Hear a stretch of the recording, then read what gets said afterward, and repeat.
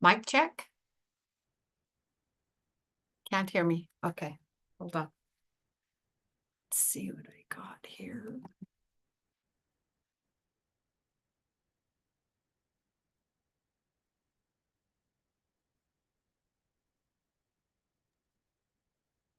How about now? I can hear you. Can you hear me? I can, yes. You can. Okay. Yep, I gotcha. Cool. All right. See you in a bit. All I got the righty. link. Yeah. Oh, good. Okay. Thanks. Thanks. Bye-bye. Bye.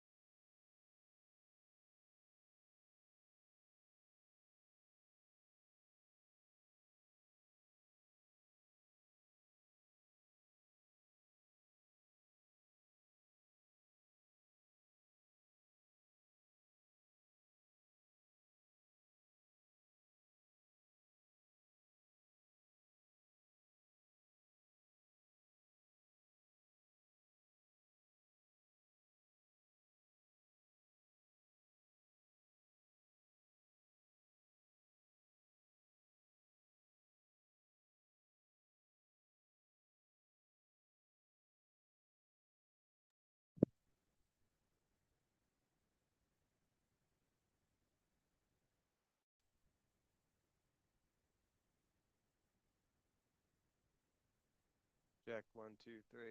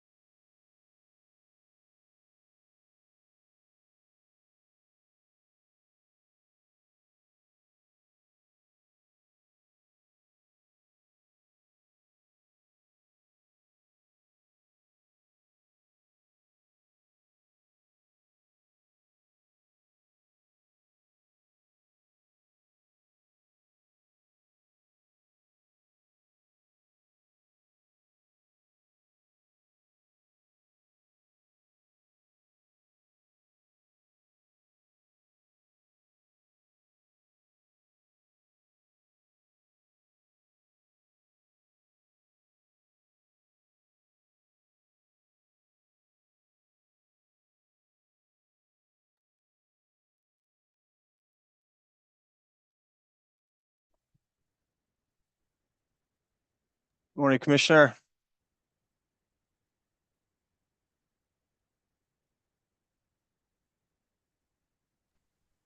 Morning. Can you hear me? Sure can. Yeah, I've got my new setup on the first floor to avoid the airborne cordyceps on the third floor. Cordyceps. Those are horrifying organisms, the cordyceps. Yeah. All right, I'll admit everybody, and we're recording, so.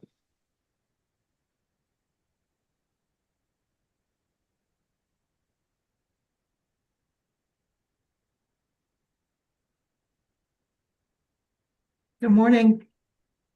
Morning, Miss Lang.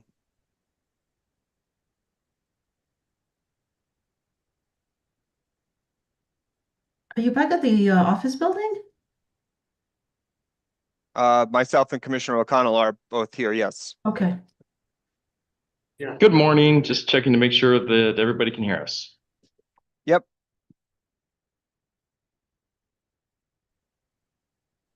I understand you had a leak issue, Oh, me?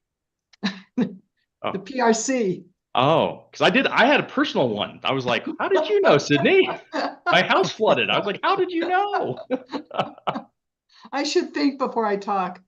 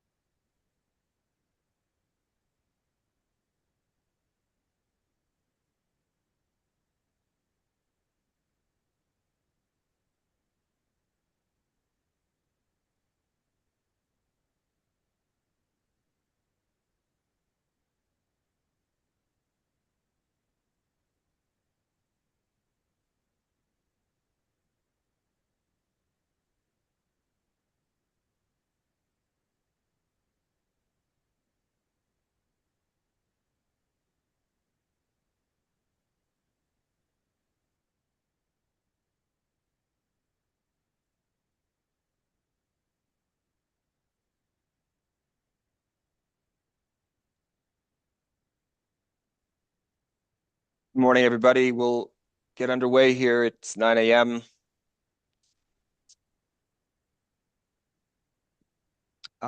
Ms. Gonzalez, you ready to begin? Yes, I am. Great, we'll go on the record then. Good morning. This is Christopher Ryan, hearing examiner with the New Mexico Public Regulation Commission. Today is Tuesday, May 20th, 2025. We are here for a public hearing in case number 25-00002 in the matter of New Mexico Gas Company's request for approval of advice notice number 105 and the January 14, 2025 joint protest to that filing. On February 6th, 2025, the commission issued an order suspending the advice notice and appointing myself to preside over this matter. I want to note just for the record that the procedural order issued on February 7th, 2025 directed that Western Resource Advocates, the Coalition for Clean and Affordable Energy, Prosperity Works, and the Southwest Energy Efficiency Project would be treated as interveners and need not file a motion to intervene. They were the joint protesters to the advice notice filing. Let's go to appearances, starting with the gas company. Thank you, Mr. Hearing Examiner. Brian Haverly on behalf of New Mexico Gas Company. And with me today is Nicole Strausser, the General Counsel for New Mexico Gas Company. Good morning. Western Resource Advocates. Good morning, Mr. Hearing Examiner, Commissioners and colleagues, Sydney Beatles for Western Resource Advocates. Coalition for Clean Affordable Energy. Good morning, Mr. Hearing Examiner, Commissioners, Council, and witnesses. Charles DeSalen representing Coalition for Clean Affordable Energy and also Southwest Energy Efficiency Project. And Mr. DeSalen, did Prosperity Works, was Ms. Lynch going to appear on their behalf today, or? No, I don't believe she is. Okay. I received an email from the New Mexico Department of Justice. They indicated they would decline to attend today's hearing as they have no witnesses in this matter and don't feel it necessary to attend today. Is anyone present from the federal executive agencies?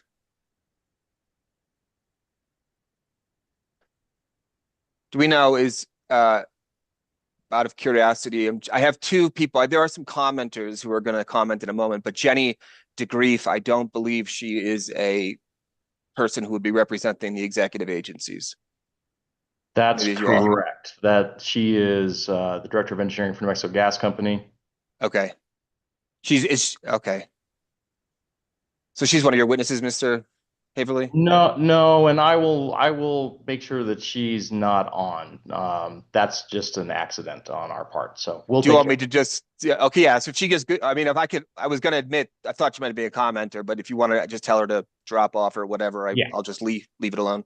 Thank you, Mr. Hearing Examiner. Yes, Jenny DeGrief is with the company, and we'll have her drop off. Thank you. And she just did. Great. Thank you. And then finally, staff. Good morning, Mr. Chair. Good morning, Mr. Hearing Examiner and parties. Katie Lang on behalf of the New Mexico Public Regulation Commission staff. Great. Yes. And we do have with us today Chairman O'Connell and Commissioner Nybert. I see them both on the Zoom feed. Good morning, sirs. It appears as though everyone's here. I presume the federal executive agencies have declined not to attend today's proceedings. We had two individuals sign up to make a public comment. I will now admit one of them. I do not see the other. Ms. Gottlieb is joining us.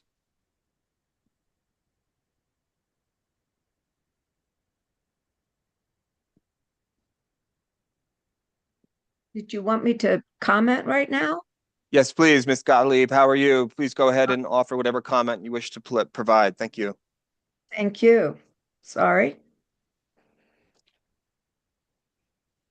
My name is Vicky Gottlieb. I moved to New Mexico in 1970, and I've lived in El Rito, Santa Fe, Roswell, Albuquerque, and since July 2007, Placitas, one of the locations that suffered disruption of natural gas service in February 2011. In addition to Bernalillo, Taos, Cuesta, Red River, and parts of Albuquerque, Silver City, Alamogordo, Tularosa, and La Luz. At 76, I'm squarely in the age group that suffered the most in 2011, the elderly. The impact of that gas shortage went far beyond individuals. Governor Martinez issued a state of emergency, shut down non-essential government services, and urged people to curb electrical use to allow compressors to function so the state could get natural gas supplies. I have relied on wood, natural gas, thermal solar, and propane to heat my homes and water. New Mexico is committed to expanding electric use and strengthening that power grid, as well as alternative energy sources to combat climate change and reduce emissions that contribute to accelerating it. The will of the people through our legislature and Governor Lujan Grisham continue to support the reduction of fossil fuel use.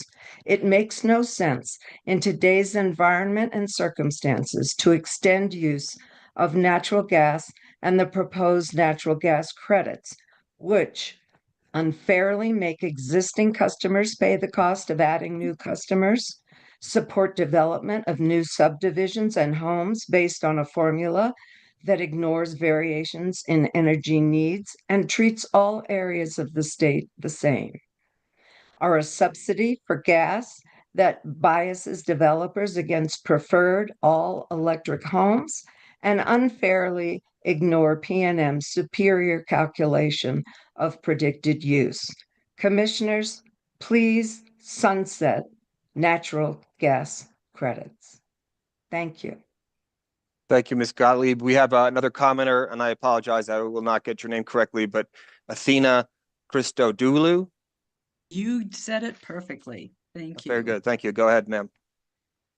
Chair and Engineer O'Connell, Commissioner and Senator Nybert, and Commissioner and Businessman Aguilera. My name is Athena Christodoulou. I wear multiple hats. I'm an energy and environmental engineer living in Albuquerque. I'm a retired Navy commander who raised my hand in support of our U.S. Constitution, which guarantees everyone the right to life, liberty, and the equal pursuit of happiness. And I'm a Christian of that faith established in 33 AD on the principles of love and eternal life in paradise. All three hats beg me to ask you not to continue enabling the oil and gas industry to pollute our air. I beg you. Patrick, Greg, and Gabriel, fellow humans who also need clean air to breathe, I beg you to use your position and power to protect the people. Let the developers, the homeowners, and the gas companies shoulder all the costs for new fossil fuel construction. As it stands, scientists have begged the world to stop putting up new fossil fuel infrastructure. Here today, you can be on the right side of history. William Sloane Coffin once said, "The world is too dangerous for anything but truth, and too small for anything but love." This is your moral moment, probably of many moments because of your position as commissioners over the utilities. Strike down the efforts of New Mexico Gas Company to pass on costs of future gas lines to other customers, especially to customers like myself who still have a meter and pay the admin fee but haven't used any gas for 2 years now. Oppose Gas 25-00002-UT, the line extension policy. Now, new gas lines are just one piece of the air pollution problem I want you to consider and discuss with everyone you know. Did you know that according to a study, bad air is responsible for the premature deaths of 8 million people annually around the globe, and 90% of air pollution is from fossil fuels? I know some of you and other listeners, your friends and family, are in the industry and probably terrified of your financial future. But please, and I say this with love, please accept the radical idea that you need to change your career and allegiance. While we still have time to make the necessary changes for the sake of future generations. And a note to pass on to the industry: use the new methane satellite, MethaneSat, and the technology to reduce that invisible gas from leaking. For too long, it has been underreported and undercounted as to its impact. Again, the world is too dangerous. With love, I wish you a belated happy Earth Day in the 3rd year of the decade of decision. Though if the Earth were human, I doubt it would be happy right now. I'm often asked what the single biggest impact a person can have on our Earth. At this moment in time, it is to reduce travel by gas vehicles and airplanes. With love, I ask you to consider humanity's future as you live over the next few years. And remember, you're human too, but you have the power to affect change that the rest of us New Mexicans don't. And we ask you to use that power morally and ethically. Thank you. Thank you. And to our commenters, I will just remove you from the proceedings. Don't take it personally.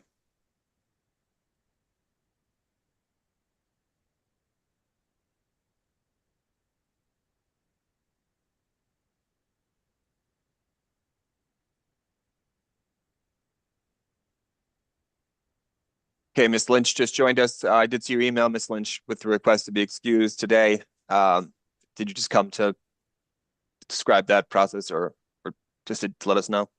Yes. Very good. Yeah, I didn't have a chance to reply. I have 5 screens, which is a lot. It's a lot of stuff to manage, but in any case, so thank you very much for doing that. I also received, you are excused, Ms. Lynch. Thank you. Thank you. Sure. And from Ms. Freeman, the federal executive agencies also request to be excused. And that's fine. So that accounts for everybody who indicated an interest in this case. Okay, just quickly, the order of presentation and cross. You know, I think, of course, the gas company will go first. Mr. Haverly, did you have an understanding of what order your witness would go? Looks like Mr. Bullard and then Mr. Lyons. Is that the idea? That is correct, Mr. Hearing Examiner. Great. And then interveners, the order of cross-examination. Is there a preference? Ms. Beatles, go ahead, Mr. DeSalin, go ahead. Yes, Ms. Beatles and I talked about that earlier, and we decided that Coalition for Clean Affordable Energy would go first. Okay. So the order of cross will be the coalition first, Western Resource Advocates second, and staff third. That count for everybody? Well, then, yes, that does. And obviously, commissioner questions. We'll entertain those as time allows. Commissioner Chairman O'Connell did tell me before yesterday that he's got to drop off at some point, so I'll make this time as valuable for them as I can.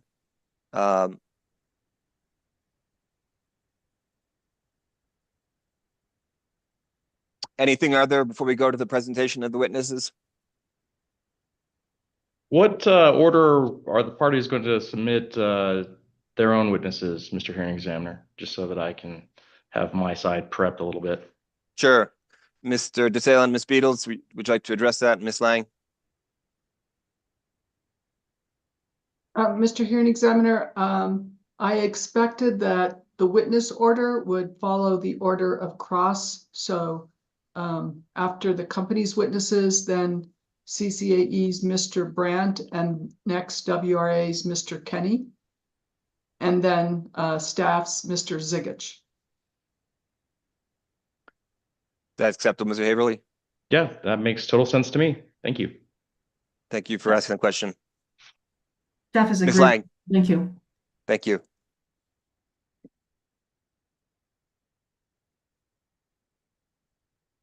All right, anything other than that? Not from the company. The only thing I would say, Mr. Hearing Examiner, is that Mr. Bullard and I are in the same room, so we're going to share a speaker and microphone. So I'm going to unplug the speaker, give it to Mr. Bullard. He's going to plug it in so that his screen lights up when he's talking. And if that's acceptable to you, we'll deal with it that way. And I'll just do the original or the moving of his testimony in. His screen will light up, but he'll be doing most of the talking. But that's the only way we figured out where we can both be in the same room without lots and lots of feedback. Okay. Sounds good. Thank you, sir. go ahead, Mr. Haverly, and we'll have our court reporter swear in the witness after you call him. So New Mexico Gas Company calls Tom Bullard, and I'm going to give him the microphone.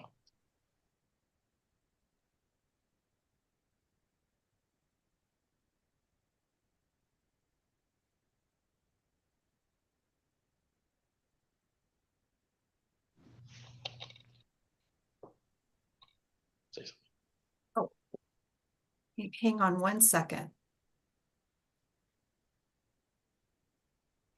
Tom, would you confirm you have sound? Oh, this is Melissa. This says that my video is disabled. Do you want it disabled? I don't care, but I think it's nice for people to see me when I'm swearing them in. Oh, I don't know how that happened. I don't know. Ask to start video. There we go. Okay, sorry, I didn't notice that sooner. I just didn't. That's okay. Okay. Sir, if you'll raise your right hand, I'll put you under oath. Do you solemnly swear the testimony you will give will be the truth, the whole truth, and nothing but the truth? So help you God. I do. Thank you. Mr. Bullard, would you please state your full name for the record? Tom C. Bullard. And Mr. Bullard, who are you employed by and what is your position? I'm employed by New Mexico Gas Company, and I'm the Vice President of Safety, Engineering, and Gas Management. You have before you what has previously been marked as NMGC Exhibit Number 1. Do you see that document? Yes, I do. Do you recognize that document? Yes, I do. What is it? That's my direct testimony in this case for the advised notice number 105. Was NMGC Exhibit Number 1 prepared by you and at your direction? Yes, it was. If I asked you the same questions contained in NMGC Exhibit Number 1 today, would you provide me with the same answers? Yes, I would. Would you please look at what has been put before you and marked as NMGC Exhibit Number 2?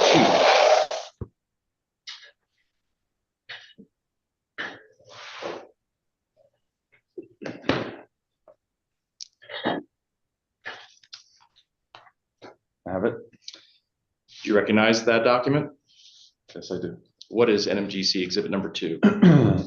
It is my rebuttal testimony in this case.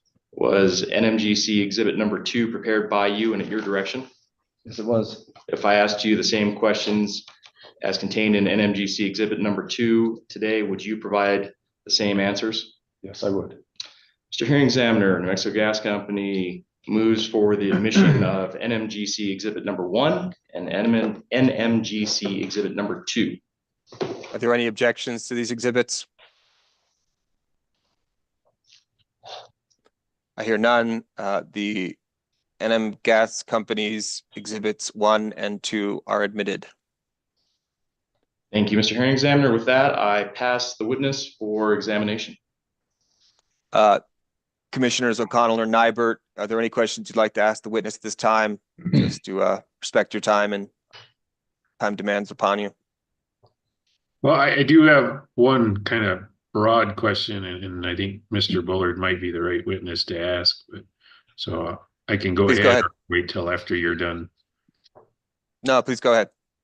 Good morning, Mr. Bullard. Good morning, Commissioner O'Connell. My broad question is kind of a how did we get to here kind of question. My understanding is this line extension policy review grew out of a stipulated agreement in gas company's rate case. Is that correct? That's correct, Commissioner O'Connell. As part of our last rate case settlement, there was part of the stipulation was to review our line extension policy and submit any revisions by I believe it was by December of last year. Well, in addition to submitting revisions, wasn't there also a stakeholder engagement requirement? That's correct. We there was a requirement to hold a minimum of 2 stakeholder meetings. And we did that. We had 2 meetings. And after the meetings, we filed our advice notice. So did the stakeholder meetings have any impact on the advice notice the company filed? Yes, a little bit.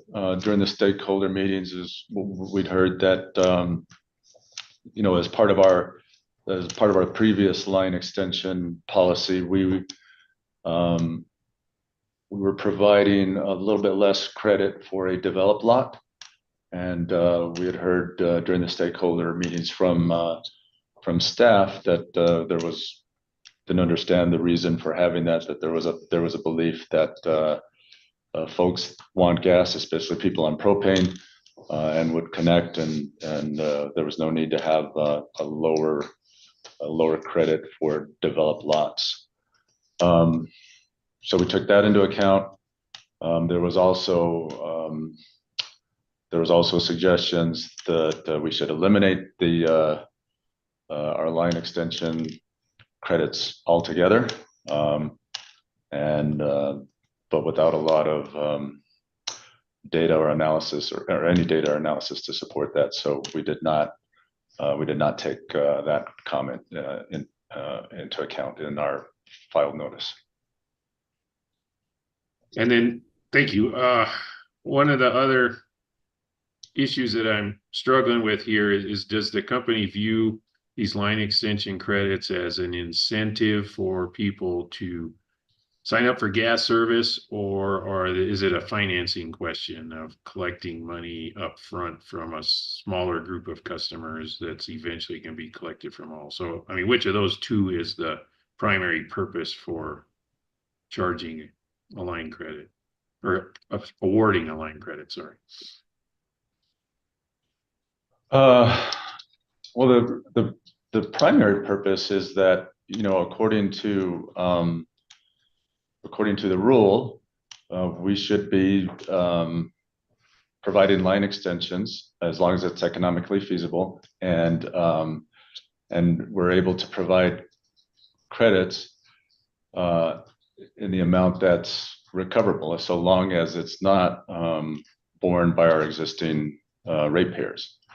And so the point of the line extension credit is to make gas accessible for folks that don't have gas and would like to be on natural gas. And but it must be justified economically by the revenue that will be received from the new connections, and cannot be borne by our existing customers. Okay, so what I heard was just following the existing line extension rule leads to the credit being what it is. Is that a fair summary of what you said? I believe so. Is the company then indifferent to the amount of money that the credit represents? Could it be $5 or $3,000 and it doesn't really matter to a gas company?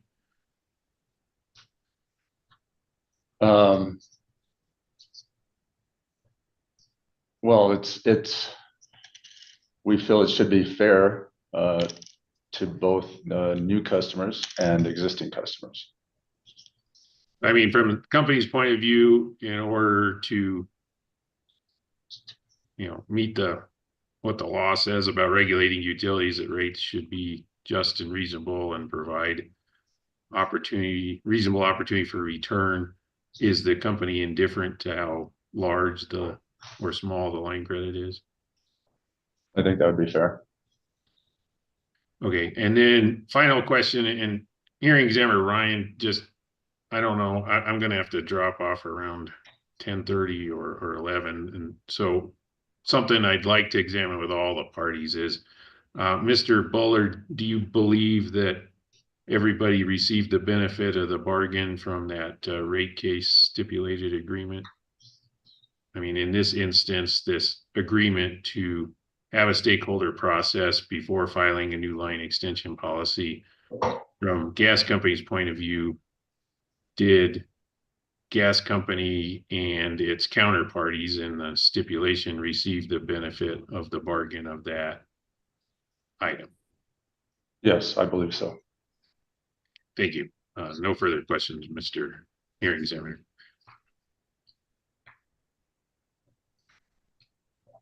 Thank you, Commissioner O'Connell. Commissioner Nybert, did you want to ask any questions of Mr. Bullard at this time? Mr. Ryan, I'm basically here to observe. Probably will not have any questions. Okay.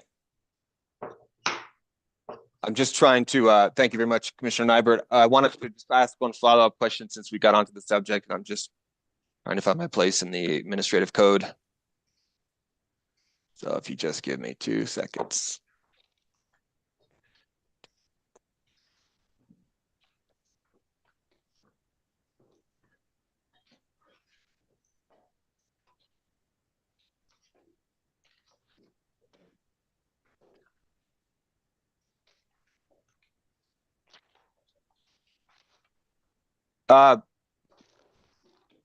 Mr. Bullard, can you give me, and I'm not asking for a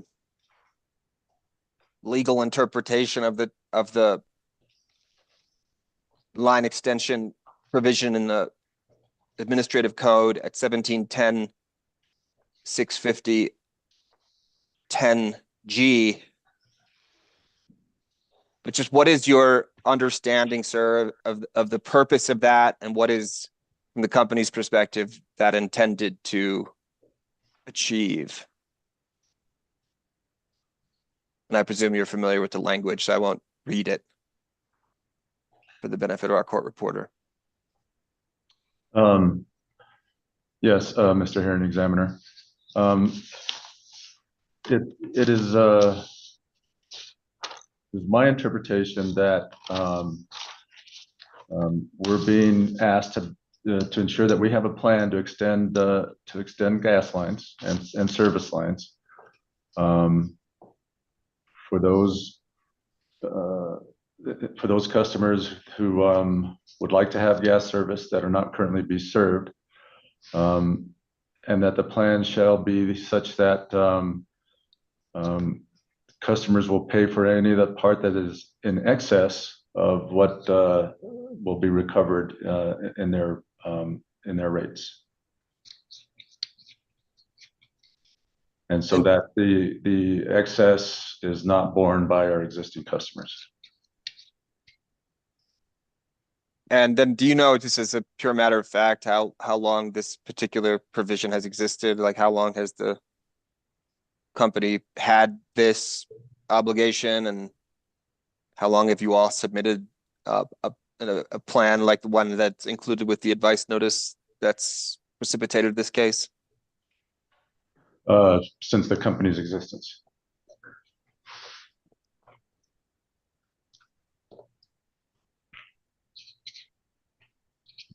Okay. Just want to ask those 2 quick questions, given Commissioner O'Connell's.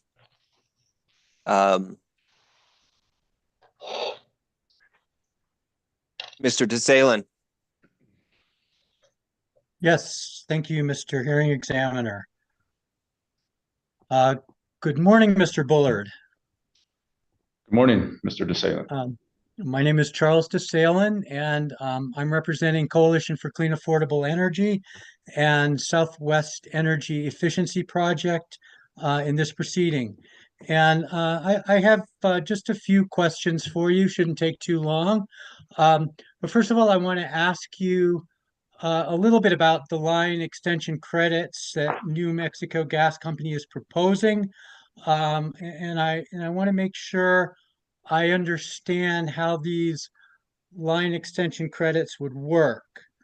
So to do that, I want to start with a hypothetical. So let's suppose that I am a developer and I have 5 lots, and let's assume that I want to build single-family houses on those lots. And let's assume that I want to install natural gas appliances, but the lots are not hooked up to a natural gas line, okay? Now, if there were no credits, it would be up to me as a developer to pay for the line extension to serve those 5 new houses. Is that correct?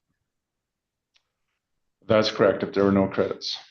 Okay, so with the line extension credits as New Mexico Gas Company is proposing, I could get a credit from New Mexico Gas Company as a developer. I could get the credit of approximately $1,800 for each of those 5 lots. And then that credit would go towards the cost of the line extension. Do I have that right? That's correct. Okay. And if I need to cross another piece of property in order to extend the line to my 5 lots, I can get another credit of $1,800 for that lot. Is that correct? Assuming that was a platted lot, yes, that's correct. Okay. So at that point, and importantly, at that point, New Mexico Gas Company would be paying the costs of the line extension. Is that right?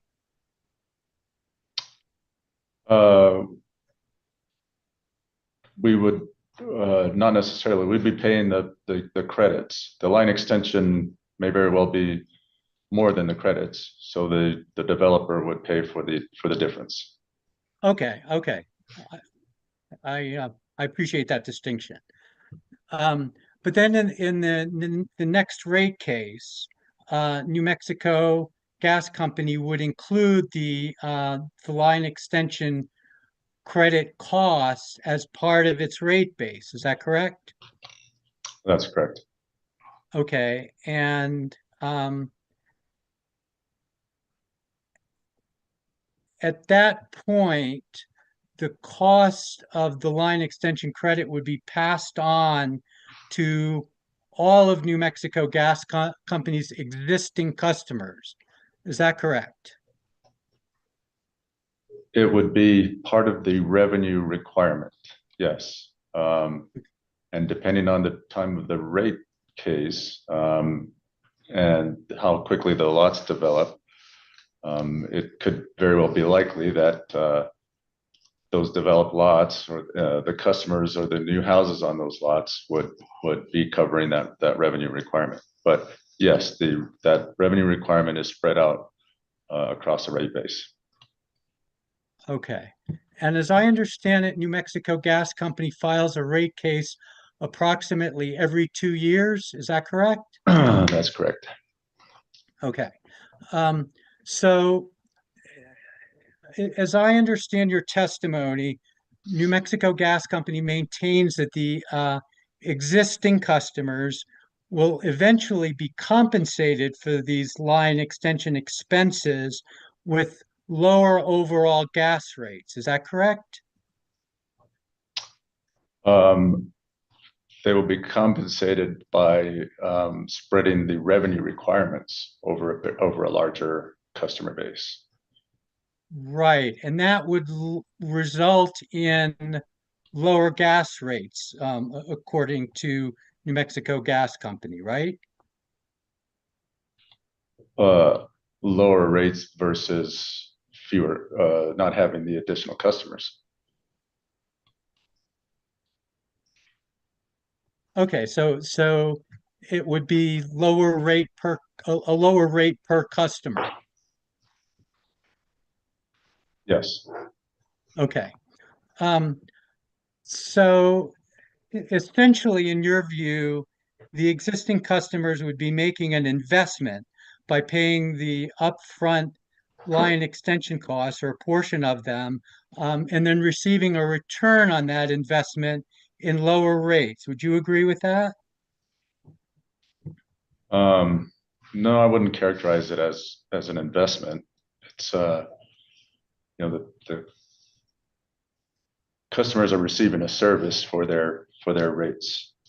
The way I would characterize it is that as new customers come on and they cover their costs plus additional, that spreads the revenue requirements over more customers. which results in lower rates for those customers. Yes. Okay, so that essentially is their return on the quote investment. Yeah, I wouldn't characterize it as an investment or a return.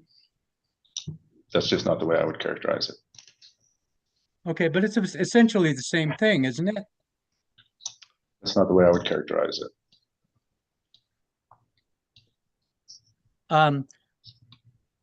But under New Mexico Gas Company's proposal, the existing customers would not have a choice as to whether they pay for the upfront costs of the line extensions, would they?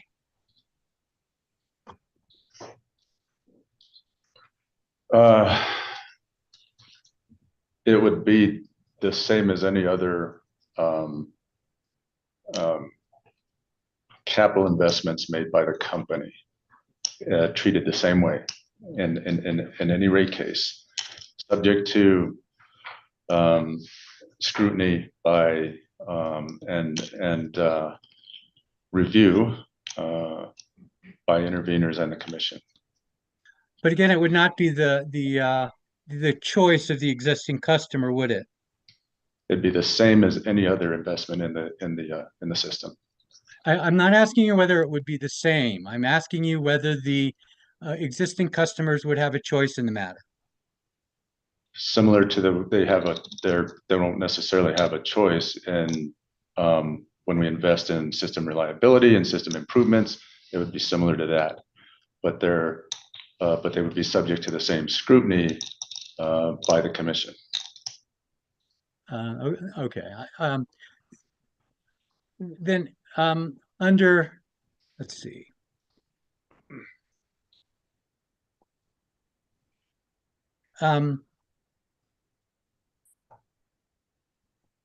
Under New Mexico Gas Company's projections, it would take up to 20 years for the existing customers to recover the initial line extension expense. Is that correct?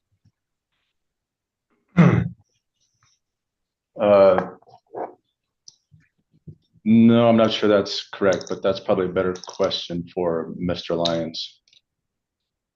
Okay. Do you know if it's not 20 years, do you know what the break-even point is? I do not.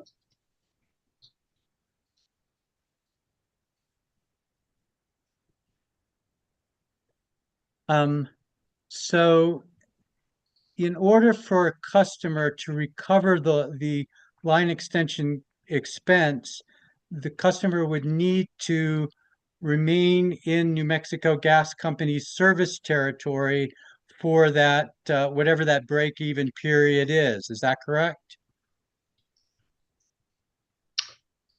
I'm not sure I understand the question. Could you?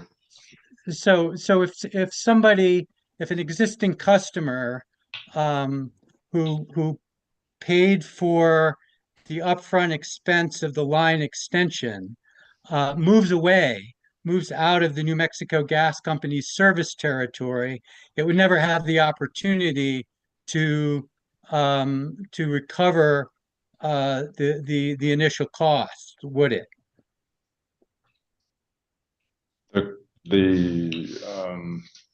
Are you the customer that is getting the line extension? No. I'm talking about just generally an existing customer who leaves the New Mexico Gas Company's territory. So one of our 520,000, one up to 520,000 leaves the system. They would not get to recover that expense. I guess that's right. Okay, and if a customer doesn't live for the period of the break-even period, that customer also would not recover the expense. Would that customer?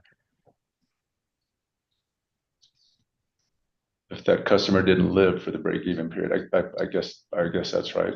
and that customer may have received a line extension credit when they joined as well. So, Sorry, Mr. Okay. DeSalin, I want to make sure I understand the question you're asking, Mr. Bullard. Let me just see if I follow. I think the suggestion you're making is, when we have a time period in which there has to be a payback, the customers who are subsidizing the line extensions through this rule, your point, if I understand it, is that there has to be those existing customers who are absorbing the costs through the credits, which are then pushed into the revenue requirement, have to continue to be gas company customers for such a period of time to ever see any benefit of the credit for themselves. Is that what you're driving at? That's exactly what I'm driving at, Mr. Hearing Examiner. Mr. Bullard, is that a legitimate perspective as far as you're concerned? yeah, that sounds right. That sounds legitimate.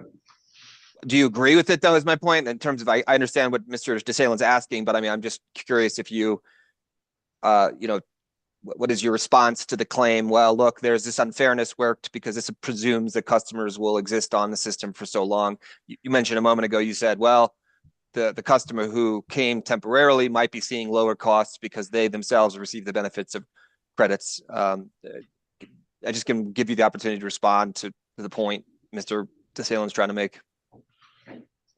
Yes, thank you, Mr. Hearing Examiner. Yeah, I don't think I agree with the point. Line extension credits have existed since the company has existed. So I think most of our customers have benefited from line extension credits. They benefit from getting the service that they receive, which is really what the revenue requirements are meant to provide for. And in reality, the line extension credits in total are a very small part of the capital budget. Sorry to interject, Mr. DeSalin. I just wanted to make sure I understood you and then to hear his response. So please go ahead. Sure, thank you. And another question along these lines: for the customer to recoup the line extension expense, that customer would need to retain its gas-fired appliances for the break-even period, rather than switching to electric appliances. Is that correct? Yeah, that's correct.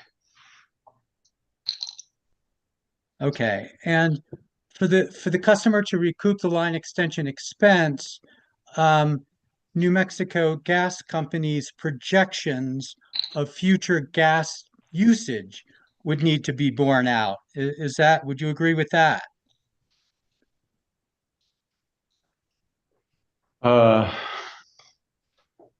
Well, I think that's, again, probably a better question for Mr. Lyons. I believe that his analysis suggests that it could actually be even a little bit less, but because the actual revenues received are actually well in excess of the requirement. But that's a better question for Mr. Lyons. Okay, but you would agree with me that if the future gas usage turns out to be lower than the company's projections, the existing customers would not recoup that line extension expense, correct? Objection, Brian Haverly. Yes, Mr. Haverly, go ahead. Asked and answered. Witness said he I don't didn't believe it was. he deferred to witness Lyons on the payback period. Said he didn't know. Yeah, I'll sustain. Go ahead. Keep going, Mr. DeSalin. Okay.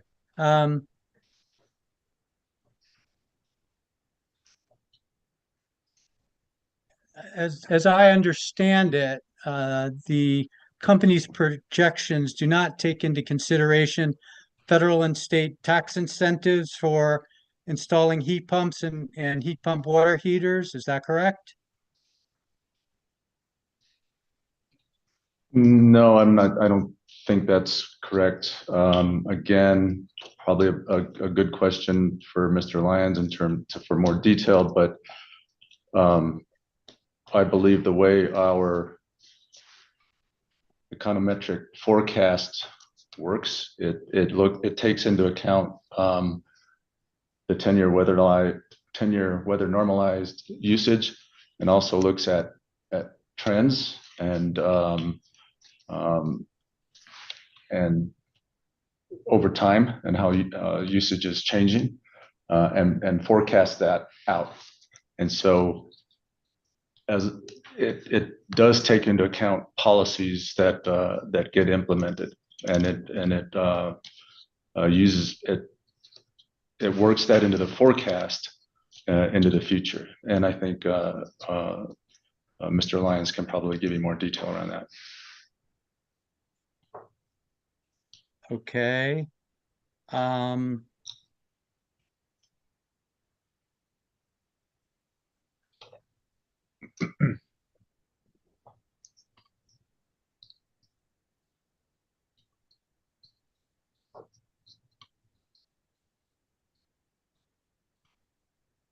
Okay,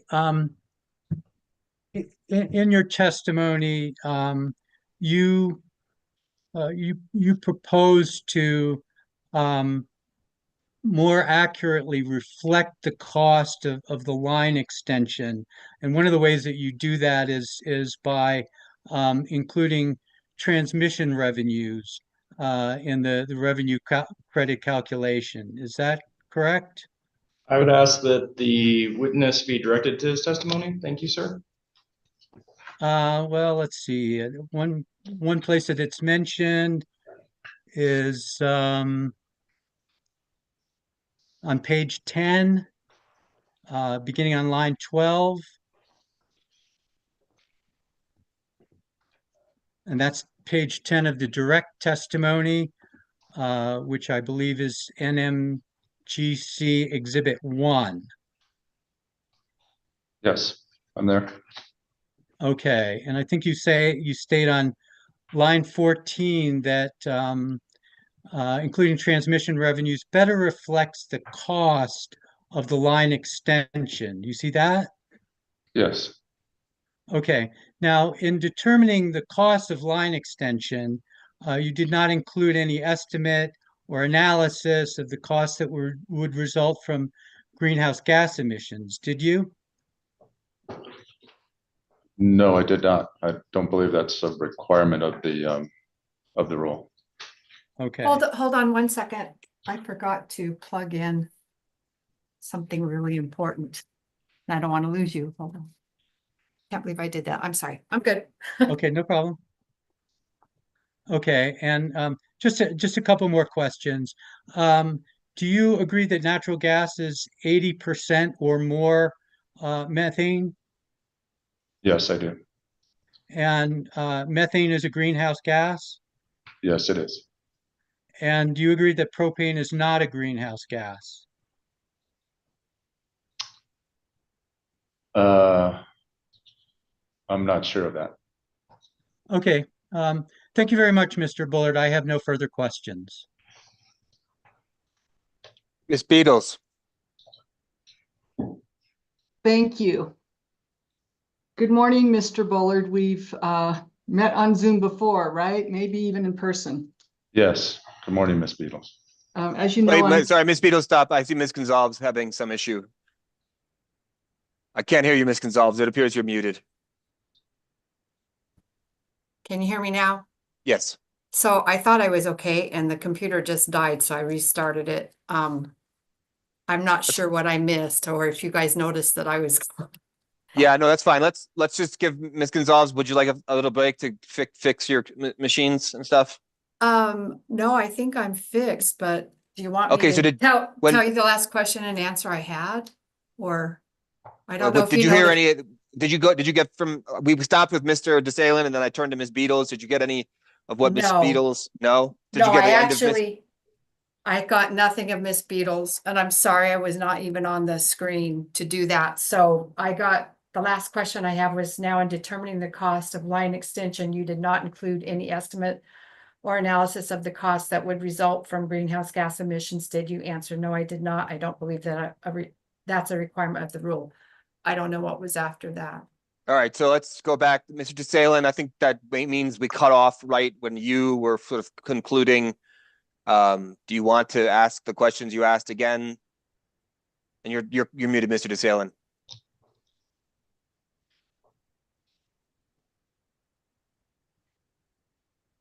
Yes, thank you, Mr. Hearing Examiner. I probably should ask those last couple of questions again. That's fine. So let's go back on the record, Miss Gonzalez. Yes, And that's great. Then I'll just say for the record, we had a technical problem there with the court reporting, and the last few questions that Mr. DeSalen asked were not captured. So we are going to go back to Mr. DeSalen, who will re-ask the questions that he asked so that they're reflected in the record. Go ahead, Mr. DeSalen. Thank you. So, Mr. Bullard, do you agree that natural gas is comprised of 80% or more methane? Yes, I do. And do you agree that methane is a greenhouse gas? Yes, I do. And do you also agree that propane is not a greenhouse gas? I'm not sure of that. Okay, thank you very much, Mr. Bullard. I have no further questions. Thank you. Now to Ms. Beatles, and go ahead, Ms. Beatles. Thank you, Mr. Hearing Examiner. Mr. Bullard, I would like to start by going through your proposed line extension policy, which is attached to your direct testimony. The red line version is. Let me know when you're there.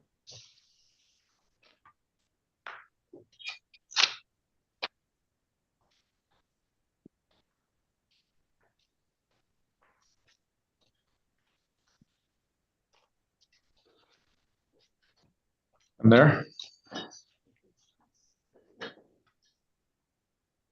So on page 1, in the definitions section, number 2 refers to your Advantage program. Yes. Is that essentially an on-bill financing program? Yes. Okay, now please continue to page 2. To the definition of customer, number 7. Yes. So does your definition of customer cover both propane conversions and developers of subdivisions? Yes. So it means the person who is asking for a line extension, even though that person may not ultimately be an end-use customer of the company, is that right? That's correct. The customer, the person who purchases the home would be the end use customer. Thank you. And referring on to page 3, numbers 13 and 14, I believe we're still in the definitions section, includes number 13, a definition of incremental load, and number 14, a definition of incremental revenue. And starting with 13, could you please tell me what the purpose of the definition of incremental load is? Because I couldn't find that term anywhere else in your line extension policy in this document. Incremental load really comes into, typically doesn't come into play in a line extension. It comes into play when a customer is seeking a change in their service, a bigger meter, a change in their rate. That's where the incremental load actually is used. Could you give me an example?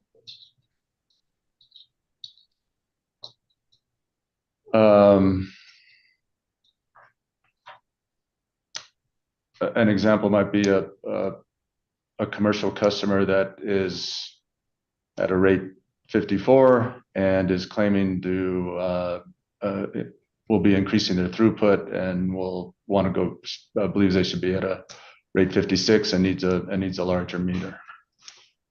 So we would look at their additional throughput compared to their 3-year average and make sure that additional throughput justifies that. I saw Commissioner Nybert wave his hand. Did you have did he have a question? Oh, no. Okay. So I did not see the term incremental load used anywhere else in your line extension policy. Am I missing something? I'm just wondering why it was defined. Yeah, rarely comes into play, but it might in certain instances where an entity is asking for an additional service or potential additional service line. Typically, it would be a commercial user. And so perhaps that could come into play when you were negotiating a special contract. Yes. Thank you. Okay. With respect to line extension cost, who does the work? The construction work. It's typically a contractor, occasionally company crews, but more typically a contractor. Contractors retained by the company? Yes. Are there ever exceptions to the company controlling the construction required to lay the line extension? Like, does the customer ever retain his or her own contractor?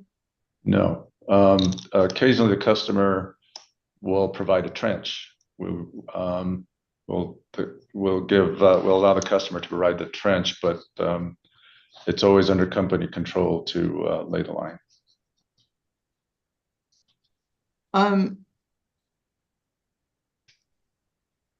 That's helpful. Thank you. And on page 3, continuing in this document, your proposed line extension policy, definition 16 of line extension cost. And on 1, 2, 3, 4, fourth line, you refer to the cost of upgrading any facilities necessary to provide service. Do the facilities that are necessary sometimes include transmission level facilities?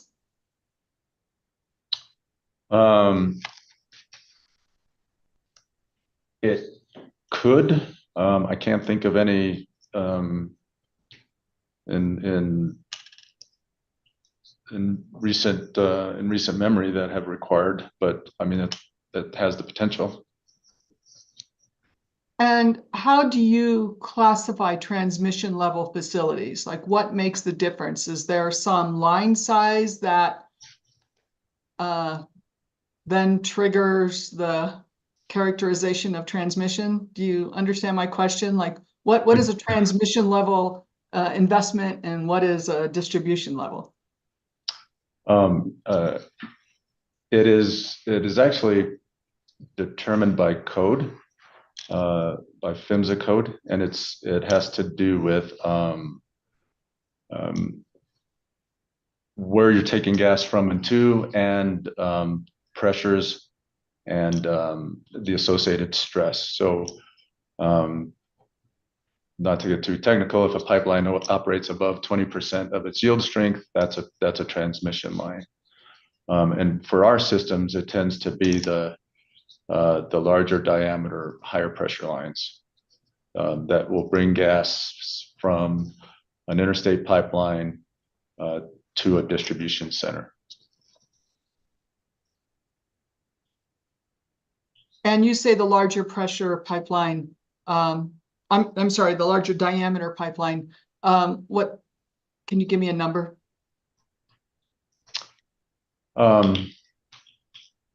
Well, we actually have some transmission lines as small as 4 inches. Our largest transmission line is 24 inches. I would say the typical transmission line size is 12 inches.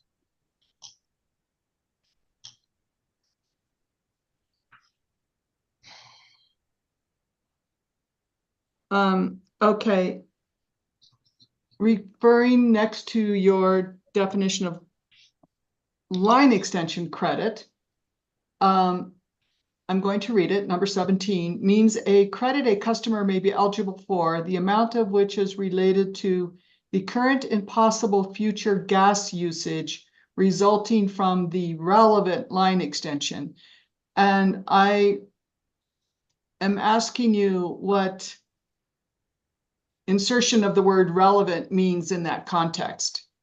Like, what do you mean the relevant line extension? Well,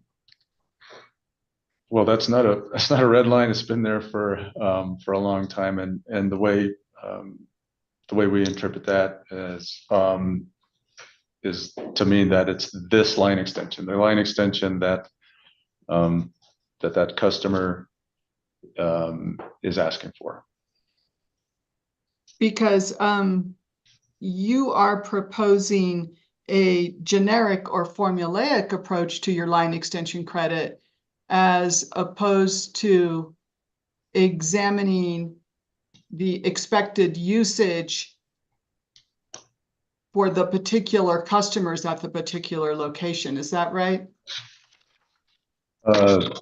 No, that's actually not right. If you go further back to page 6,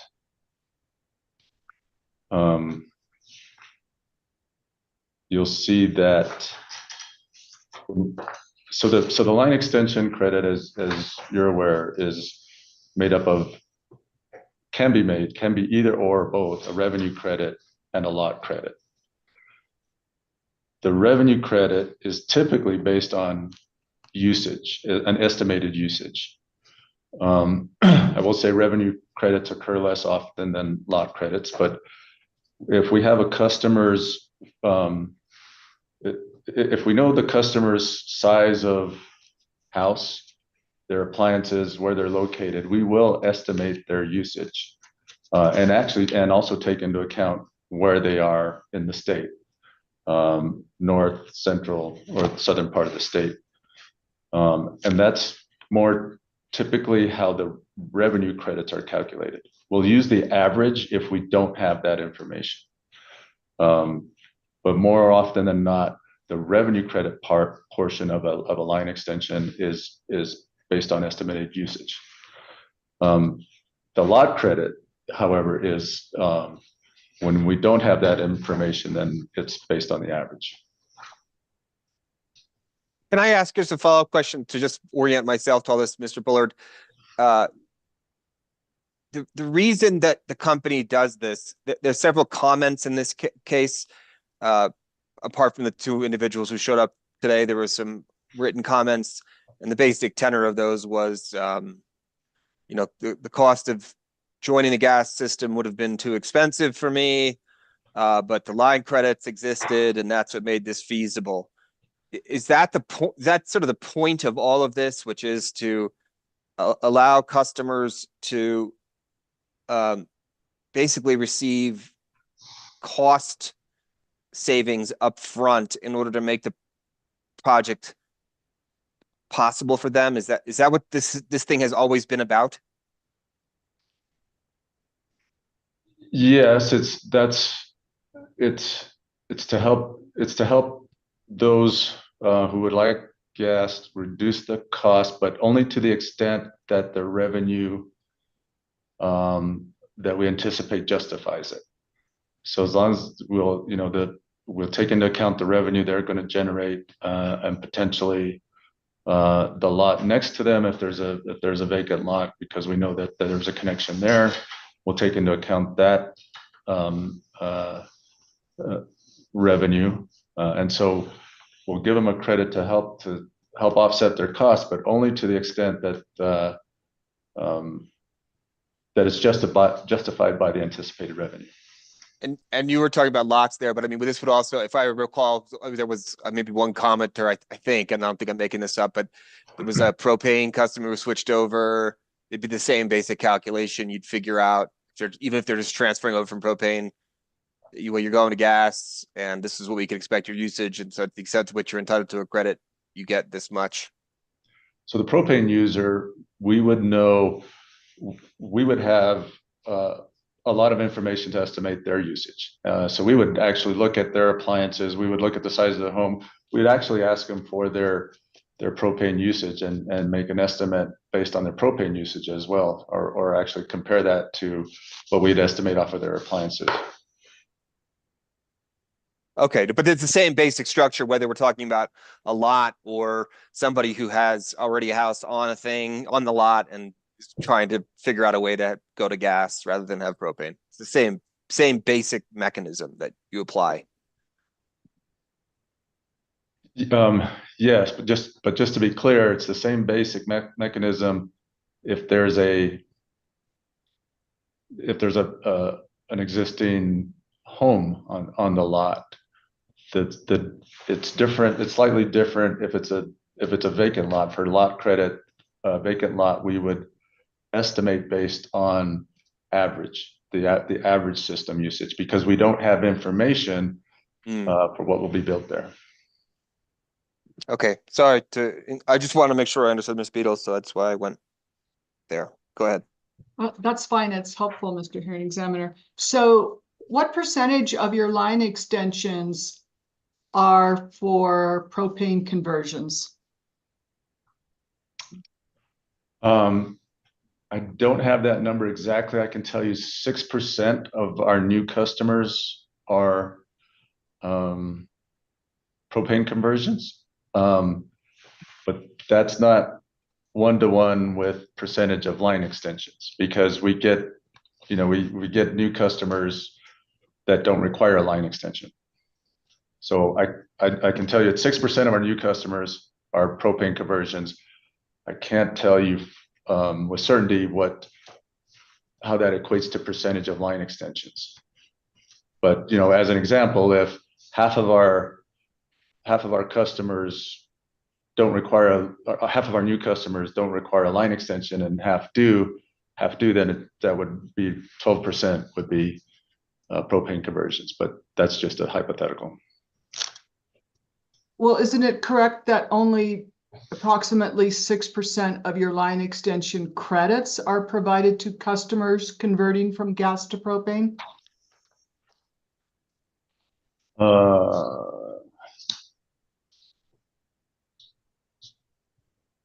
6% of our no, I'm gonna have to check that. I don't think it's 6% of our credits are to propane. No, I think it's 6% of our new customers are propane conversions. I'm sorry, but I need to find an interrogatory response. Yeah, take your time.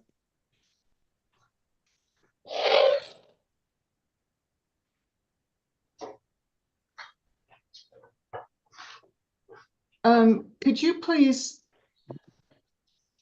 I don't know if you can go back and forth between documents quickly, but if you could refer to the direct testimony of Mr. Kenny, attached exhibit MK-13. So if you open up the electronic version, let me find the PDF page. If you actually have the exhibit number, I could go to that easier.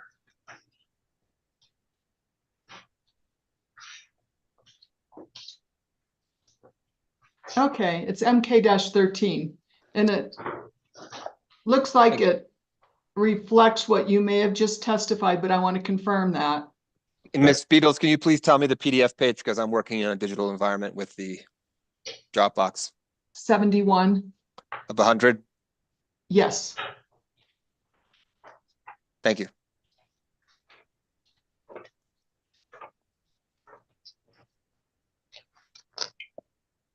Yes, okay. Okay, so our interrogatory, asked you what proportion of new customer additions over the last 5 years came from propane conversions. And your response is, would you like to read it into the record, please? Yes, over the past 5 years, 2020 through 24, propane conversions have represented roughly 6% of the new customers added to the system. And that's basically what you were just saying, right? Yes. Okay. Still, relatively small number of customers. Yeah, not to them. It's important to them. It's roughly, I think it's 3,600 customers over the last 5 years. I have some questions about this subject, and I don't know, Ms. Beatles, if you want me to ask them now, but I mean, if you want to continue going, I would, but there's this I think is an interesting moment. Yeah, I'd like you to go ahead. It helps me collect my thoughts and be more efficient going forward. Right, sure. So, Mr. Bullard, my understanding, and this is mostly anecdotal, just knowing people, you know, who live in New Mexico is this rural place. You know, frequently there's not like gas lines that run to where everyone lives, and they use propane, and propane's quite expensive. Is that right? Just generally speaking? That's right. And did anything unique about New Mexico in that, because we have this on the electric side, we have this really interesting population of people with, you know, kind of an unusual socioeconomic and demographic background. You know, it's a lot of customers who are within close to the federal poverty line. Does these line extension credits play some sort of uniquely meaningful role in a very rural environment where the alternative is propane, which costs a lot? Yes, it absolutely does, and we've seen comments to that fact, and we've seen comments from Pueblos talking about how the natural gas has changed their lives by being able to get off of propane.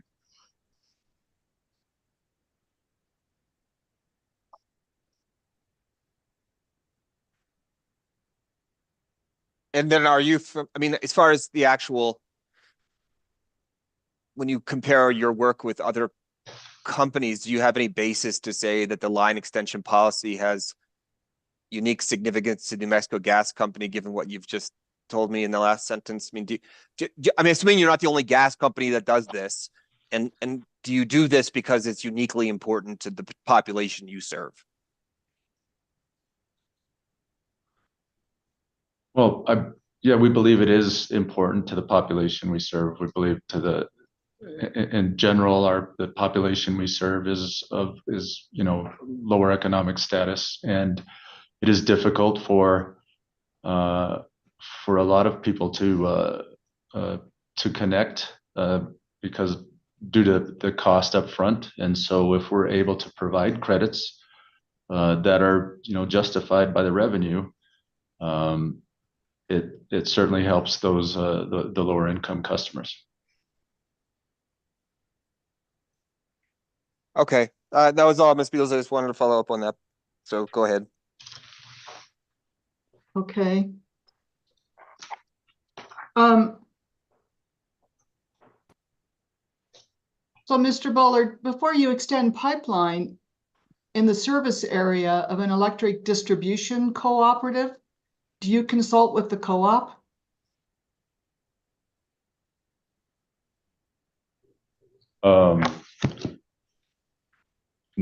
No.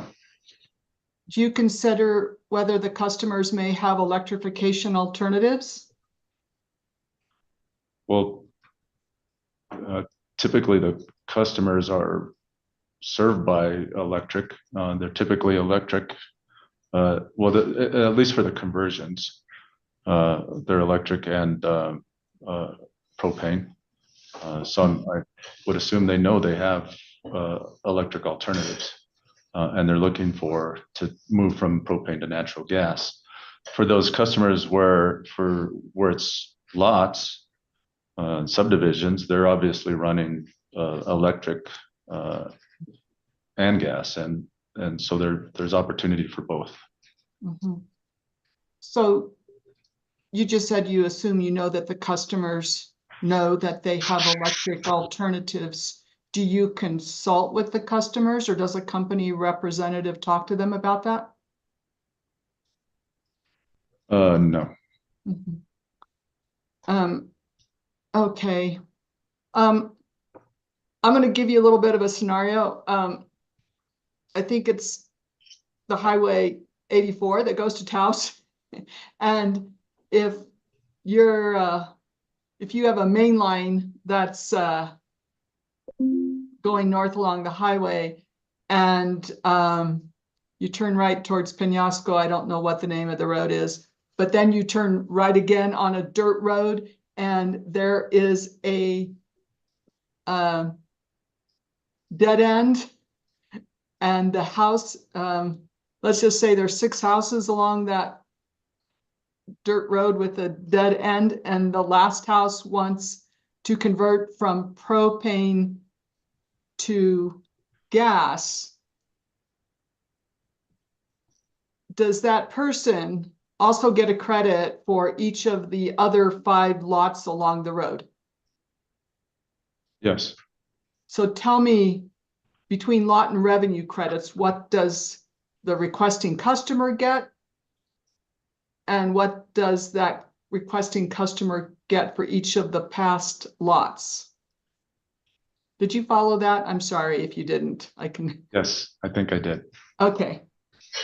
So the requesting customer at the end of the road would get a revenue credit for his or her estimated usage, and then a lot credit for each lot that the line extension passed.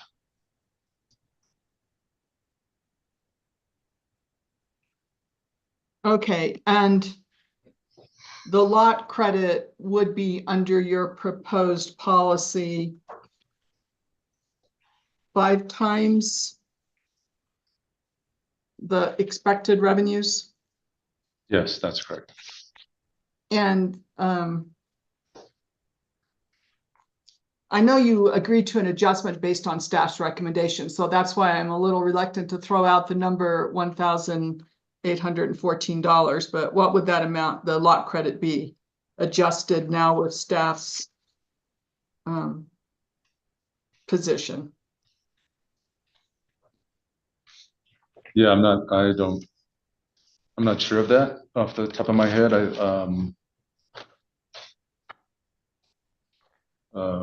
Mr. Lyons would probably be able to answer that.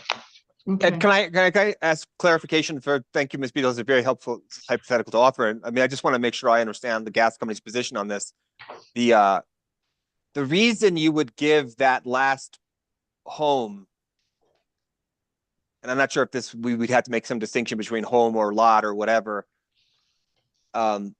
is because in theory that if they're passing 5 houses, that has the demand for the gas service by that ending house has caused the opportunity for the company to serve additional houses, which in theory then causes reduction in the total cost to all customers because you now have more customers ostensibly using the system. Is that the general thought that justifies what you just described, Ms. Beadles? Yes, that's absolutely correct. When the person at the end is going to pay the difference in cost, or less the line extension credits, we'll give the credit for the lots that it's passing because those houses or lots will typically, because there's gas there now, will connect to that and will provide revenue to justify those lot credits. And they get the credit whether or not those houses being passed actually sign up or not? Is that correct, or am I mistaken? That's correct. Okay. Okay, so thanks, Ms. Beatles. I just wanted to get, for my own So- purposes, clarification. Mr. Bullard, has the company ever turned down a line extension request?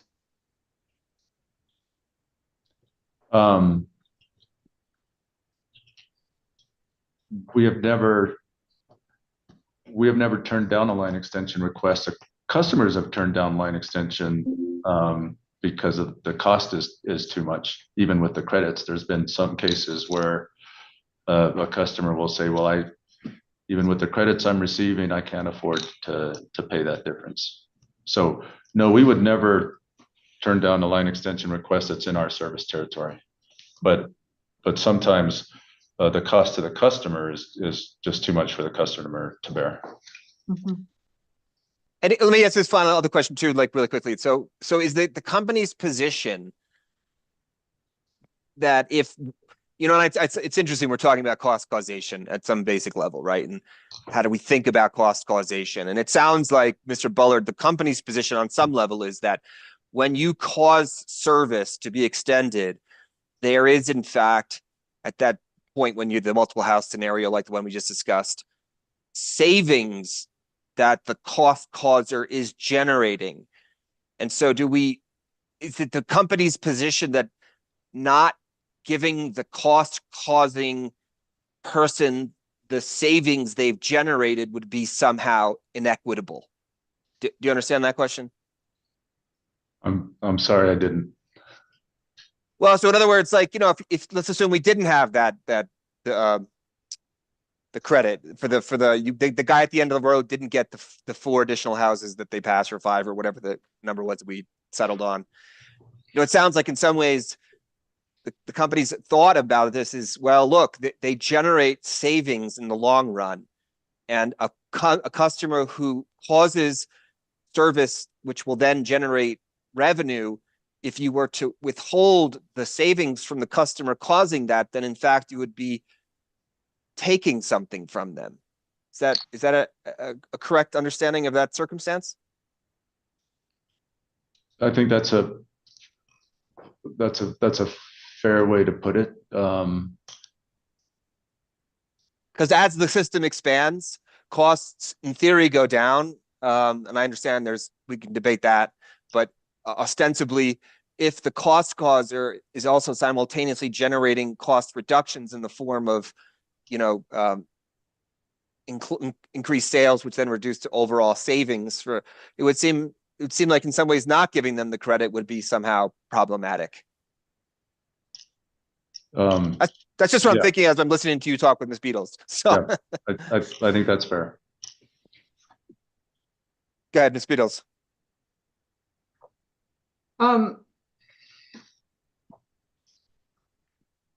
Several times this morning in your testimony, you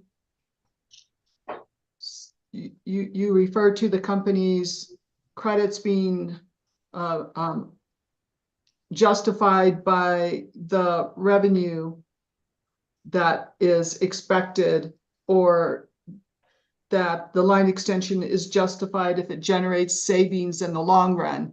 And when you make statements like that, are you relying on the analysis done by Mr. Lyons? Yes. Okay, let's refer back to while we're kind of on the topic, if you could refer to Mr. Lyons' direct testimony, page 8.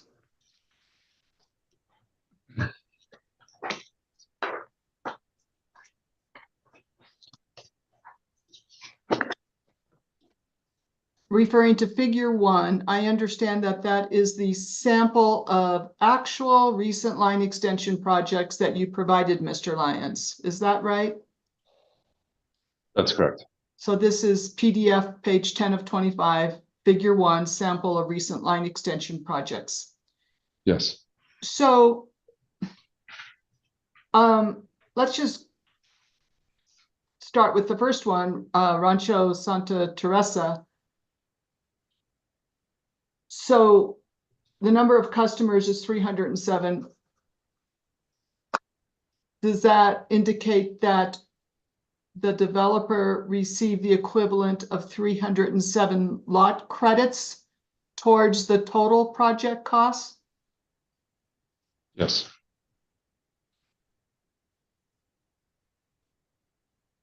And I may have one other question on that. Let me just refer to something. Ms. Beatles, is it possible? I'm a heavy tea drinker, and it's important to take bio breaks, as they say. So I'm wondering, can we do that at this moment? I think you're into some interesting questions, because this is very helpful to me. I had similar questions about how to make sense of some of this data. So is it cool if we take our little break now? Yeah, I would appreciate that as well. Thank you so much. So let's take our 15-minute break. It's 10:25 now. We'll come back at 10:40.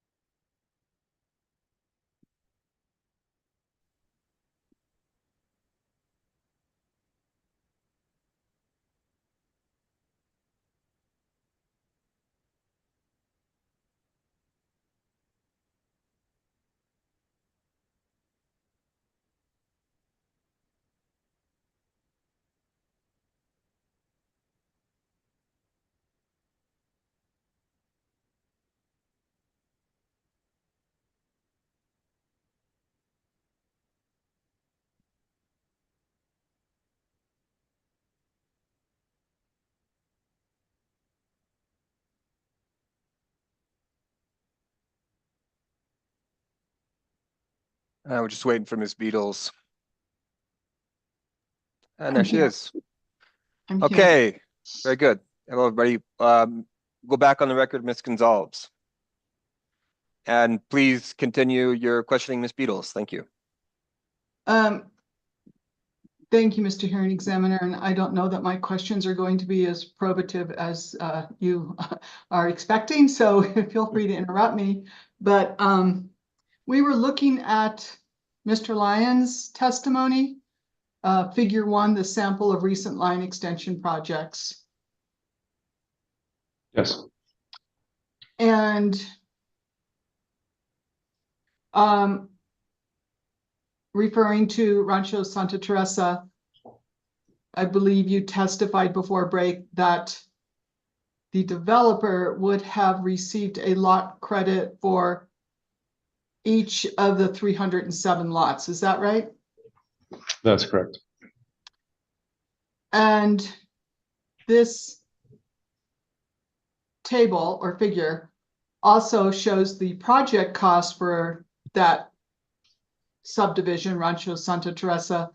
The line extension project cost is $520,566. Is that correct? Yes. So the next column shows the project cost per customer of $1,696, right? Yes. So a proposed line extension credit of approximately $1,800, which is what you propose in this case, right, would cover the entire project cost for that particular developer. Is that right? Yes, that looks to be the case. Okay. And I'm going to refer to an interrogatory response that we did not ask to be included as an exhibit. So if you don't remember, you don't remember, but you are the sponsor. So, but it is detail that you may not necessarily recall. But we asked you the number of line extension projects that the company has carried out every year for the last 5 years. Do you know offhand what that number would be? No, I'm sorry, I don't. If your response was 4,127 projects, is that in the ballpark of what you would expect it to be? Over the last 5 years? Yes. Yes, that sounds reasonable. It's in the Okay. ballpark I would expect. Okay. And then you also responded that of those 4,127 projects, that only 855 required a customer contribution. Does that sound about right? Yes, that sounds about right. Okay. All right, I'm going to go on to my next line of questioning. If you have anything further, Mr. Hearing Examiner, that would be fine because I'm going to move on to a different topic. Just for clarification would be that the 4,000 number of projects within those 4,000, I don't know, it was 4,000 and some odd number. There could be multiple customers we just looked at that Rancho Santa Teresa. There was 1,600 customers. No, excuse me, 307 customers. So when you say there's 4,000 projects, that could entail multiple customers within a single project. Is that right, Mr. Butler? Just want to make sure I understood. That's absolutely correct. Yes. Thank you. That's all. Thank you, Ms. Beatles. Go ahead. Let's refer back to your proposed line extension policy, second revised rule number 16. And page 4, I think we're still in the definition section. Special contract. And I just want to know what classes of customers are eligible for special contracts. Just commercial? Give me a second.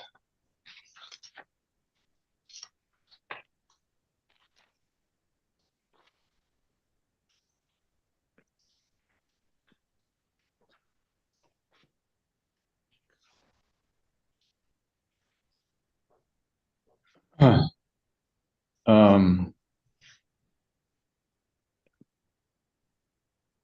well, I would say any class of customer is eligible, but in practicality, we only see it with commercial.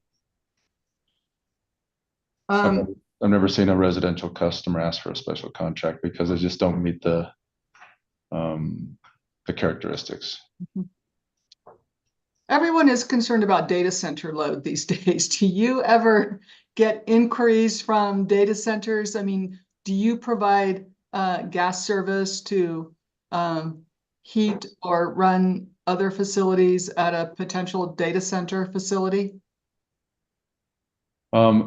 We get requests from time to time, or inquiries. As of yet, there's been no commitment from a data center.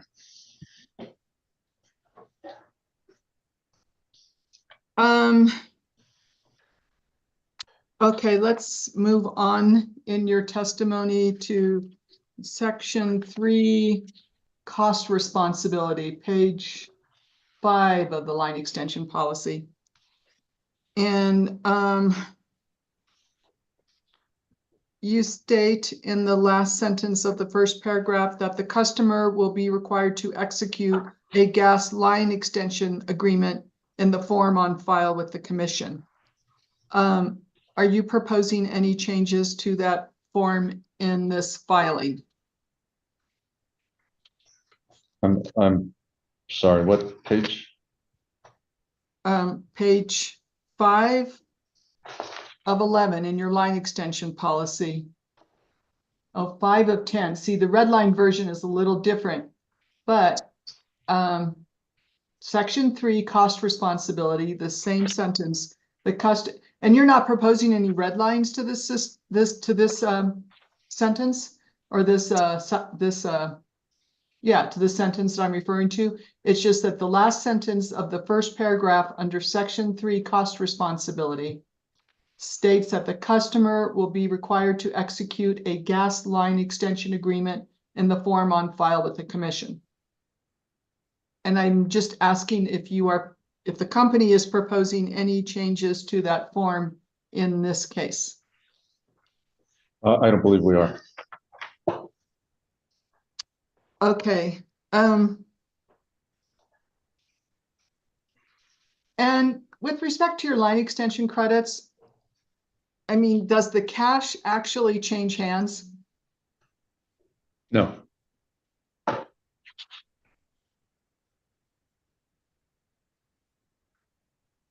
Moving on to your revenue credit section, which is, let me find it.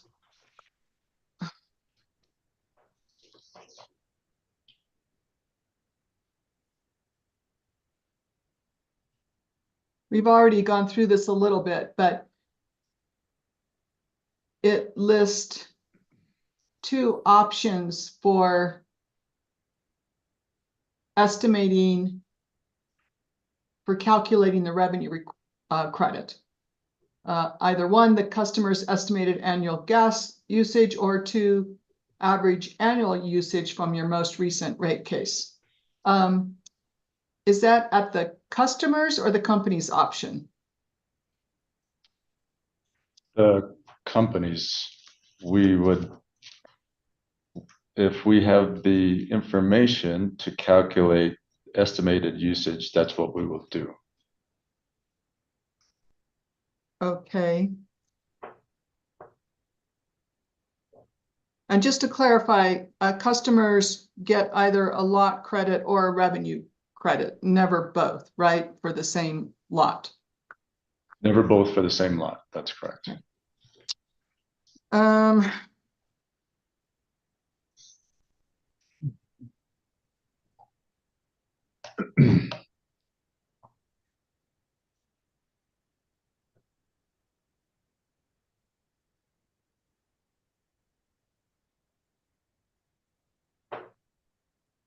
And I have one more question referring to your proposed line extension policy. And it would be, let me find it. Page 9 of 10 in the red line version that's attached to your direct testimony. At the top of the page, we're in the context of the on-bill financing advantage program. Yes. And says the liability for the reimbursement to the company of all amounts shall remain with the premise, regardless of the identity of the participant. So what happens if the subsequent property owner, what if the amount that you financed, there's still a balance on it, the original participant sells the premises and the subsequent owner doesn't want gas service? Then we're unable to collect the rest of the balance. Okay. All right. I'm moving on to the text of your direct now. Page 3, lines 14 to 16. You state that the company engaged Scott Madden to evaluate its line extension policy and make recommendations regarding the appropriate amount of credits. Do you see that? Page 3, yes, 14 to 16. Yep. It's 14 to 15. What were your instructions to Scott Madden? Essentially, the instructions were to review our existing line extension policy and our current rates, current estimated usage against, typical line extensions, and make some recommendations regarding the amount of appropriate credits. Did you rely only on the Scott Madden evaluation in deciding the amount of credits to propose? Not only. It was probably the main piece of information, but we obviously looked at his analysis, looked at what other utilities across the country does. Now, you have said in your testimony today, and I believe it's also in your director rebuttal, you say that the lot credits that residential home builders often qualify for are not a subsidy. Is that your opinion? What page? Is it in my rebuttal, page 17?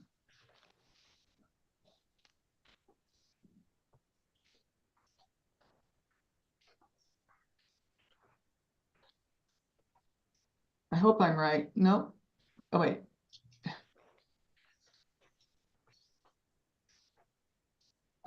Yes, send lines 1 through 3 on page 17 of your rebuttal. That's PDF page 19 of 26.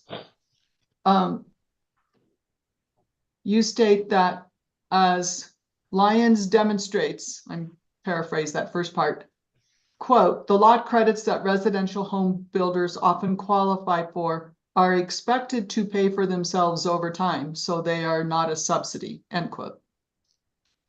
Yes. That's your opinion, is that right? That's correct. Line extension costs covered by the company are booked as capital expenditures, is that right? Yes. And those costs include any line extension credits extended to customers, is that right? Yes.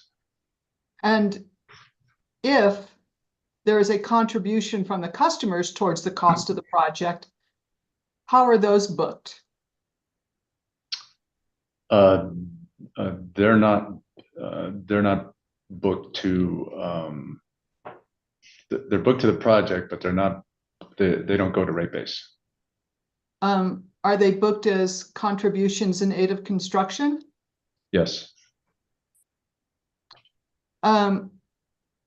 Those costs that are covered by the company, and I believe you may have just said this, then come into rate base in the company's next general rate case. Would that be right? Well, they're booked into rate base and they come into rates in the company's next general rate case. Is that right? That's correct. And would you agree that larger line extension credits benefit the company because that means that more of the project costs are added to rate base?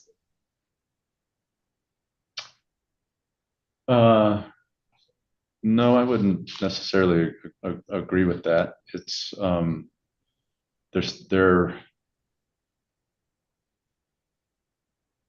they benefit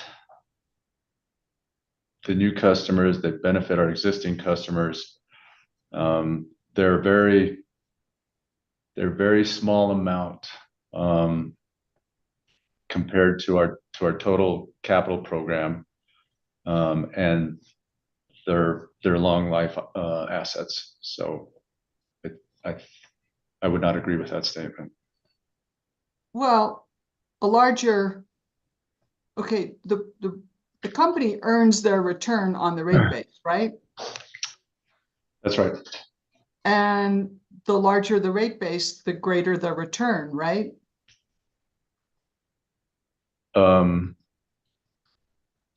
Well, the greater the return on the rate base, yes. Okay, so larger line extension credits would add more project costs to the rate base. Is that correct?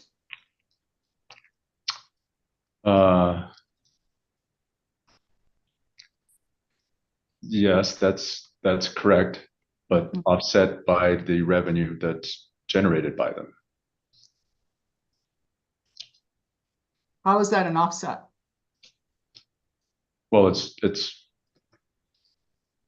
the revenue that's generated covers the additional cost to the rate base. Yes, but how is that an offset to the company's benefit? Yeah, I was just talking about offset to the cost to the customers. Okay, thank you. Is the company recovering the cost of capital on those line extension costs before the costs come into rates? And for example, I'm referring to AFUDC, allowance for funds used during construction. So I'm wondering if there's any accounting mechanism that enables the company to recover the cost of capital on line extension costs before they're brought into rates. I'm not certain about that. I don't believe most of these would qualify for AFUDC because of their size and length of time that it takes. So I don't believe any of these types of projects qualify for AFUDC. Is the company recovering the cost of capital or money or financing on any of the project costs before they come into rates? I don't believe so on line extensions.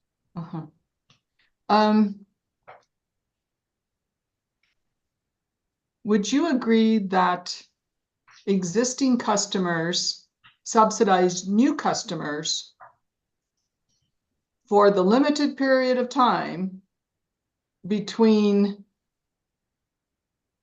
project cost inclusion and rates until the time that revenues paid by the new customers equal or exceed project cost? I don't know if I could restate that any better, but I can repeat it.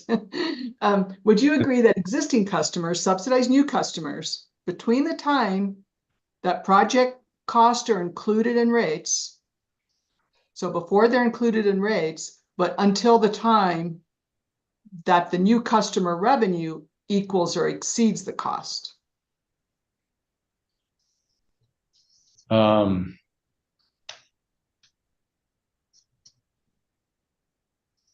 Yeah, I mean, I wouldn't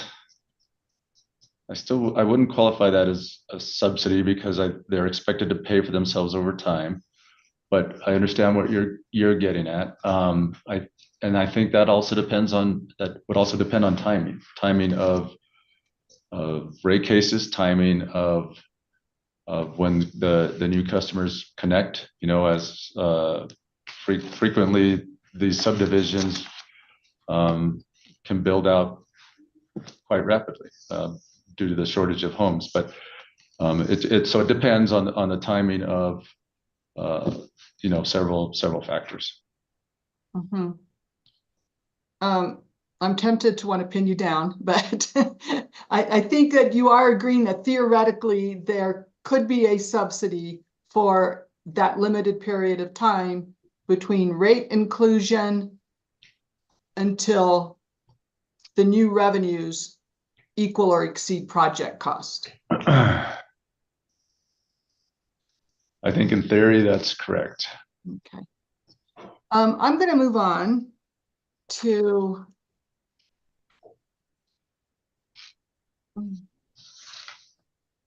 to your direct.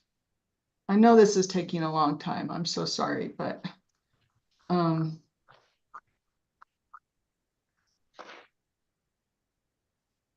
I tend to be like slow and methodical and deliberate. Okay, so direct testimony, page 7, lines 6 through 9. You provide an example when a group of homeowners in a community approach NMGC to arrange for natural gas service. It's extremely difficult to have all of the customers execute a guarantee as well as tracking each of the customers' usage over time to ensure each one is using the anticipated amount of natural gas. You are explaining changes to the definition of special contract. Is that right? I'm sorry, I didn't find the page online. It's your direct page 7, PDF page 9 of 31, lines 6 through 9, and it's a statement in the context of explaining a change to the special contract.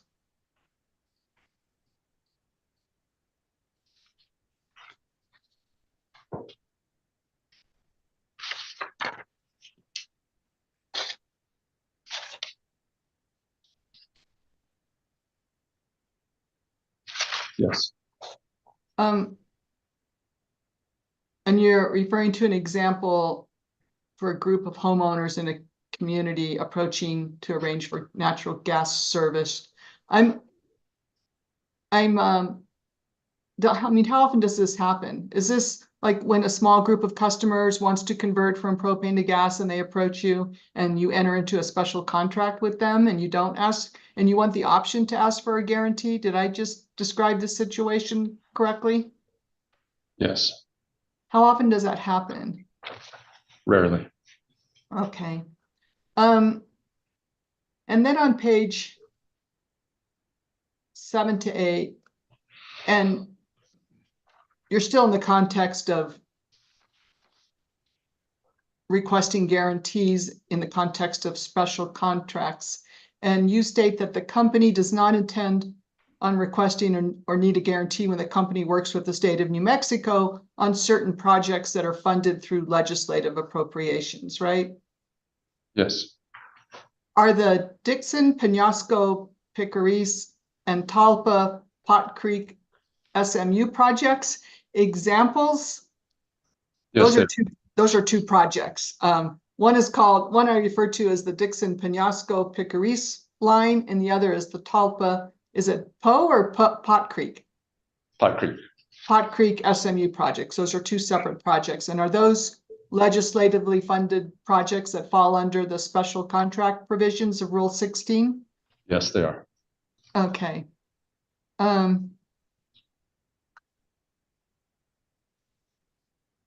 Are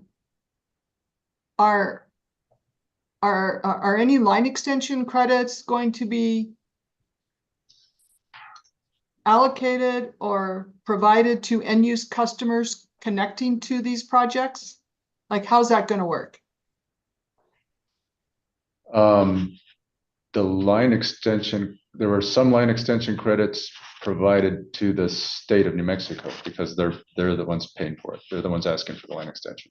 Mhm.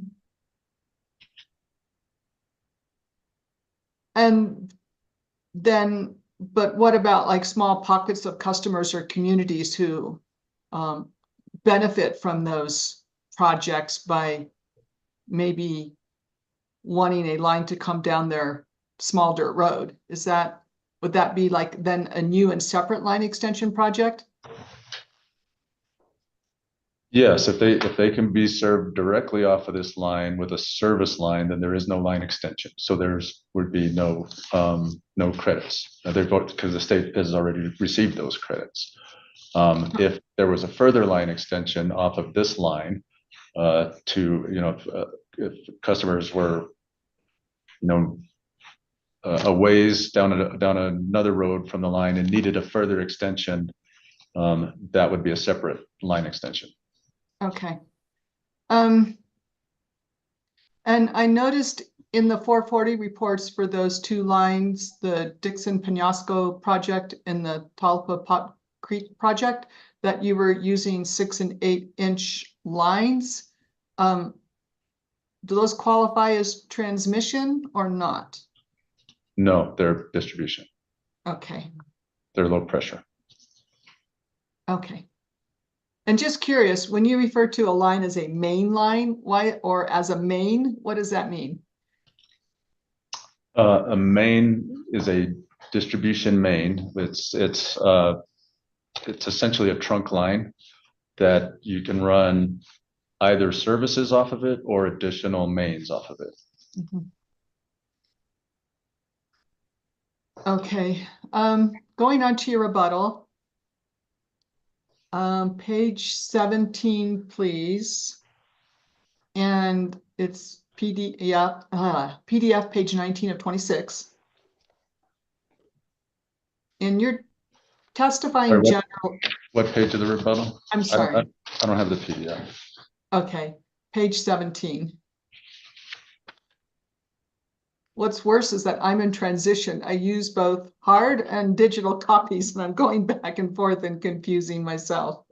Well, the hope is with our new docketing system that we provide a better method for facilitating exchange of exhibits to sort of eradicate this madness.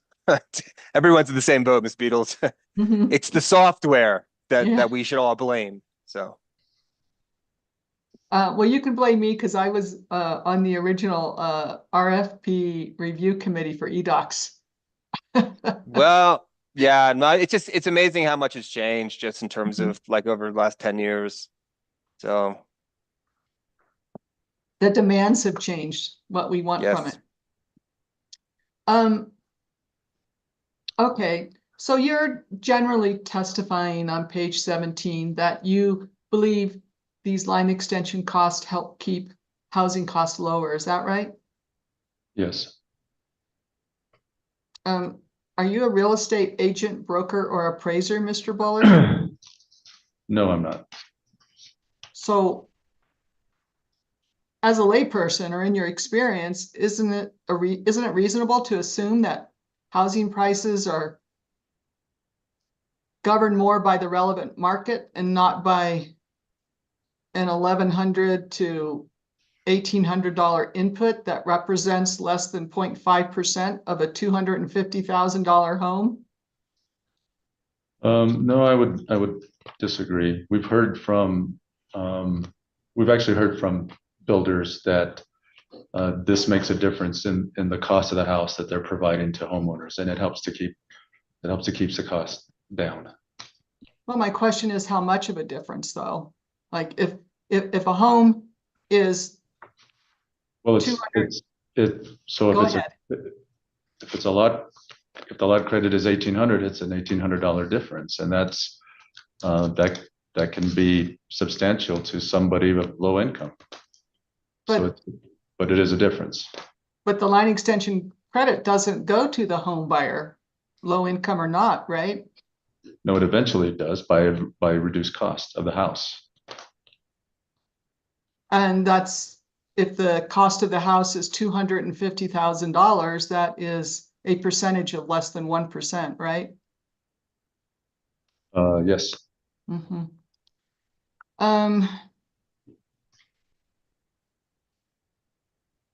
Let's go to your direct page 15.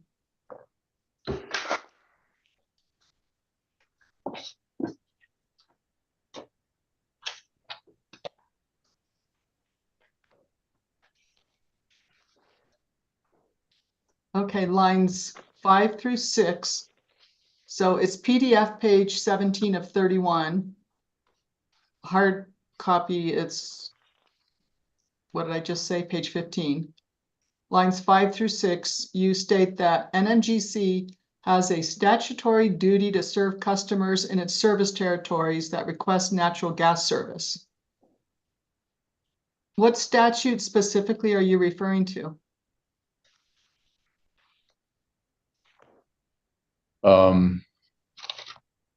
It's, I don't have the number in front of me, but it's the gas utility statute.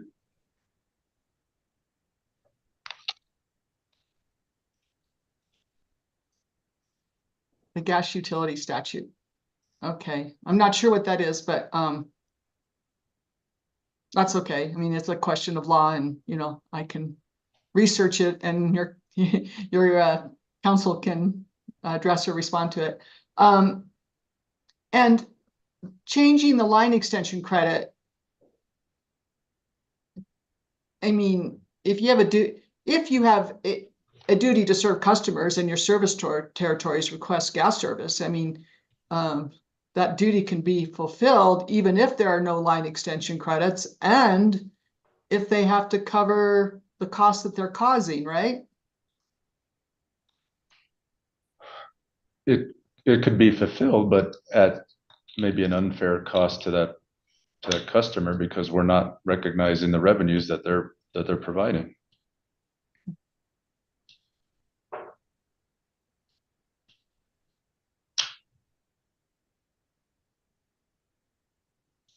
And the benefit of the revenues that they're providing is something that manifests over time. Is that right? That's right. Okay. Let me try to orient myself. I'm moving on to another topic.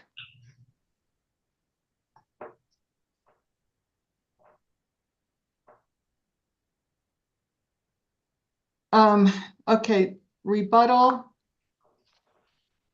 Page 2.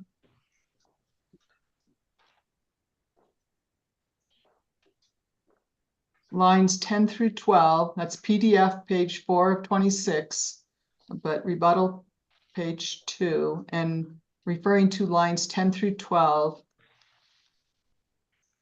And you state here that NMGC has compared the usage of homes built to the 2018 standard by comparing new premises added to the NMGC system in 2022 through 2023 to new premises added through 2019 through 2021, correct? That's correct. And you refer the reader to your table on the following page for the actual average usage of these homes by year, is that right? Yes. Did NMGC did the company identify if the new premises were newly constructed homes or homes converting away from propane? No, did not. Okay. Let's refer to my exhibit, WRA's Exhibit 3, which is the company's response to WRA interrogatories 1-7 and 1-3 combined in a single document. So it's WRA hearing exhibit number 3. And let me know when you're there.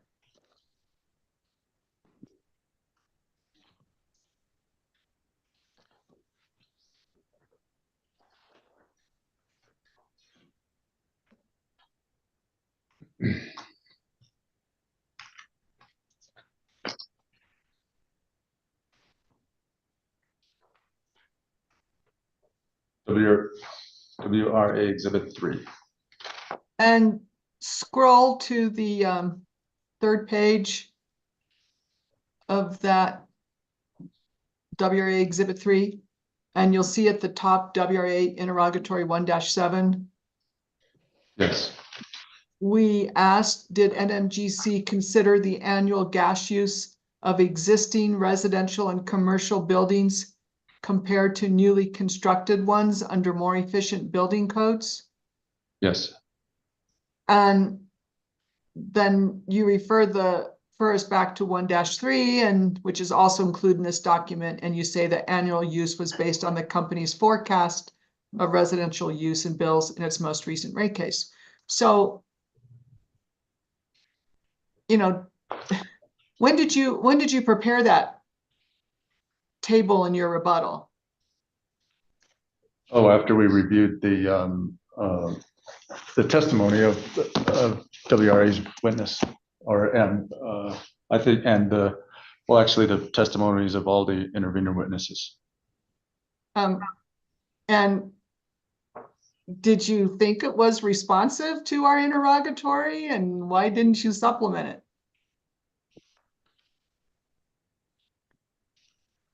Because we hadn't at the time. The answer, the question was, did we consider at that time, and we had not looked at that.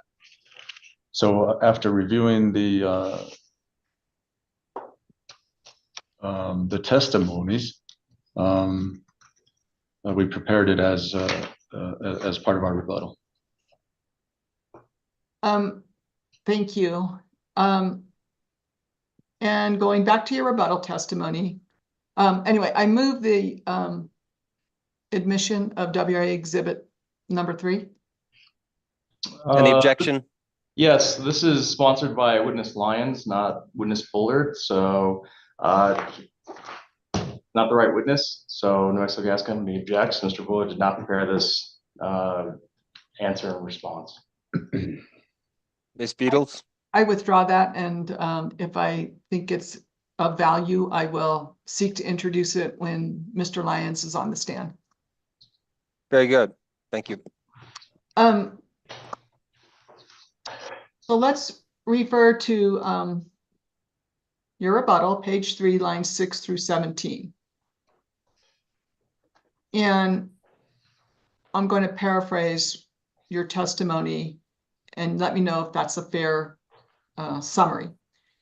You're saying that NMGC, the company, may not be seeing significantly less usage from new customers because newer homes may be larger, have more conveniences, have open floor plans with higher vaulted ceilings, have been built to higher standards as a marketing tool before required, or due to a customer's energy use habits. Is that a fair restatement? Well, I would. What I'm saying is that, you know, this idea that that we should be assuming a lower usage due to higher construction standards, when we looked at a sampling of some recent premises and compared them to premises that would have been under the older standard, we clearly there's no difference, and so we don't see this purported 26% reduction in energy use. And so what I'm saying is, you know, these are several of the reasons that may be why. It's not just the change in the construction code. There are several other factors that can go into the energy use, including the size of the home. And I include some data on the next page, that on page 4, that shows how home sizes have increased in New Mexico over the years. Yeah, okay, so that was going to be my question. Like, what is the basis for the statement that you're not necessarily seeing lower customer usage despite the higher building code standards, because for one reason may be that new homes are larger and such, right? Yes. Okay, so tell me about the source of the data for this table on page 4 of your rebuttal.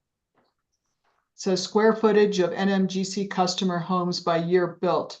So it says source of square footage Experian. Is that like New Mexico specific data? Yes.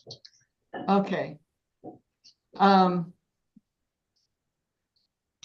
is it specific to like the greater Albuquerque area or the footprint of your service area, or just like New Mexico wide, statewide?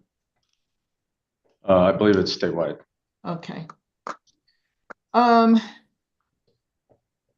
Okay, next in your rebuttal, you testified that line extension credits should be applied on, you didn't use this term, but I'll use it, postage stamp basis throughout your service area. Is that right?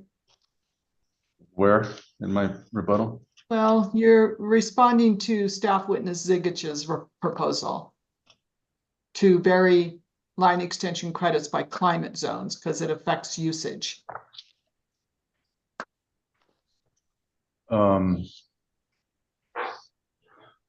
Well, I'm not sure that I understand the postage stamp reference, but what I'm trying to say is that, well, actually, number one, we do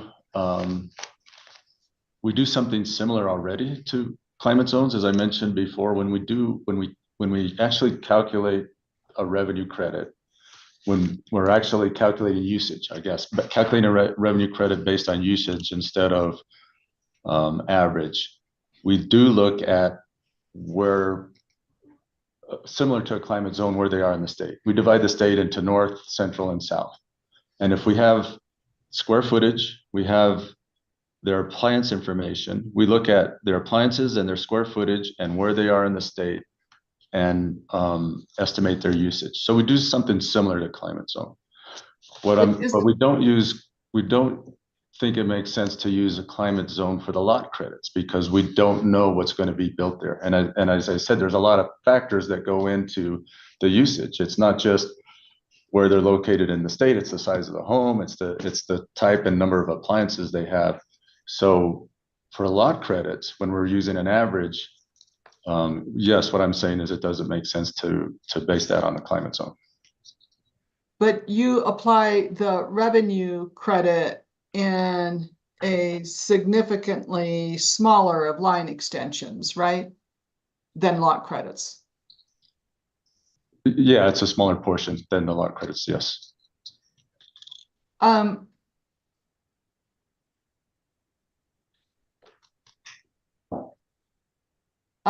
Please refer to WRA Exhibit 12. Hearing Exhibit 12. And it is a system map from your 2024 IRP. Well, let me ask you what it is.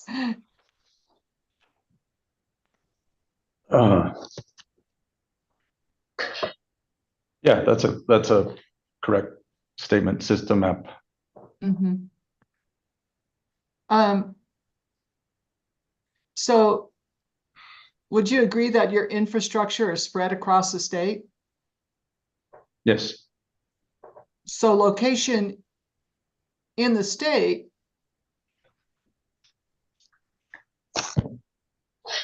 is likely to be a significant factor in evaluating the expected use, right? It is one of the factors, yes. Okay. Let's refer to your rebuttal pages. Oh, I move the admission of WRA Exhibit 12. Any objections? No objection. WRA 12 is admitted.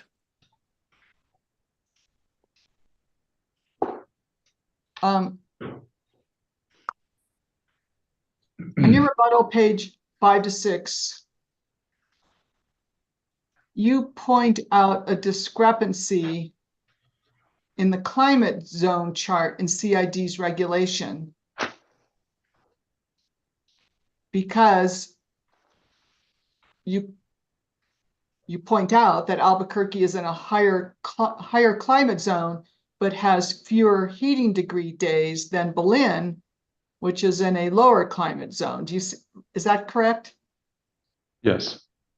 So please refer to WRA Exhibit 9.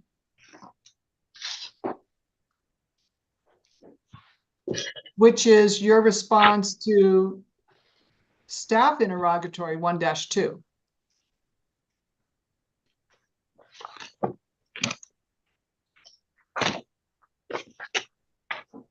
And this is that situation. This is a situation when I'm asking to open the attached spreadsheet, which we attach to the electronic version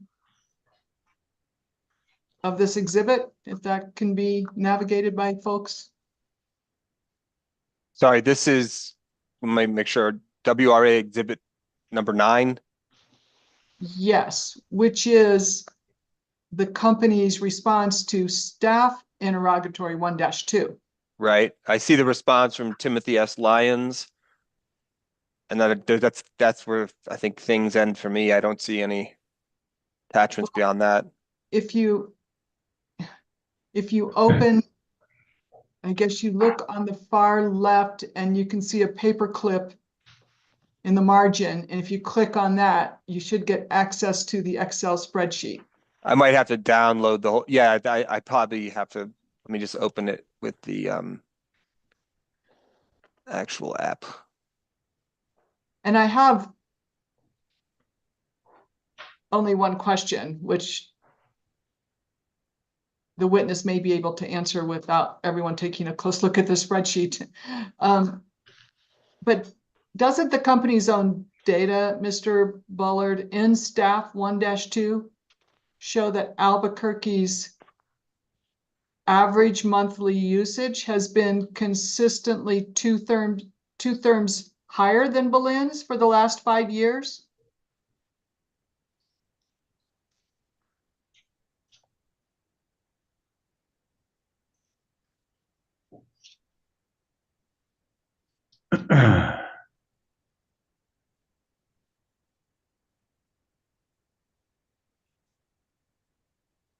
Yes.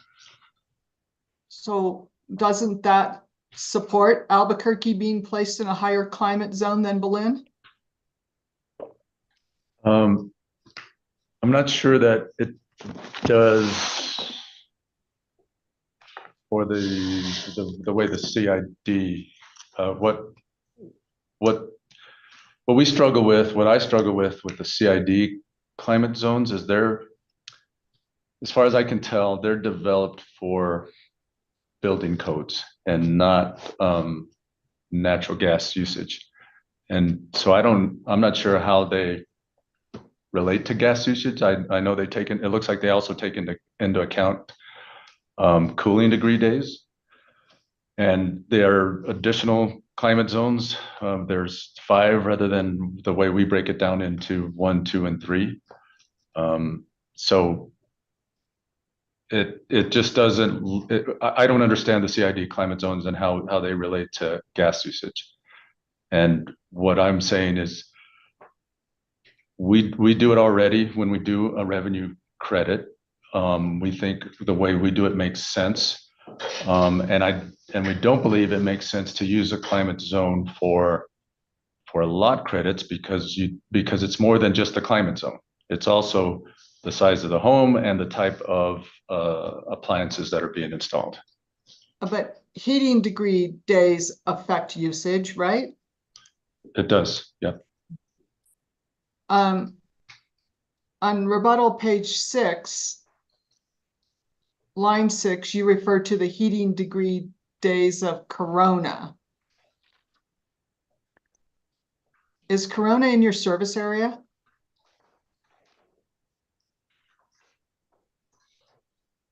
I don't believe so.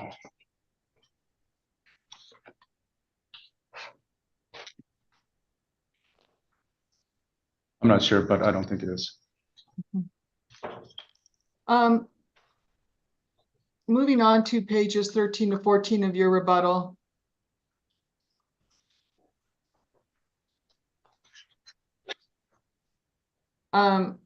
No, Go ahead. I'm wondering, hearing examiner Ryan, if it would be possible to take a quick break? Ms. Beatles, do you have any objection to doing that? Not at all. I did not move to admit WRA exhibit number 9. Which Yes. is the company's response to staff interrogatory 1-2, and I would like to move to admit that. Same issue previously, Mr. Hearing Examiner. It's Tim Lyons that is sponsoring that. This witness hasn't vouched for it, confirmed anything about it. So I would object that it's not this witness sponsoring that answer. Ms. I Beatles, just- do you have any, would you bring it up when we get to Mr. Lyons, or would you Yes. prefer? Okay. And then just for the record, so it reflects if when you preview these documents, obviously in a web browser, it doesn't bring up the PDF that is attached, which I am looking at, and I see the data that Ms. Beatles is referring to. You have to actually open it in a PDF browser, whatever program you're working in. So Oh, that's the difference. Okay. yeah, when you're sort of the way the preview function, and then this again is another question for our docketing system, is how do we facilitate systems that allow for everybody to see in previewing. I'm not even sure I don't know if that's even technically possible, but like we're working on that. But yes, when you download it into PDF, into whatever application you're utilizing to look at a PDF, you should be able to look at the data that you're referring to, and I've confirmed that it's there. So anyway, well, let's take a break. Ms. Beatles did not object. Is 10 minutes sufficient, Mr. Bullard? Yes, thank you. So we'll be back at 11:42.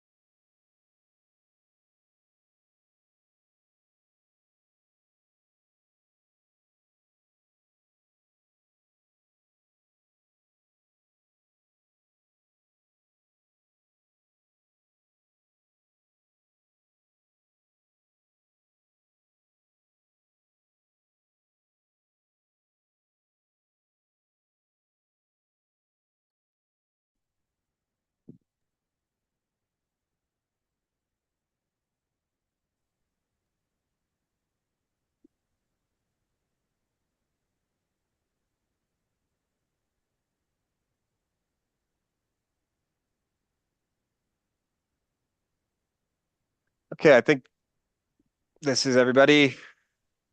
I know Commissioner Nyberg had to depart. Go ahead, Ms. Beatles.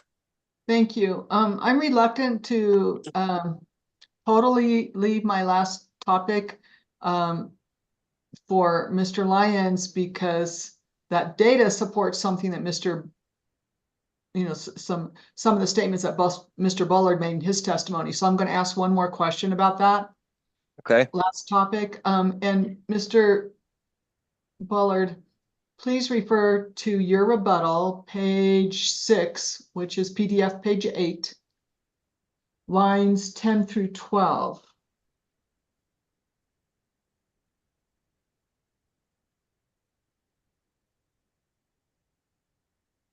And you state there that there is no reason a 2,000 square foot home in Berlin should receive lower revenue credits than a 2,000 square foot home in Albuquerque.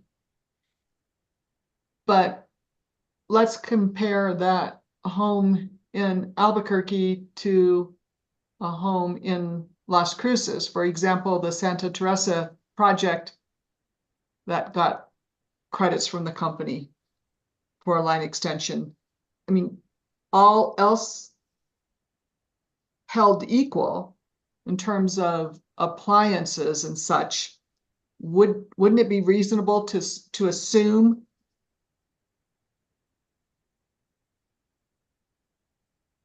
different usage between similar homes in Albuquerque and Las Cruces?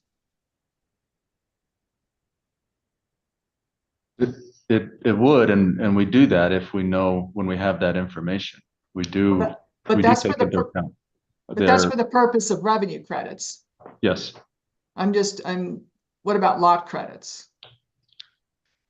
So for lot credits, you don't know what's going to be built there. So it makes more sense to use the system average because you don't have the details.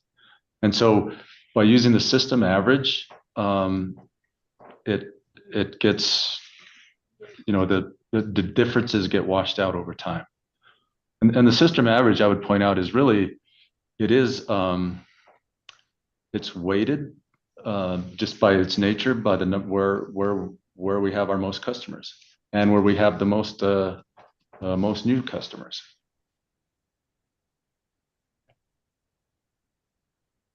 Okay, I'll move on. Let's stay in your rebuttal testimony, however, pages 13 to 14.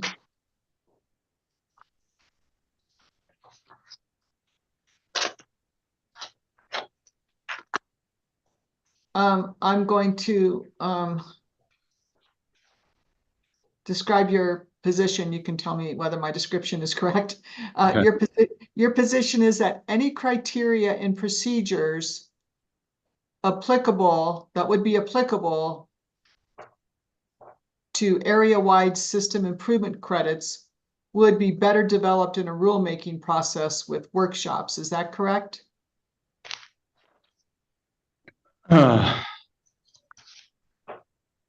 Well,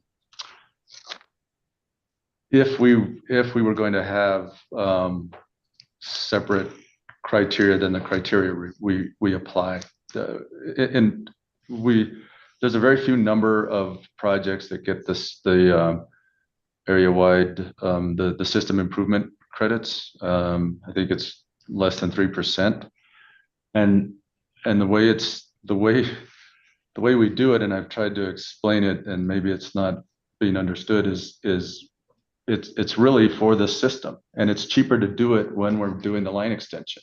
We're looking at the system that's around this line extension, and from the hydraulic modeling that we do, and looking at the pressure data in the area, if we see that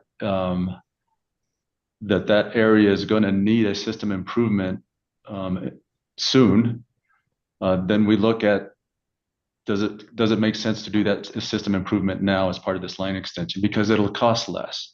If we have to go back in later and make that system improvement, we're opening up a new trench, we're mobilizing another contractor, it ends up costing much more for for our customers, and it's benefiting the system.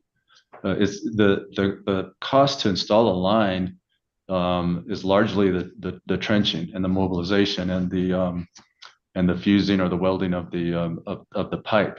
The difference in the line size, the cost of and the different sizes of the pipe is the smaller part of the cost. And so if we can get in there and do that system improvement while we're doing the line extension, that's what we do.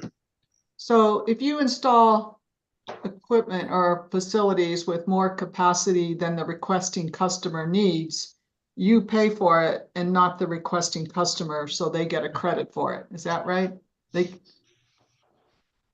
Well, they get they just don't pay for it. The credit is a little bit of a misnomer in my mind. They're getting if we didn't do the system improvement, the line extension would just be the line extension necessary to serve that area.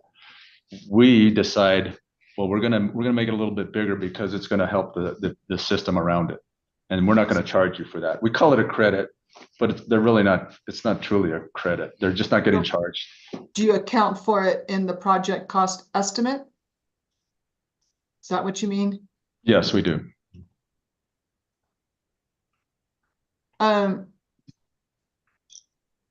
Rebuttal, page 18. Is that where we are? Lines 8 through 12, you state that it's very unlikely in my experience for people to take out an expensive appliance like a furnace when it is still functioning and replace it. It is even rare for a customer to replace all major appliances and furnaces at the same time, right? That's what you say, right? Yes. Does the company actually track this information? We do not. It's just from experience. We don't see that type of activity. Mm-hmm.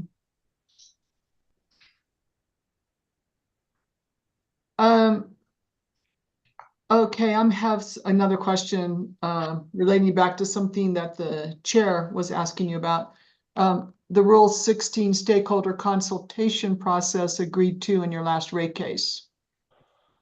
And you state that one of the reasons you did not change anything as a result of WRA's feedback was that you received our feedback only 19 days before you had to file, right? I'm not sure that I'm stating that's the reason, but I'm stating that's when we got it. Can you point me to my testimony? Sorry. Yeah.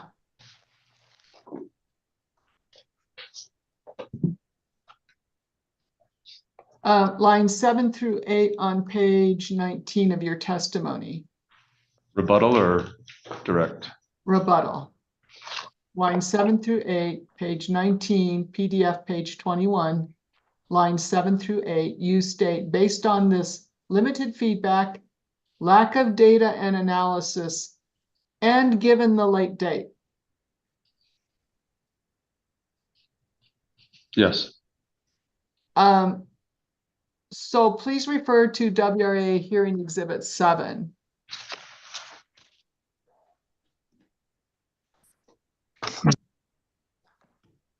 Let me know when you're there.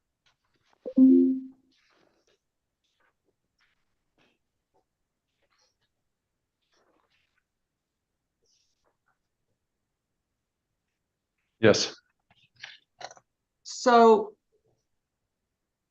I don't know if you need a chance to review it, and let me know if you do, but doesn't this email from the company to WRA refer to questions that you got from WRA on November 15th, the very same day of your presentation to the stakeholder group?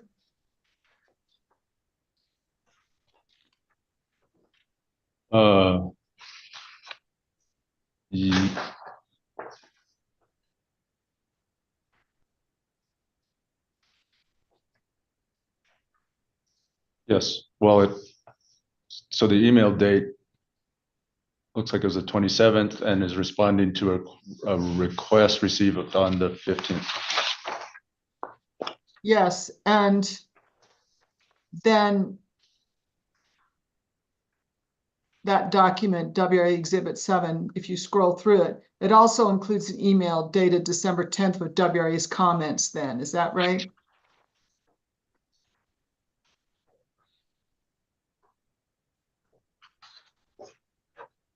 Yes, but I don't have the comments. They exist in the, I'm looking at the electronically shared one, and they appear as 7 and 8 of the full PDF of WRA exhibit number 7. But it also looks like we received that on Tuesday, December 10th. Yes. That's what I'm referring to, yes. And so did you personally review this information or these materials? I did along with my team.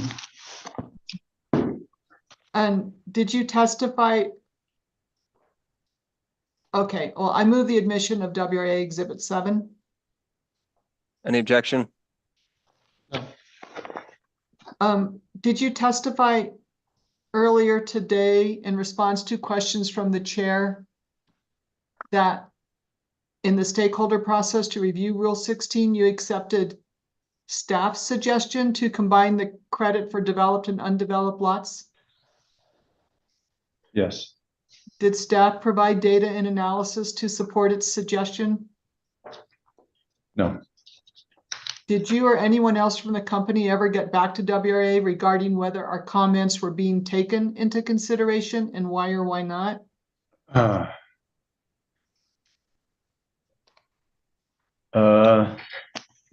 don't believe so, no. Okay, this is my last topic. Well, just real quickly, so with the WRA exhibit number 7, Mr. Haverly, you said no objection, correct? Correct. Yeah, and then I don't know if that was, I couldn't hear it, but I'm pretty sure you did. Well, I just heard like the letter N sound. But then I didn't have an opportunity to admit it, so just for the record, that document is admitted. So go ahead, Ms. Beatles. Okay, so let's refer to your rebuttal, page 18. I think here we were, right? Lines 15 to 17. You state that while there may be various fluctuations in gas usage over the next few decades, customers are still likely to be using natural gas, which argues against the risk of stranded assets occurring. Do you see that? Yes. In your role as Vice President of Engineering, do you research gas utility industry or policy trends? I keep up with them. Did you know that an all-electric home pilot was approved in PNM's last energy efficiency case? No.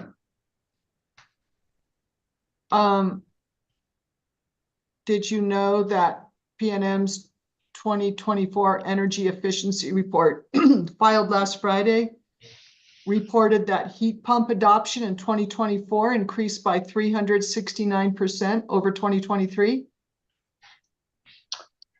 No. Is that not the type of information that you or the company would follow and potentially consider how it affects your business? If we started to see it affect our business, we have not seen any decrease in customers or decrease in usage. And I don't know what a 369% increase is. Is that over 2? I don't know what that's relative to. I haven't had a chance to review that report. No. I think, as you said, it was just published. Yes. What about the climate action planning work that's currently going on around the state at the state and local government level and are looking at various sectors, including buildings? Do you follow that type of work? We do here at the company. I'm aware of it. Are you aware that there is a workshop schedule, Are you aware that there is an energy and buildings sector workshop scheduled for tomorrow by the Central New Mexico's Resilient Futures Initiative? I'm personally not, no. Is it possible that someone in your company follows that? Yes, it's possible. Did you know that Senate Bill 48 passed just this last session, created the Community Benefit Fund for projects that include reducing methane leaks and releases attributable to the extractive industries, and that project shall implement emission reduction strategies to achieve reductions that are in addition to those required by law? I am aware of that, and we're supportive of that. That's actually, I think, helpful to the industry to work on the production area and reduce emissions.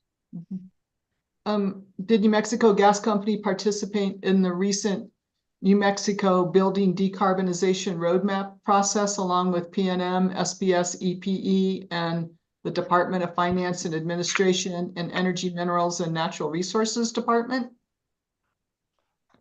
No, it doesn't look like we were invited to participate. Don't tell me that. Are you aware that the process culminated in a written New Mexico Building Decarb Roadmap report that was released? I'm sorry, please repeat yourself. I'm so sorry. I'm nearing the end, so I'm kind of like rushing it. Sorry. It's okay. Are you aware that the process culminated in a written New Mexico Building Decarbonization Roadmap report that was released earlier this year in February and is publicly available? I'm only aware of it because you included it as one of your exhibits. Oh, that was the first time you had seen it? Yes. Okay. I have no further questions. Thank you very much. Thank you, Thank you, Mr. Ms. Muller. Beatles. Thank you. I think at this point, we'll just take our lunch break because I'll have some questions from Mr. Bullard, and I'm sure Ms. Lang will as well. So we'll, rather than charge forward, just stay on the typical schedule and break from noon till 1. Sounds good. See everybody back at 1 p.m. Thank you. Thank you.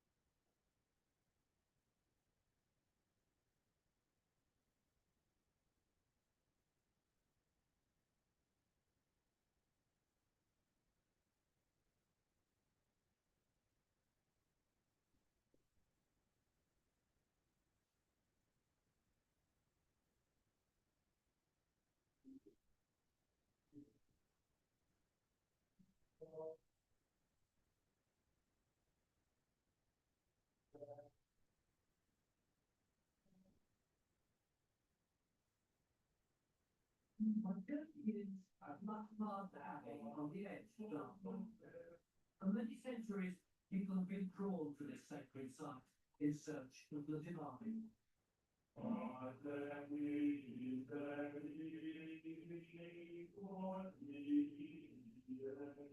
Mark Abbey was mentioned in the 11th century Doomsday Book. The 2018 is 1,000 years old.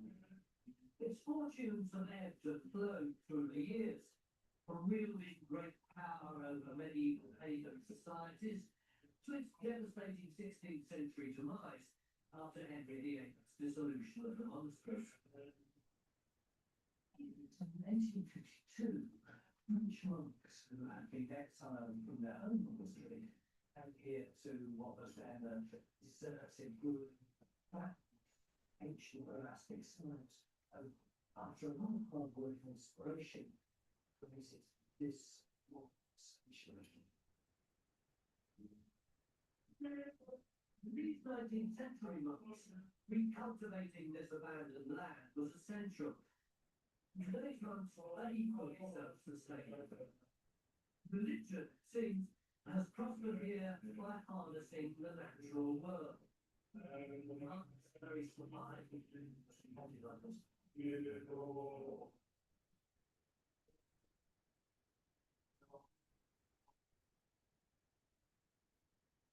Spiritually replenished, the abbot has offered to show me the first of the crosses that will guide me across the wilderness ahead. Is this the original position of this cross? No. It was bought from Sadburn. So what was the significance of putting it right here? Well, because traditionally the abbot way starts at Buckfast and goes on to Rotherham Canterbury. And so this is really the starting point. So this has become the first marker stone. Yes. Well, they don't hear from me for a week. And as well as the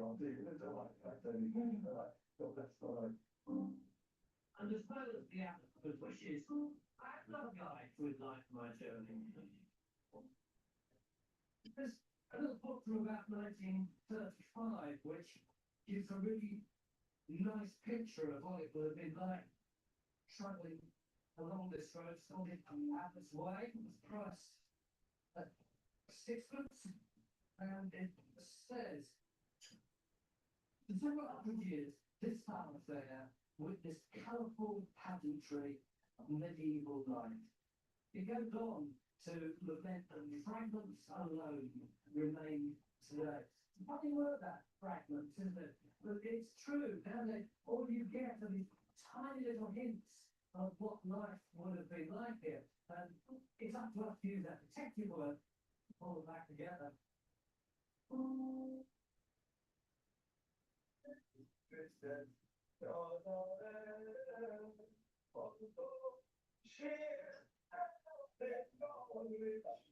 It's really not bizarre walking down the trackway in the 21st century, coming across a bloke singing medieval stuff. Yeah, that's something I do a lot. I think it's the great way of connecting the land. I mean, we're in a land where, well, this couldn't be out of its way now, and monks and abbots were involved in the past, and you know, it existed about years ago. This song, I'm saying, is the oldest song you know, written with the music and the words. So you can be pretty sure that some monks would have sung their songs, maybe even on this club. Should we walk away here? Yeah. Do we know much about the actual bloke who wrote that song you're singing? Of course we can think so. Didn't you? So yeah, the poem called London. Yeah. With my pilgrim company, I follow the Abbott's Way to where it's two. One going to Buckland Abbey and the other to Tavistock. And it's at this junction where I find the largest and oldest of Dartmoor stone crosses. Do we know what this cross is? Well, it's called Noel's Cross or Seward's Cross. And we definitely know that it was here in 1240 because King Henry III sent 12 of his knights to perambulate the Dartmoor boundaries. And we know they visited this cross. This is real history, isn't it? It is. And it's the song I sung earlier, which is, we know would have been definitely son at the time this cross was around, because that was written in 1160, which is before this, we have to record this cross, so you'll see it here and connect the two. Yeah, you stare at it, and I'll take it up and happy to meet you. And three, big five. Sign Maria,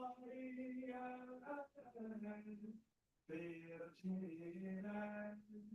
Lord, and Christ,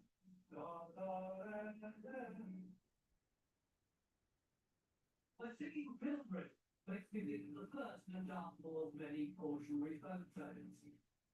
Or riding gently to a high ridge. I'm climbing one of 3 hills here. This one known, but still. Right over there, can you see that round of stones? That's what comes the second one. And the third one is that little one there with the tree there. And these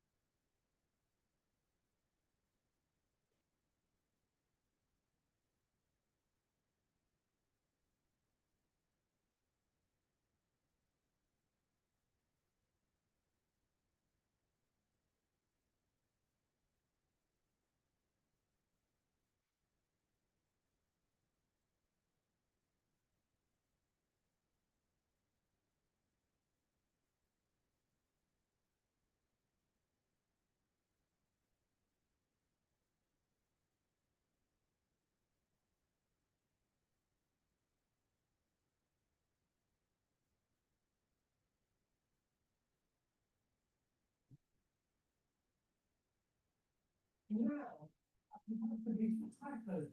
Who are frozen for all eternity as punishment. And what did they do wrong? They played their musical instruments on the Sabbath. And that is a typical Dartmoor story, that conjunction of the pagan and Christianity. I wonder what the very first version of that story was. Only these stones can talk. High civilization. Every step I make now across this magnificently bleak and stony expanse takes me back in time, back way beyond the struggle between church and paganism, and back into another glorious Dartmoor mystery. So I've got something for you here. Look, slap bang in the middle of the deserted moor, you've got this. Great day, the beautiful Compton Road. It's 4 meters tall, it's about 6 tons in weight, and really kind of asking more questions than it gives answers, doesn't it? Well, clearly this place surrounded by prehistoric stuff, so presumably it's like Neolithic, early Bronze Age, so it's bringing the lovely thing at the top of it, which presumably is its name, but most people don't say floors in some kind of way on earth. Is it a place where people backslide and abandon?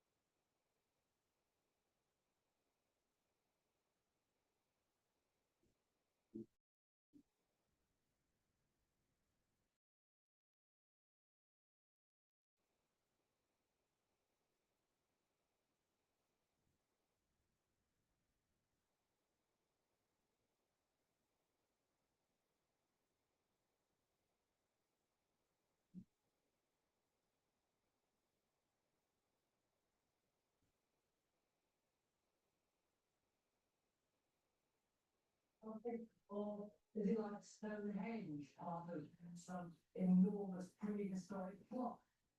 Which reminds me, time to move on. Liberty Mutual is all she talks about since we pay 100 for something our home and auto insurance. Sounds weird.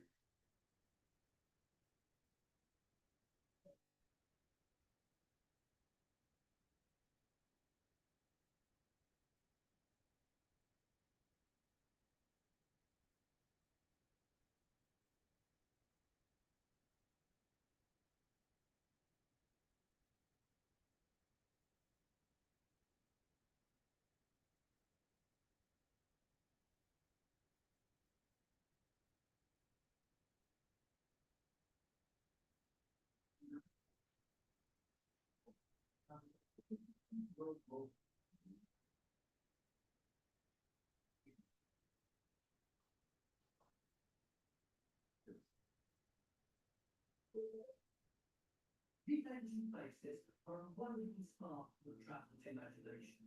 Each one a piece in dartboard, grand complex jigsaw puzzle. Fitting the boat goodbye, and with barely a duck solved in sight, the mind tends to drift off to stories of the supernatural and of, dare I say it, apparitions. And there's one particular apparition that crops up all over the High Moor and the Kent and Cornwall, the Pixie.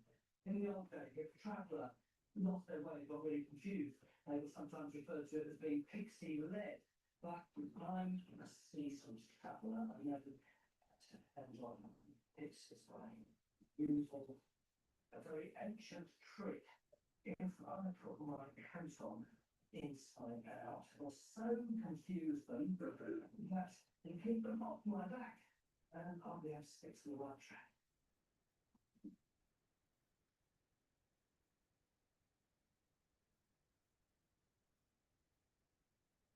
Every year, the nearby town of Ottery's Mary is inflated by hordes of local children dressed as English elves to mark Pixie Day.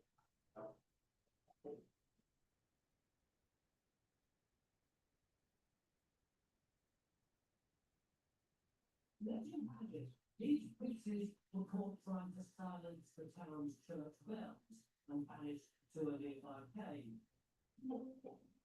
I think these pixies are a force to be reckoned with. I'm going to find a cave and pay my respects.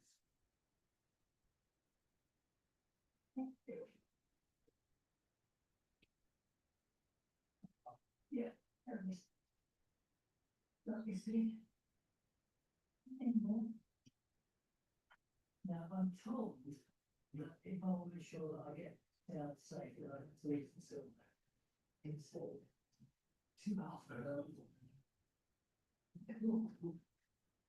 6.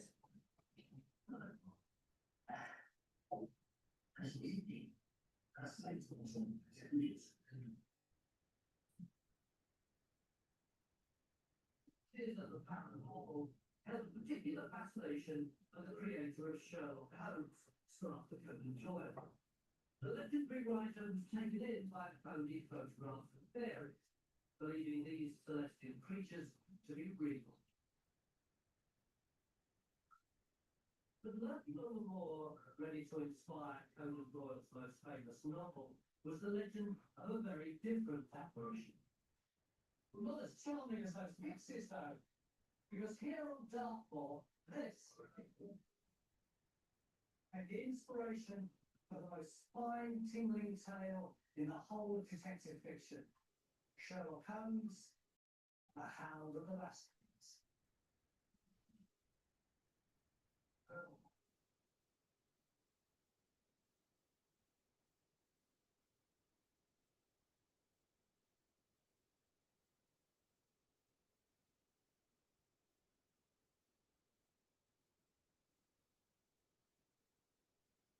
The ancient Abbott's Way across Dartmoor is a landscape steeped in centuries-old myths and legends, and the location that inspired one of our most iconic literary masterpieces.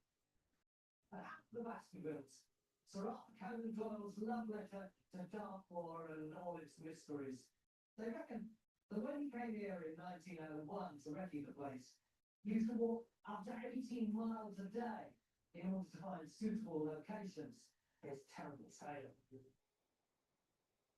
The plot of this complex murder mystery attributes a sudden death of the wealthy Sir Charles Baskerville to a family curse involving a supernatural hound. Dartmoor had provided the inspiration, cast and background for this grisly and original. And the Baskerville also marked the resurrection of the legendary detective Sherlock Holmes. Captain Doyle had killed off Holmes 8 years earlier, but the celebrated sleuth simply couldn't be left out of such a ripping yarn. The inspiration for the Hound of the Baskerville's most blood-curdling scene is just a short walk off the Abbot's Way in Dartmoor's most dangerous fog.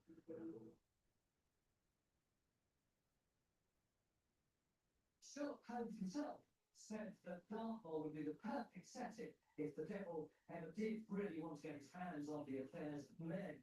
And there's this wonderful bit at the end of the book where the arch-villain, John Stapleton, is actually killed by the bog in the centre of Dartmoor. It says, somewhere in the heart of the great Grimpen Mire, that's actually here, down in the foul slime of the huge morass which had sucked him in, this cold and cruel-hearted man is forever buried right up there.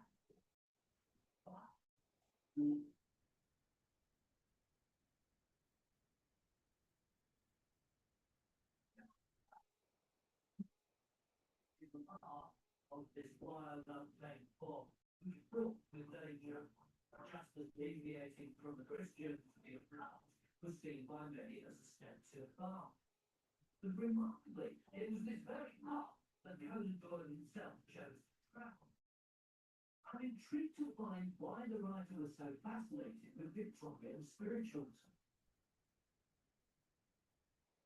It's so bizarre, isn't it? On one hand, you've got this kind of man who invents fictional CSI, and yet, on the other hand, he was prepared to countenance stuff which nowadays we would think of as weird and a bit dark.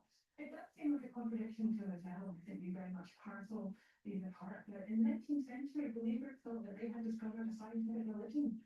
And he said, I believe it because I've seen it. But if I have to go back to believing in things that I haven't seen, I might go back to the old religions. I'm not talking about something. I'm not talking about what we do. I'm not talking about what I think. I'm talking about what I know.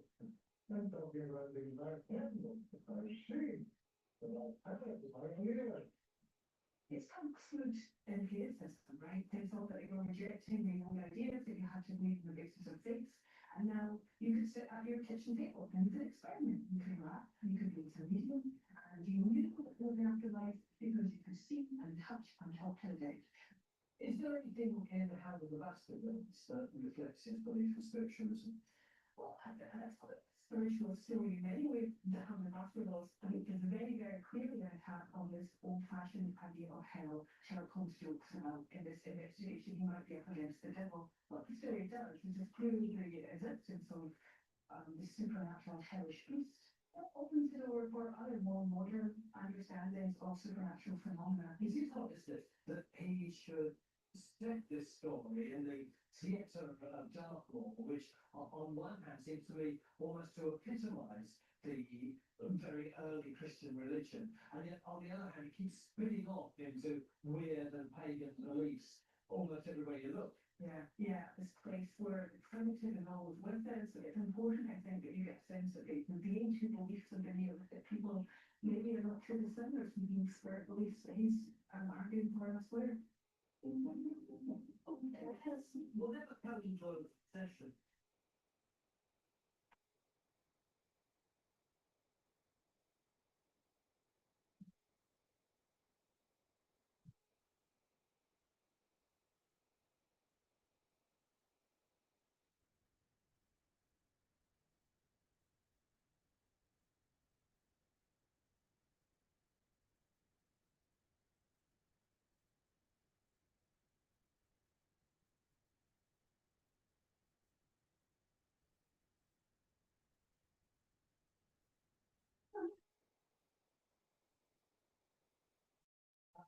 that will is a wonderful story.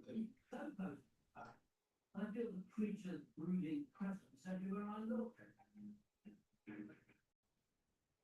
Wait a minute. Here he comes, stumbling towards me. Kathy, are you there? I think you're unmuted and we're picking up some information or some sound on your end. If you're there, you might want to think about muting.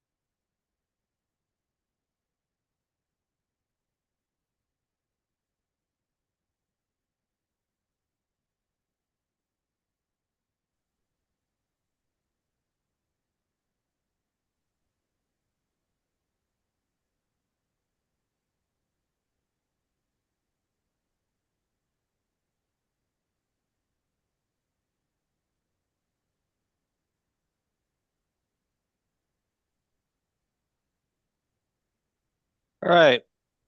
1 o'clock. Ms. Gonzalez, are you ready? Yes, yes, sir. We'll go back on the record. Ms. Beatles concluded her cross of Mr. Bullard. We would turn now to staff. Ms. Lang. Thank you, Mr. Hearing Examiner. Mr. Bullard, I would, can you hear me fine? Yes. Okay, I would, could you take a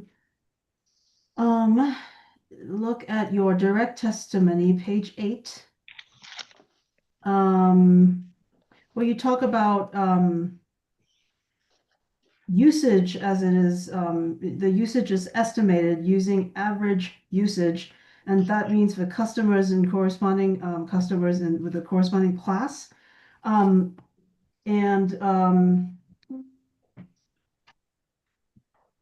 Could you tell us what time period that is for? How was it calculated?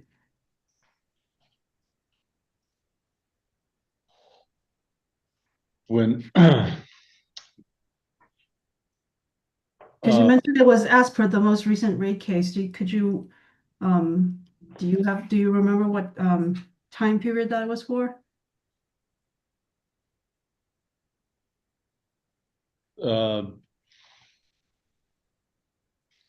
The most recent rate case was I don't remember, but it was essentially the last. It was based on the last 5 years up through, I believe, 24. 24. Okay, so a 5-year period then. Yes. Okay. I would like for you to take a look at your rebuttal testimony, page 2. Let me. I think I misstated that. Let me clarify that. It was what it's based on, and it was in the last rate case, but it was based on the weather normalized average, which is over a 10-year period, and then forecasted for future use. Okay, so let me get this. So it was weather normalized period that's 10 years past historic? Yes. So 24, so so 14 to 24? Is that correct? Yeah, roughly. Yeah, something Okay. like. Okay, and then what is the future forecast? Explain that a bit, please. That's probably a better question for Mr. Lyons. I think he'd do a better job of it. But my understanding is we take that weather normalized number, and we also look at the trends over the last few years to see if usage is trending down or up, and then that's used to forecast out through the test year. Thank you. So let's take a look at your rebuttal testimony, page 2. And actually, while I say that, let me go to page 2 of your rebuttal testimony as well. Bear with me. So, okay.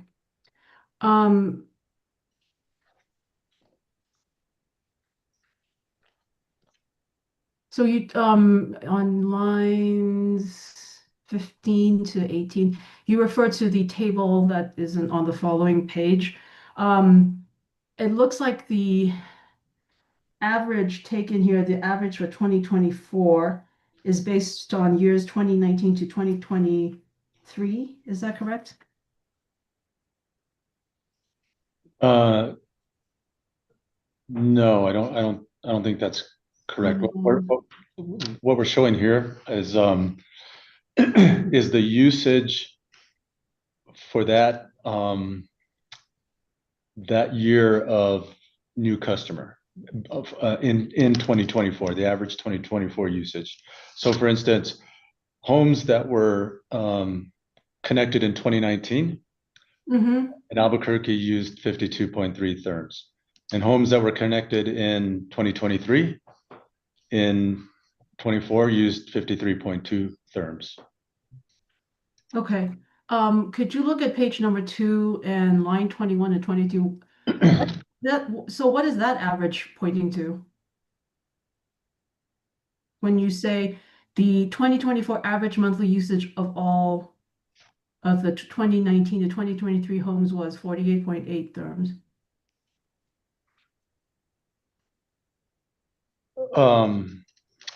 Yeah, oh, I see. Is that what you're suggesting? That's the Yes. average of all of these here. Yes. Of all of the table on this first following page? Yes.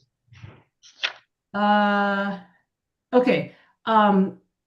Say that again for me one more time, because the first you said it wasn't and now it is, and I don't know what, so one more time, please. Well, I apologize. I must have misunderstood your first question or statement, but the average of all of the premises here added in from 2019 through 23. Yeah, so the average of all of these premises on this table was 48.8 therms. Okay. Wouldn't you agree, sir, that the year, say late 2019 to early 2020 would skew the average upwards because everyone was at home?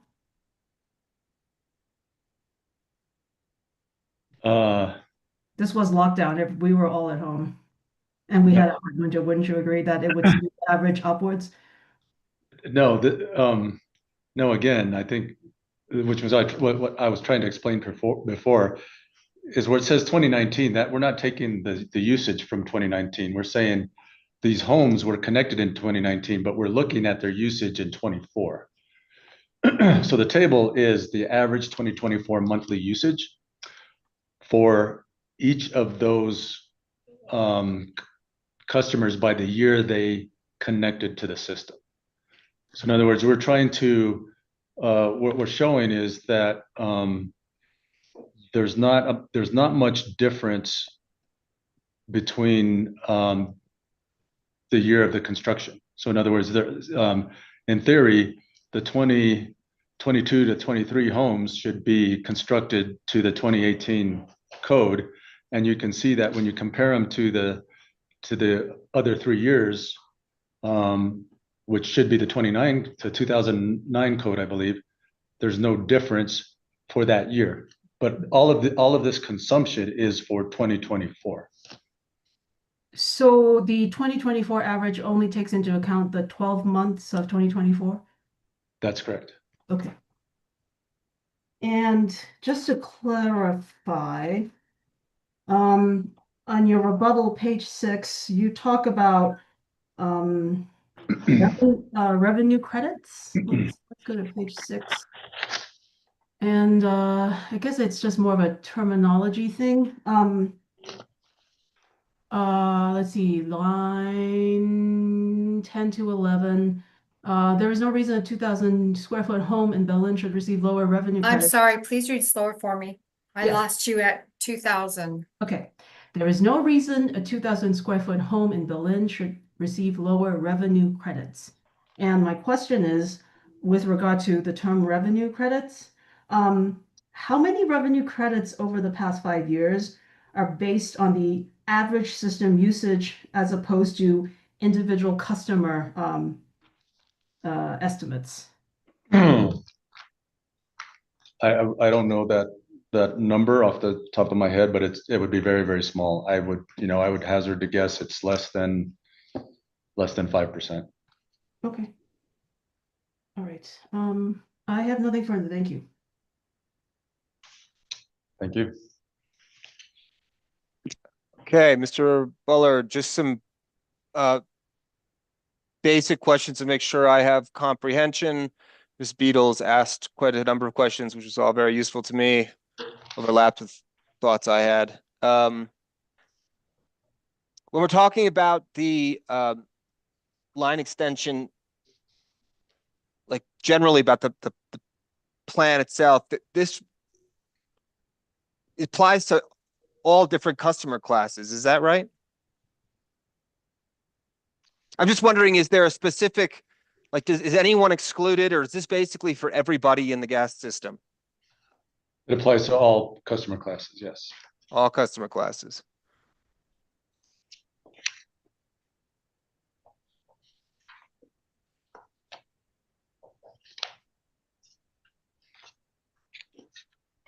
When you talk about the revenue credit and you define it as, and this is, I mean, in the revenue credit portion, I'm just going through the application. So at page 6 of 11 of the actual vice notice itself, the definition of the revenue credit is, it talks about the customer's estimated annual gas usage, excluding cost of gas. And I was just trying to understand, how do you estimate the annual gas usage and then put a price on it if we exclude the cost of the gas? And there might be a simple answer to that, but just if you could educate me, I'd appreciate it. Yeah, well, sort of a two-part question. We exclude, so what we're trying to do is estimate the revenue, and we exclude the cost of gas because that's a pass-through. I see. And so to estimate the revenue, their estimated usage, what we do for the revenue credit is we will look at, for a residential, I'm talking about here, for residential, we would look at the size of the home they're building, the appliances that they're installing, and then where they're located in the state. Are they north, central, or in the southern part of the state? And by taking the appliances, we look at their input rating, and we'll calculate a usage based on their input rating, and a typical usage pattern for their heating. Their heating load is the one, and so for water heating, cooking, clothes drying, and anything like that, there's no adjustment for where they are. But for their heating, their furnace, we will calculate or estimate their usage based on where they are in the state. Are they in the northern, central, or southern part of the state? So I guess one of the things I'm realizing as you're speaking is, so when we're talking about the revenue itself, we're really talking about the earnings, and I know that's maybe not the best word to utilize there, but when we're setting the cost of the gas and whatever a rate case would be, and whatever you guys can charge for this in terms of like, what your actual rate case allowances are, we're not talking about cost of gas. It's truly the added revenue you get apart from the cost of gas. I realize I'm sort of saying what it says, but it's occurring to me that that's what it is. Yes, that's absolutely correct, and that's because the cost of gas is just a simple pass-through. Right.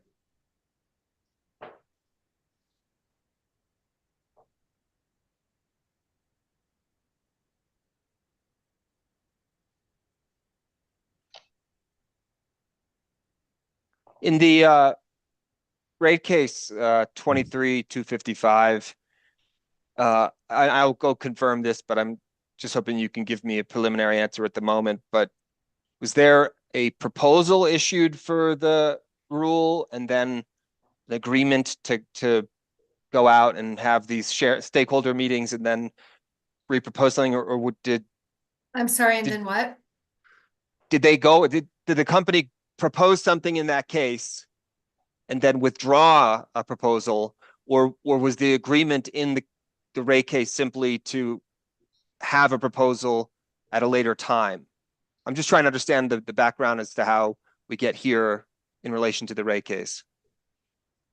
Yeah, there was no proposal in the rate case, or in the or in the stipulation. It was just an agreement to review the line extension policy and provide a proposal by the end of 24.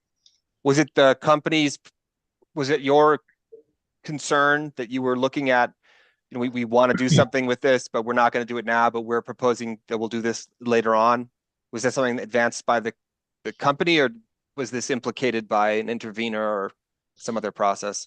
By an intervener. Okay.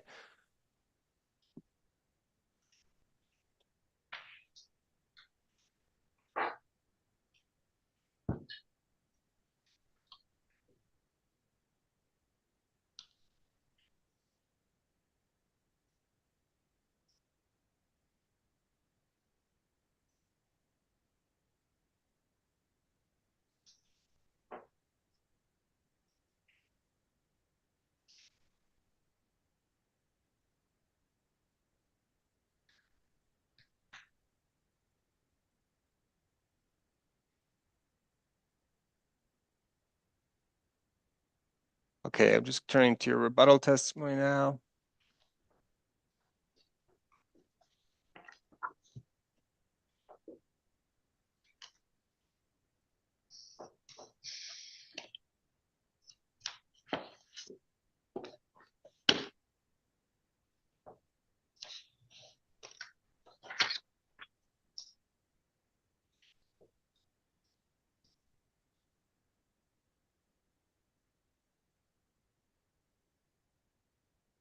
At page 10 of your rebuttal there, you talk about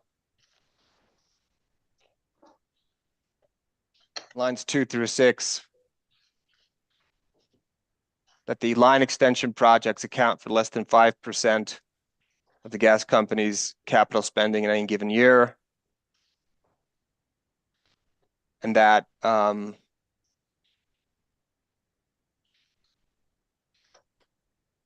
as I understand what you're writing there's a note that I made myself is sort of much ado about nothing. And the question it raised for me is, you know, what is the actual practical impact if the commission were to deny this revision and go in the direction that the interveners are suggesting, where there is no line extension policy, that this all comes to a conclusion? What would the practical impacts of that be? The practical impacts would be that it would be harder, more difficult for homes and businesses, and especially low-income homes, to get natural gas service.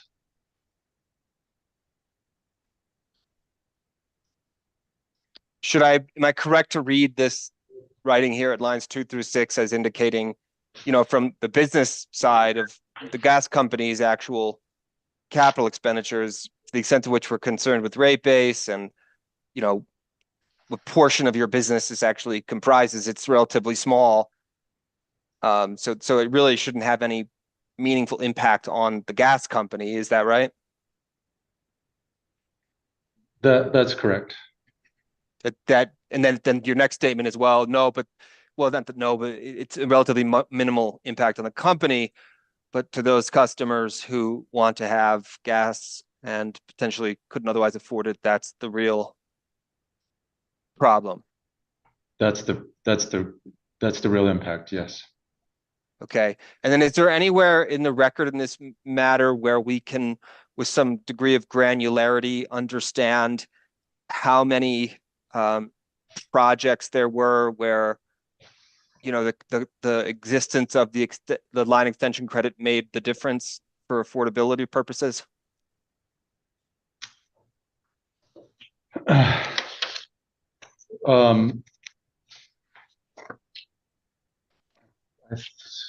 We had some, you know, the commenters in the case said, hey, if the line extension thing credit didn't exist, I wouldn't have been able to do this. And I'm wondering if there's any way we can find in the data, you know, how many sort of similarly situated customers there were.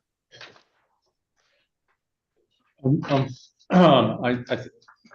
mean, what we would have in the data is how many we add each year, but I don't know that we could discern from the data how many would not connect had we not had the extension. Is that something that you could make an attempt to discern? Or would that just be not feasible? Because I think that's a legitimate concern for the commissioners in this case, which is to say, all right, if the impact is really for those New Mexico residents who want gas for whatever reason, you know, and I understand the intervener's position is electrification is the way to go. But, you know, really, how many people are we talking about that are realistically going to be impacted? I mean, and I understand we're sort of looking backwards to make a projection, but at least that would be useful data for them to make an assessment. Like, here's the on the ground impact of this determination if we were to go that way. Does that make sense? Yes, I think I understand what you're trying to get at, and I'm not sure we have the ability to discern that. You know, we certainly can give you the number of customers we've connected over the new customers we've connected over the last several years, and I think as I point out in my testimony, we're actually adding our growth rate is higher than the state's growth rate, which indicates that there are, you know, there's a desire and a need for natural gas service. But I don't know that I would be able to pull any information that would help us say, if we didn't have these line extension credits, these people would not connect. I have something I mean that sort of speaks to that, for at least for propane conversions, and it doesn't go the full gamut for, you know, all new connections, but on page 9 of my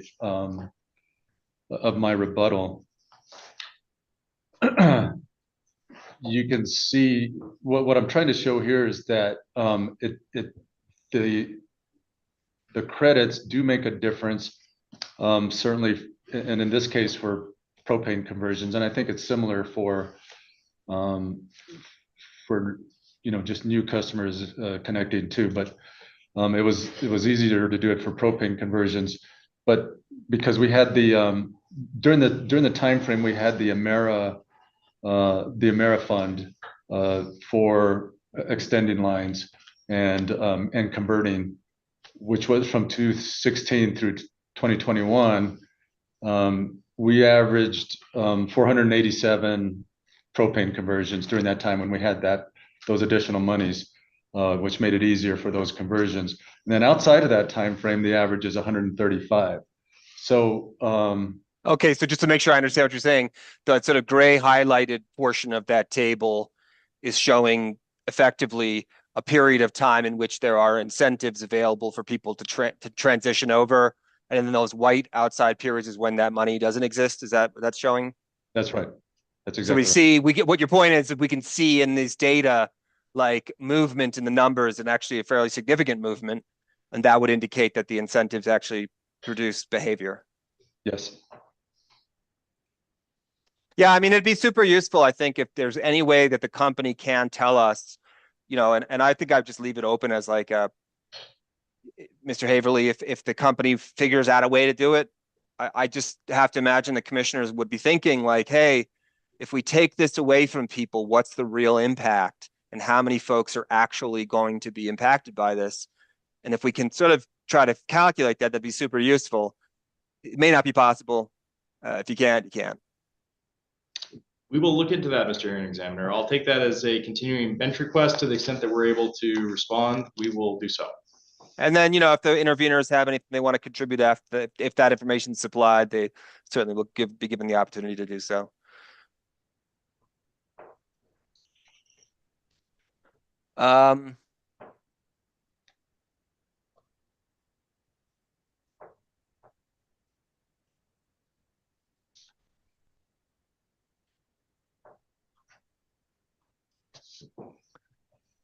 That was all the questions I had for Mr. Bullard. Ms. Beatles did a very thorough job with her questioning and got the subjects I was interested in talking about. So that's all I have. Mr. Haverly, do you have any redirect? Give me just a second. Let me look through my notes. I don't think I do, but I just want to refresh my recollection by going through my notes for a second, Mr. Hearing Examiner. Sure.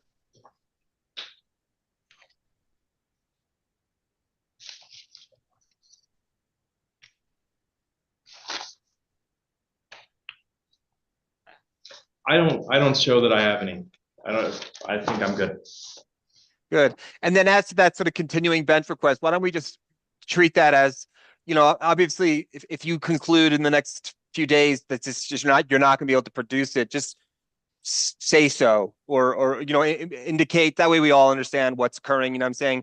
I don't feel the need to give you any specific time to do this, but just, you know, to give us concrete movement forward. That'd be very useful. Understood, Mr. Hearing Examiner. Thank you.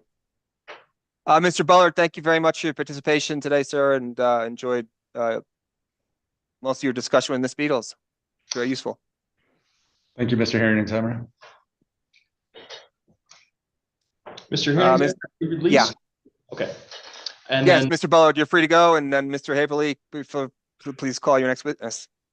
Mr. Hearing Examiner, New Mexico Gas Company would call Timothy Lyons, and hopefully he is getting on because he is remote. So hopefully he's remote. So maybe he's in the waiting room, I'm hoping. I'm looking there now. I don't see him, but he could just swoop in at any second. Yeah, let me just reach out to him real quickly. I think there might be a little lag here on the YouTube, so he might be just a few behind. And Mr. Bullard, you're feel free to depart, sir. We're all set with you. I'm going to change the speaker while we wait for Mr. Lyons. Oh, you guys are in the same room together, right? Mr. Yes. Bullard. Yeah. Yes. Right. Let's do this. Let's just take a quick 5-minute break while Mr. Lyons joins. And that way we're not all sitting here having our court reporter record our conversations. So I'll be back in 5.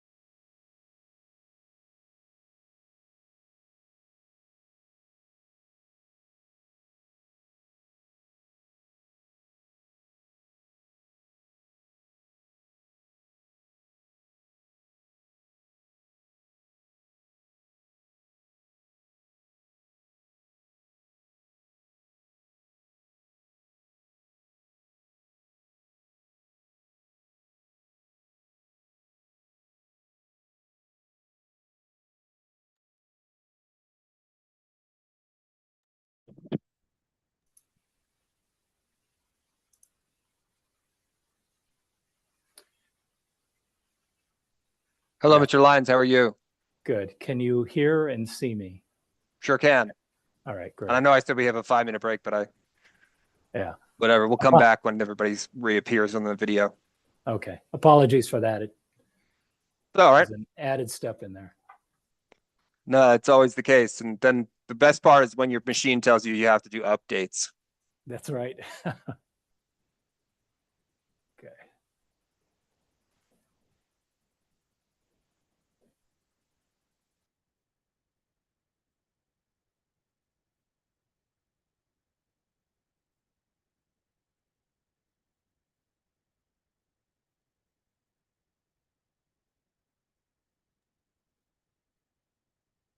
We once during a rate case hearing, we had a pushed out update on the corporate server, and it caused all of the computers in the company to reboot at the same time in the middle of the rate case hearing. We all went dark. And I will tell you, there's a lot of cold sweat panic that goes on when every computer in the room just suddenly goes dark. Yeah. Well, that's, you know, the benefit and the curse of sort of the capacity to control things remotely. Because the folks in IT don't know what everyone's really doing. They should, you would think, but I don't know that they do. No.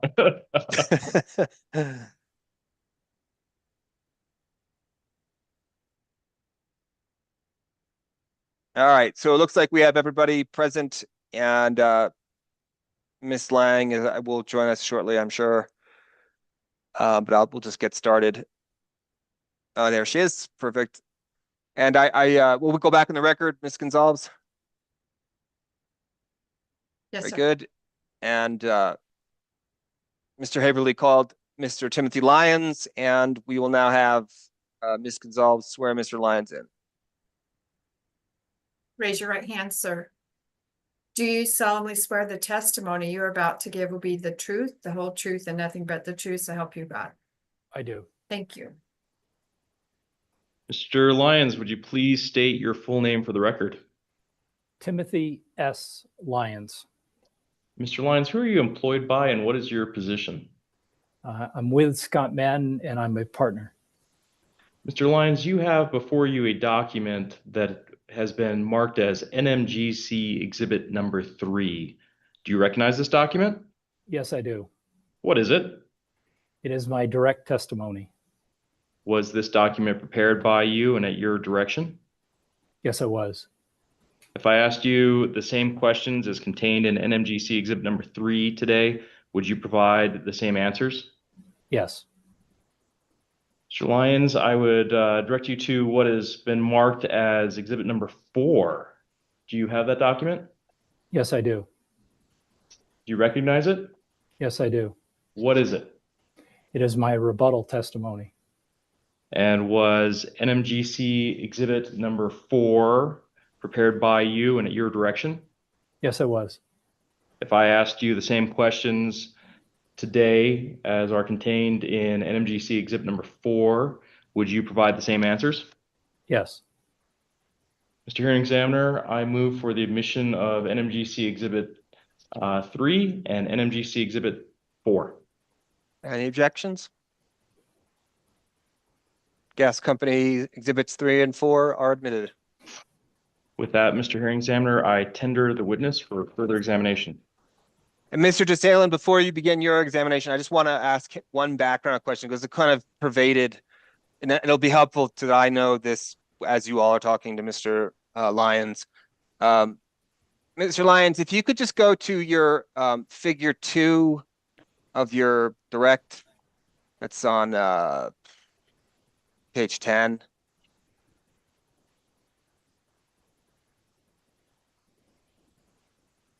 Yes. And I just want to make sure I understand this table. So you write there below that the figure shows the net present value of incremental revenues for new customers served from the line extension over 20 years exceed the NPV of line extension costs. And I want to make sure that had that cost, had it been not positive, we would have seen numbers that were below that existing line where the dollar figure is, because it would be below 0. Is that correct? Am I understanding this chart correctly?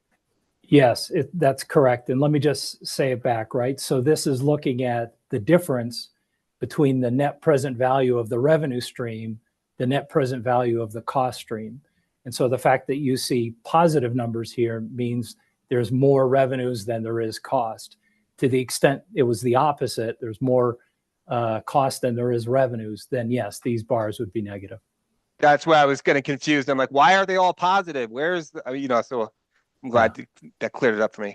That was the only question. Mr. DeSalen, you could go ahead, sir. Thank you very much, Mr. Hearing Examiner.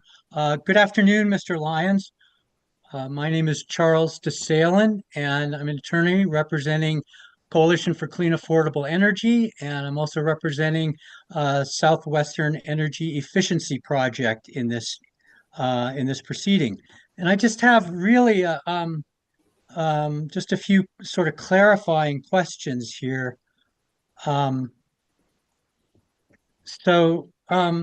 Looking at your rebuttal testimony, and that is, I believe, New Mexico Gas Company's exhibit number 4. And looking at page 6, you talk about the projections, the company's projections of natural gas usage. Do you see that up at the top of the page? Yes, I do. Okay, and as I understand it, you looked at the gas usage in the recent past, meaning prior to the rate case that was filed in 2023, and then projected that usage into the future. Is that correct? This is the forecast that was used in the company's last rate case. The forecast period is October 24 through September 25. So it was a forecast period at that time. It's an econometric forecast, which would look at the historical relationship between economic data and usage, and then use that to project out what consumption would be. I have to say that I did not prepare this forecast, but I utilized it in the company's last rate case to be able to establish the billing determinants to then establish the rates.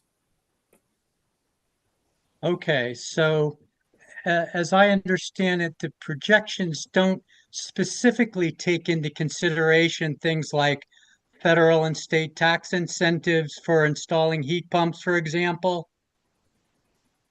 I did not prepare the econometric forecast, so I can't comment on specifically what are the variables that were included in the forecast and what factors drove it one way or the other.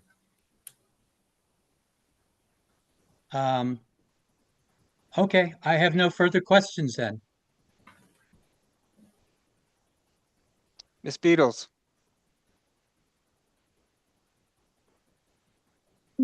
Thank you. I'd like to follow up on something you just said, Mr. Lyons, and nice to meet you. I'm Sydney Beatles. I represent Western Resource Advocates. I don't believe we've met in a hearing before.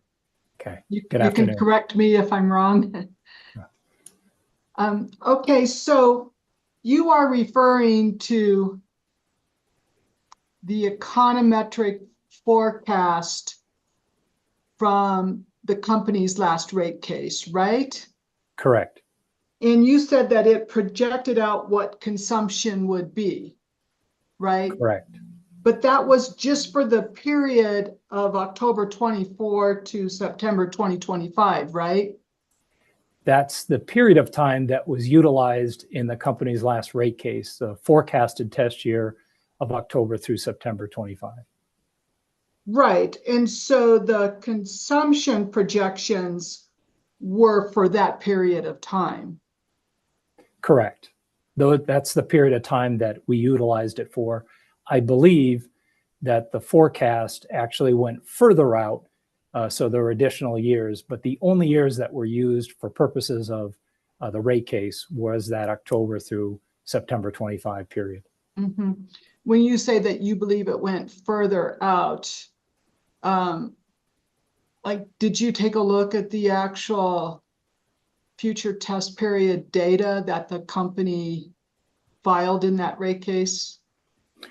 I received a copy of the data that was produced by the econometric forecast, and I could check later, but I believe that data extended out beyond the forecast period. Again, that 12 months ending September 25. Do you know how much longer it extended out? I thought it was at least 3 to 4 years. Okay. So, but your analysis, you're looking out over 20 years, right? Yes, the analysis of the line extensions. Yes, correct. Mm-hmm. And you assumed revenues of $362.88 on average per year per customer. Did I say that right? Is that what you assumed? The assumption was based on an average use of 52 therms per month, and then applied the applicable rates to be able to calculate that. And why did you look out over 20 years? Well, the majority of use for a residential customer would generally be heating equipment. And for the most part, it would be furnaces. And if you look at the average life of furnaces, it's at least in the range of 15 to 20 years. So 20 years seemed like a reasonable number. And it assumes that that equipment at the end of its useful life wouldn't then get replaced. So it seemed actually like a conservative assumption. Mm-hmm. Your analysis does not account for the actual impact of future changes in rates and usage. Is that right? Yeah, if the question is that the rates that were used, that were applied to the 52 therms, those rates stayed constant over time, even though rates will change over time. Those rates stayed constant for the purposes of the analysis. And also for purposes of analysis, your usage assumption stayed constant. Is that correct? Yes, that's correct as well. All right, thank you.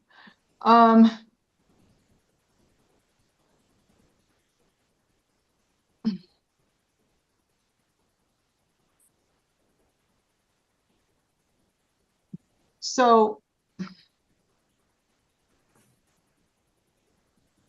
when you refer to the use of an econometric forecast in the last rate case, this is kind of an aside, but it's still relevant. What do you mean? Can you give me a professional's definition of econometric? In this case, it's a forecast that's relying on economic data. And again, I want to qualify everything that I say by saying I did not prepare this forecast. But an econometric forecast, what it looks at is a relationship between, in this case, gas consumption over some historic period of time and economic data. You might use housing starts, for example. You might use population, or you might use household income. You look at that relationship historically and then project out what gas sales are based on a projection of economic data. So based on a projection of housing starts or household income, things like that. Mm-hmm. So energy is relatively, you can tell me if I'm wrong, inelastic. Is that correct? Like customers need what they need. I mean, you can vary that by a little bit. Again, we're getting outside my scope here a little bit, but generally there's an elasticity factor that goes with gas. So as gas prices increase, consumption would decrease. By how much, would depend on a number of factors, but generally those are kind of the principles of economics, right? And I think you find them generally in gas forecasts, econometric forecasts as well. So over the long run, usage levels could be affected by changes in a number of factors, right? Like economic conditions, climate trends, consumer behavior, preferences, changes in policy or technology. All those factors could change usage level, right? There's any number of factors that could change gas consumption to either increase it or decrease it. Mm-hmm. Your testimony states that you have more than 30 years experience in the energy industry. Is that right? Yes, that's correct. And you have sponsored testimony before more than 30 regulatory agencies in the US and Canada? Correct. In your role, do you research gas utility industry or policy trends? Yes, in areas that are within my expertise. Yes, correct.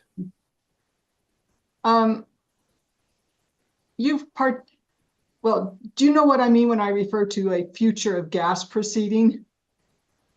Yes, I do. Could you describe for the record and for us what that is? Future of gas proceeding would be looking at the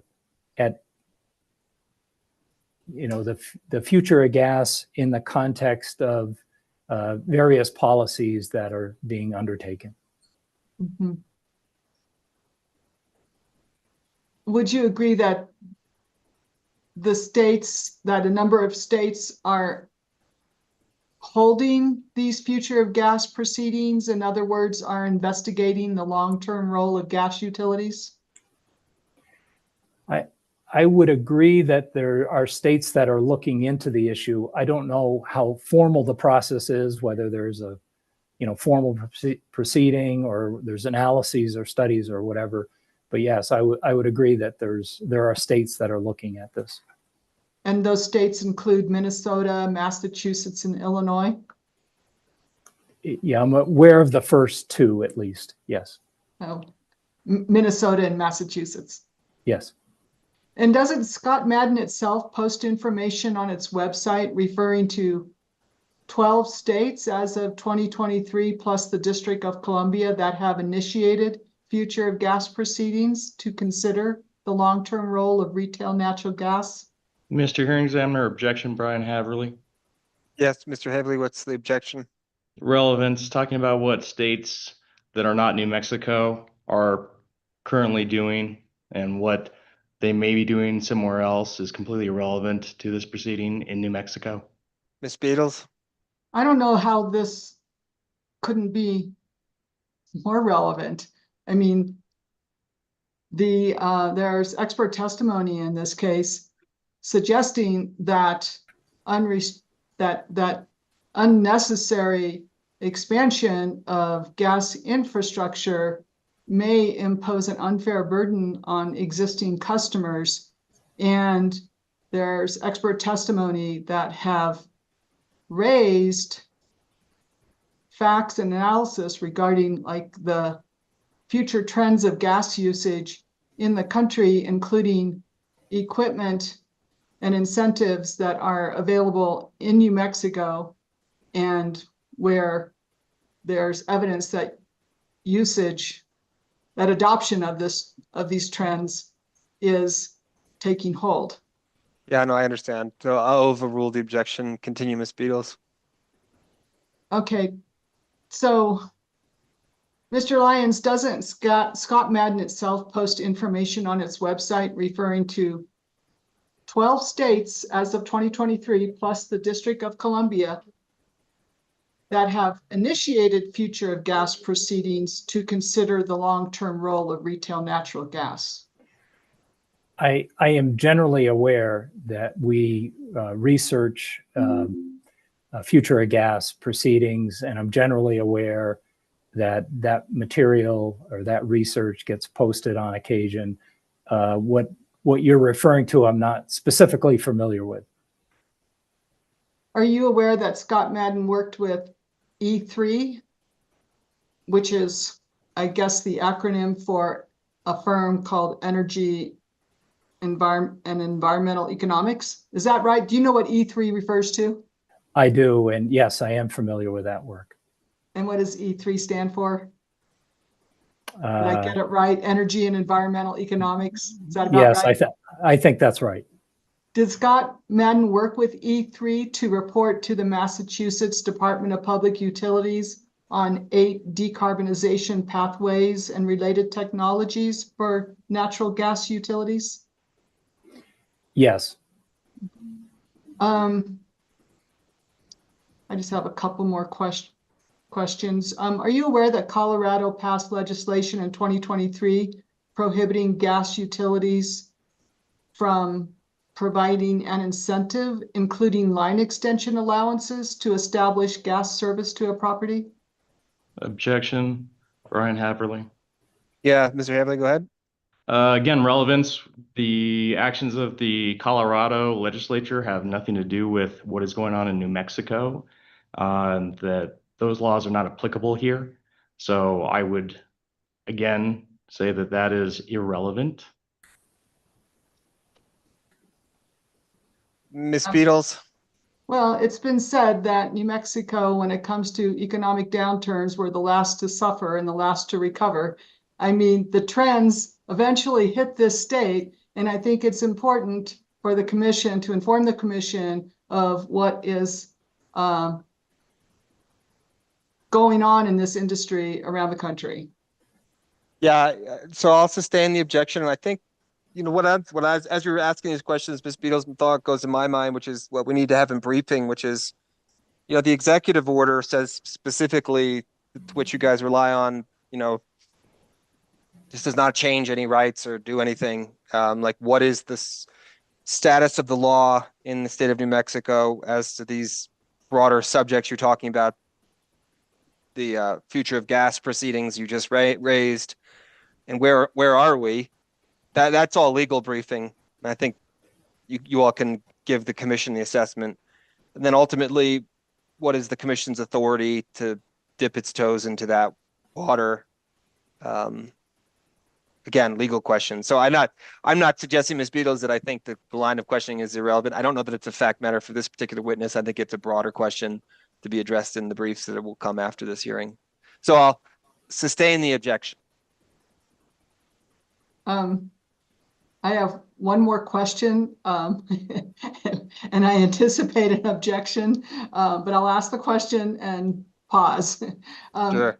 Mr. Lyons, are you aware that just last October, the Oregon PUC directed the state's largest gas utility to phase out its residential line extension allowances by 2027? Objection, Brian Haverly. Agree that this is an irrelevant question, or my objection is irrelevance. And again, that this is an issue in regard to the scope of the commission's powers based on the legislature. So those are my objections. And I withdraw that, and I think I heard from you, Mr. Hearing, the question, and I think I heard from you, Mr. Hearing Examiner, that we can raise those points or examples in briefing. Yeah, and it's policy-driven determinations, and I think it's like one major question that exists here is that where should such a determination lie, and like where do we situate this particular case with this set of circumstances in that broader trajectory of, I mean, I'm not even sure what we're doing as a state in terms of these matters. I frankly don't know. I would be lovely if someone would give us some guidance. So if someone knows, that'd be great to know. Well, I will argue that is in large part up to you. Right. You and the commission. Right. So I am going to also ask you to look at one of the exhibits that Mr. Bullard on my questioning on cross did not sponsor, and so it was objected to at the time. And it is actually the company's response to staff interrogatory 1-2. And let me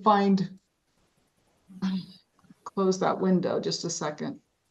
I believe there were two, weren't there, Ms. Beatles? I want to make sure that those come back. 1-2, and then there was another one that Mr. Haverly objected to. It was Mr. Lyons was the sponsoring witness.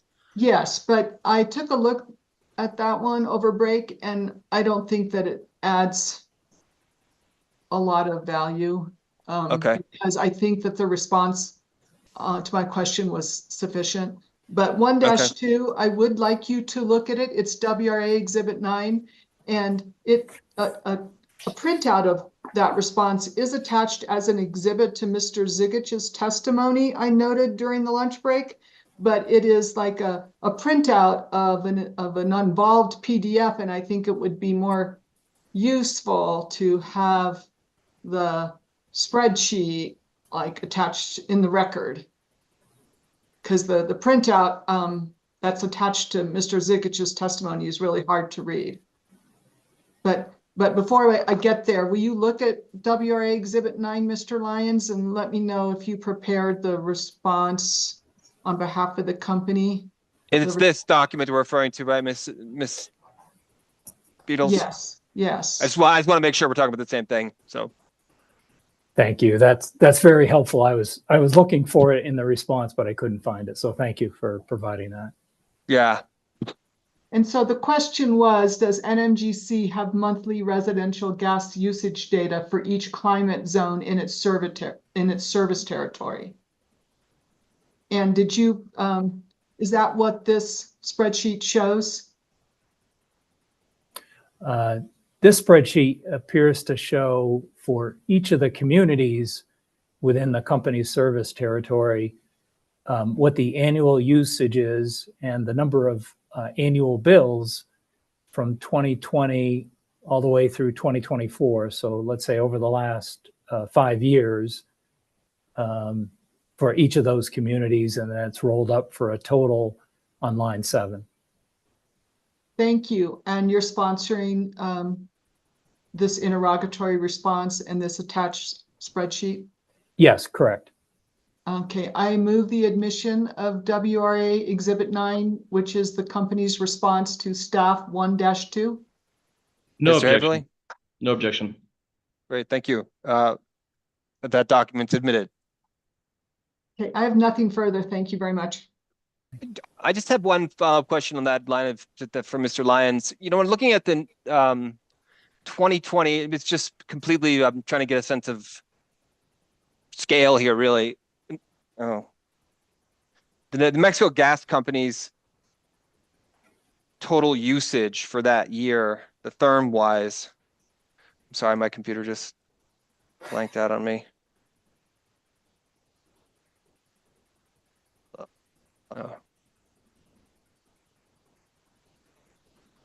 So the if you look in like Alamo, so New Mexico Gas Company service territory, 2020 annual usage therms, 325,065,827. Where does that fall in, just generally speaking, like a gas service companies throughout the United States? Is this a high amount of usage, or average, or on the low end? Where does this fall? Yeah, would you be able to provide that spreadsheet again? As Sure. And I'm really just trying to get a sense of the scope of. I've never really thought about this before. Like, but what is? Like, where does gas company lie in terms of its, you know, amount that it actually is providing to users? Are you able to see that one now? I am. You know, I don't have. Oh, you don't go ahead. know? No, I was just going to say you obviously work with lots of different gas utilities throughout the country, and so I just thought maybe you'd give me some sense of the scale of the gas company. That was all I was wondering about. Yeah, I mean, certainly the company has, you know, 550,000 customers. You know, that's a significant size for a gas utility. I'm not sure I know specifically how that translates in terms of these annual consumptions. Yeah, and I guess partly my question is, you know, as we're talking about climate zones, obviously the southern portions of the state are relatively warm. And so when you have a gas company like this one, then, you know, how much is, you know, this is not the Northeast, right, where it's brutally cold for long periods of time. Correct. Yeah. All right, that was it. So Ms. Lang, it'd be your opportunity to question Mr. Lyons. Thank you.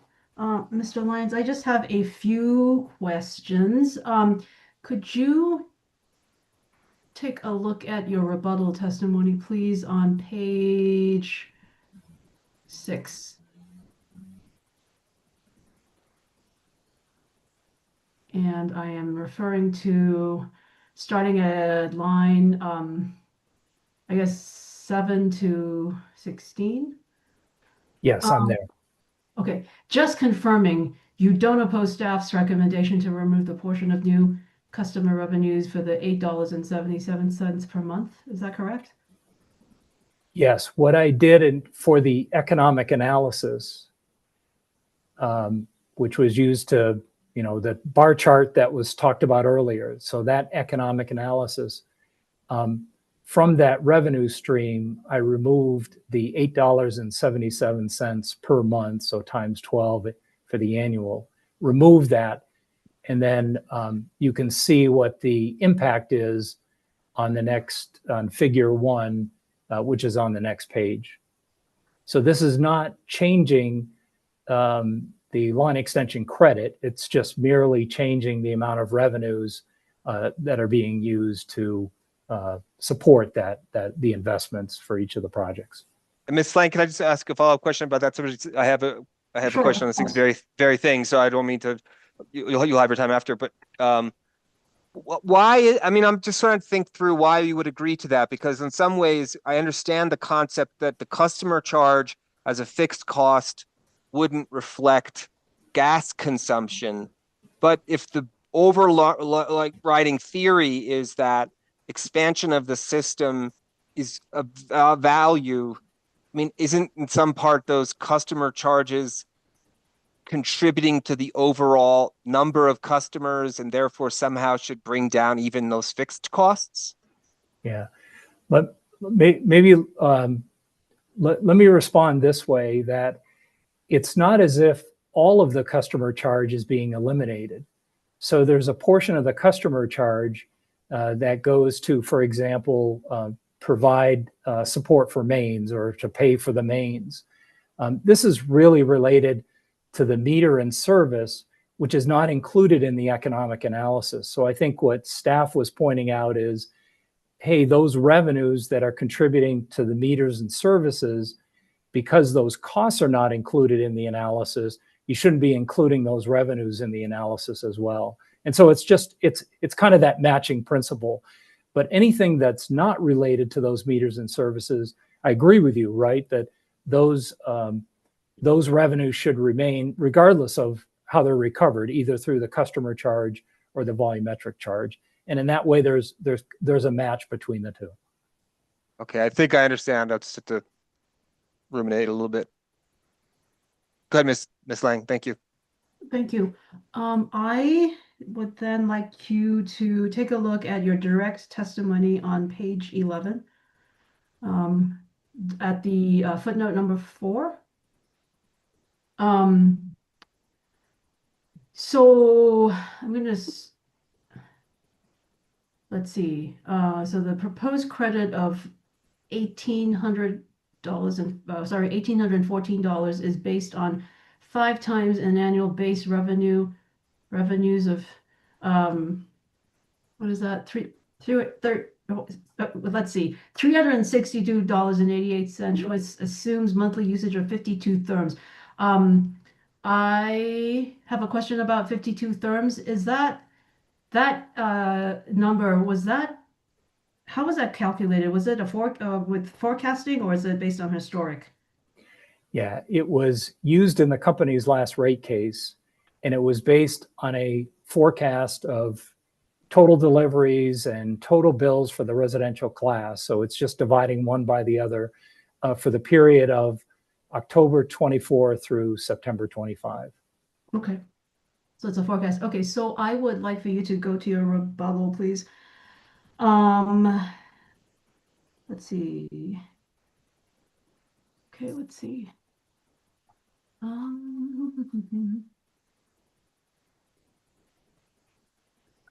Let's see.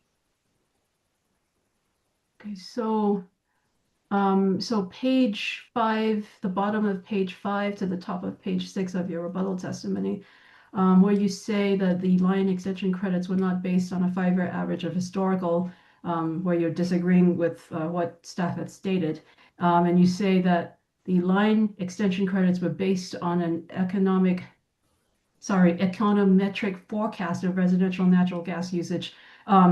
Is that in reference to the 52 therms? Yes, it is. The 52 therms was based on the results of the econometric forecast. Okay.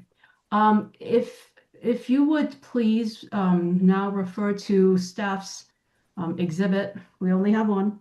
It's the like almost penultimate page where it's actually the attachment to the exhibit. It's exhibit DKZ1. It is the spreadsheet that we have been referring to previously.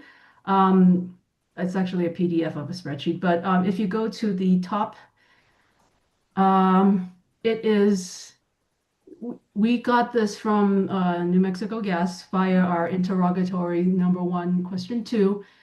It says it's the average residential usage by location, actual bill data. Do you see that?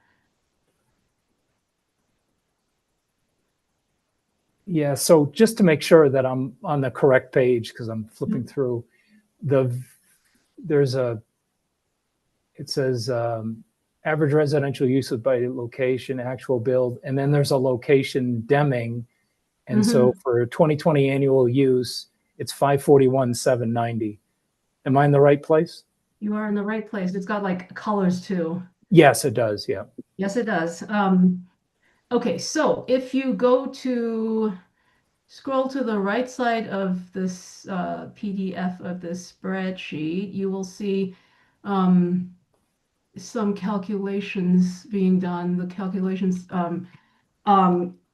So based on these actual bill data, we did a calculation, and the average therms we got was around 53. So it's not that different from the forecasted average. Can you explain why that might be? I mean, why is the actual and forecasted data, which takes into account other stuff, so similar? Again, I didn't prepare the forecast, so it's hard for me to make specific comments. But an econometric forecast, as I said earlier, will rely on historical information. I don't know how much historical information was relied upon. I'm not sure of the economic variables that were used both historically and projected out. But I guess it wouldn't surprise me that there's some relationship between the two of what's been projected and what the historical is, based on the fact that the forecast is relying on that historical data to do the projection. Is this typical in making, in a general, and I don't mean just in like here, but I mean the typical, like when you forecast something, does it usually come very close to the historic data? It all depends. It depends on, again, I wasn't the author of the forecast, so I can just talk generally about econometric forecasts.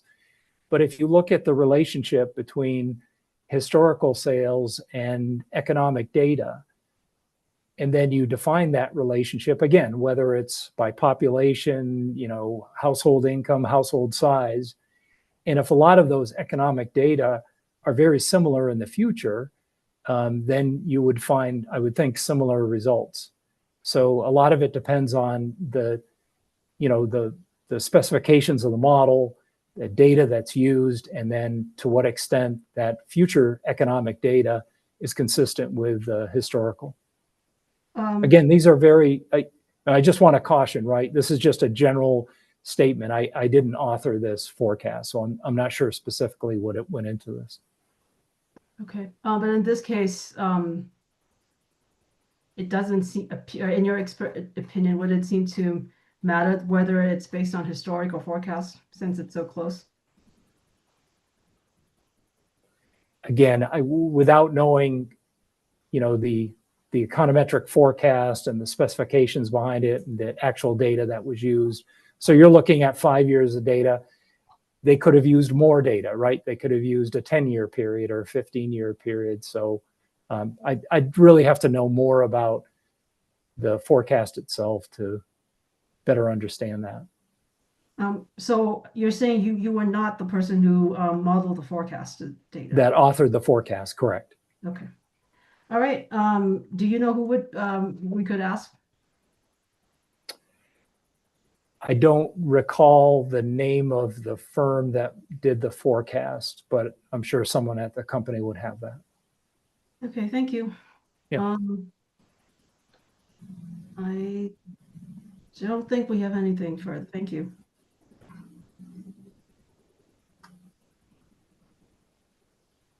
Commissioner Nybert, do you have any questions for this witness?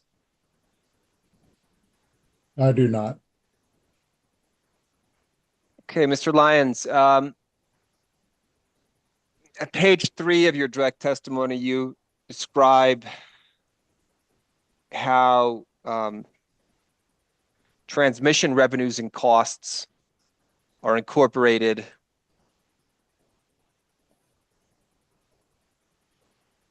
in these new credit more effectively than previously. Could you explain that further? Yes. The transmission system is really an integrated part of the gas system to deliver gas to the customers. And so in looking at the distribution cost, we not only looked at the distribution system, but we also looked at the transmission system to say that the transmission system feeds gas to the distribution system. So as you increase demand on the distribution system, it's going to require at some point an increase in capacity on the transmission system to be able to feed that gas. So they're integrated together. So it made sense to view that not only from a costing standpoint, but from a revenue standpoint as well, where there are separate charges for the delivery, for the distribution rate and the transmission rate. And I guess the question I had as I read that was like, how did you have the credit where that wasn't incorporated? And it just seems sort of like, of course, that all the things you've just said seem somewhat obvious. So why was the company ever not including those transmission costs and revenues? Yeah, I can't answer that question, but when we first saw that, that was something that we thought the analysis would be improved, right, by including both transmission and distribution. Again, we had worked on the rate case, so we were familiar with the company's rates, the revenue streams, as well as the cost structure in terms of the distribution mains and transmission mains.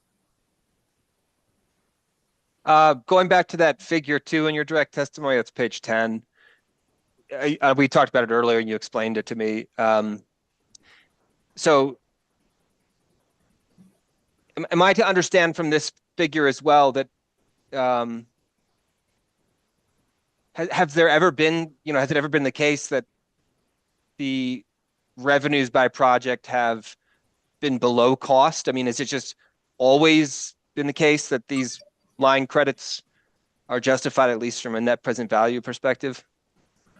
I can only tell you the projects that we looked at, which are the 23 that are on, this bar and the analysis that went into it. For these 23, we looked at that revenue stream, we compared it to the cost stream, and for each of those, the net present value of the revenues was greater than the net present value of the cost. Okay, so and I'm going to just make sure I understand what I'm looking at here. The figure shows the net present value of incremental revenues from new customers served from the line extension over 20 years. And so you selected 23 projects over a period of 20 years. Is that what this is? Well, no, if you go back to figure 1, so figure 1 provides some details on each of the projects, the 23 projects. And if you look over to the right, you can see the estimated completion of each of those line extension projects. And then in the 4 bullets below, what we tried to do there is talk a little bit about the characteristics of those 23 when you look across that sample that we had. It went from project completions were somewhere between 2016 to 24.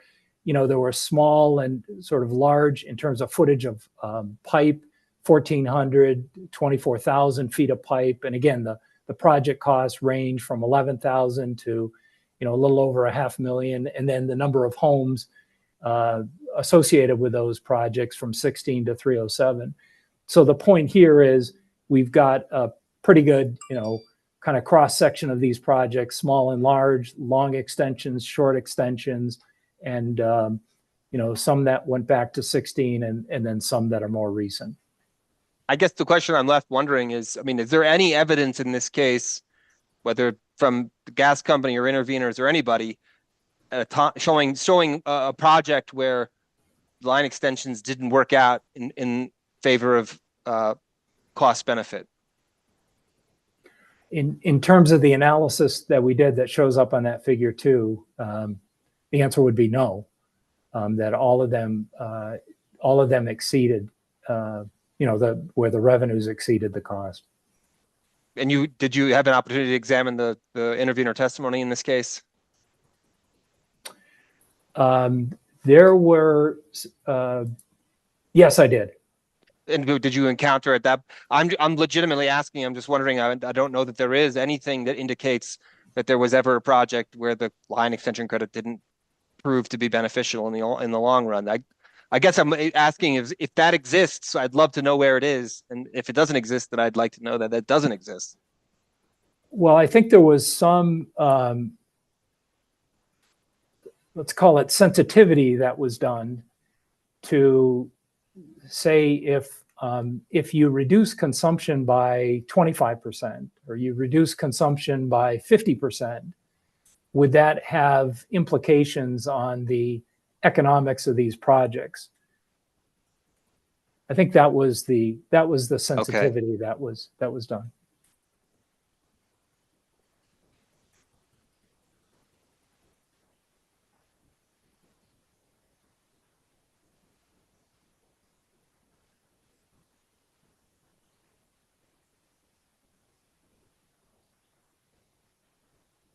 Just switching to your rebuttal testimony here and going through my notes.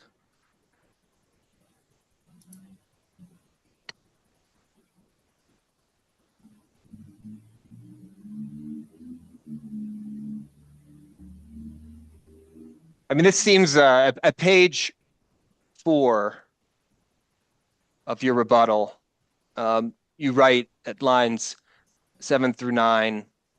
The company believes there should be a sharing between existing and new customers of new customer revenues that contribute toward the overall cost of the gas distribution system.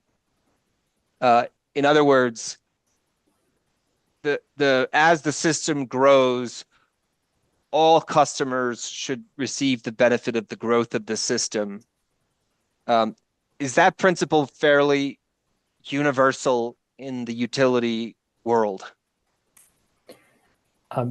The idea of having line extension policies and using the future revenues from customers to offset the investment to serve those customers, in my experience, is a fairly common practice within the industry. Is to recognize that there's that future revenue stream and that it would offset that incremental cost.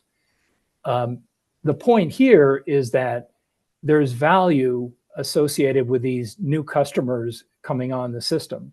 We just went over that earlier figure that looks at the net present value of the revenue stream being greater than the cost stream. So there's value to these customers coming on the system. And the question is, well, what should happen to that value? Should it all go to the existing customers? Should it all go to the new customers? And I think what the company is doing with its proposal is saying that there should be a shared benefit here. So some of the benefit certainly should go to the existing customers, but some should go to the new customers as well in the form of these line extension credits. And so that facilitates, their coming onto the system and utilizing natural gas. And I guess what my question is, it's 2 follow-up questions. I mean, that's nothing novel that the New Mexico gas company is doing. I don't expect that it's something that only the gas company is doing. In terms of utilizing those future revenues to offset the investment to add that customer, no. As I said, in my experience, this is universally across the industry. This type of practice. There is an AGA report that was published on this that goes into a lot more detail in terms of how this is an adopted practice within the industry. Is that in the record for this case?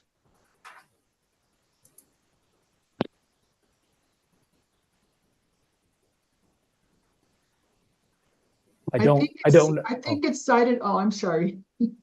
No, go ahead, Ms. Beatles, Please. if you have an answer. I mean, I think it is cited in the footnote of either Mr. Lyons or Mr. Bullard's testimony.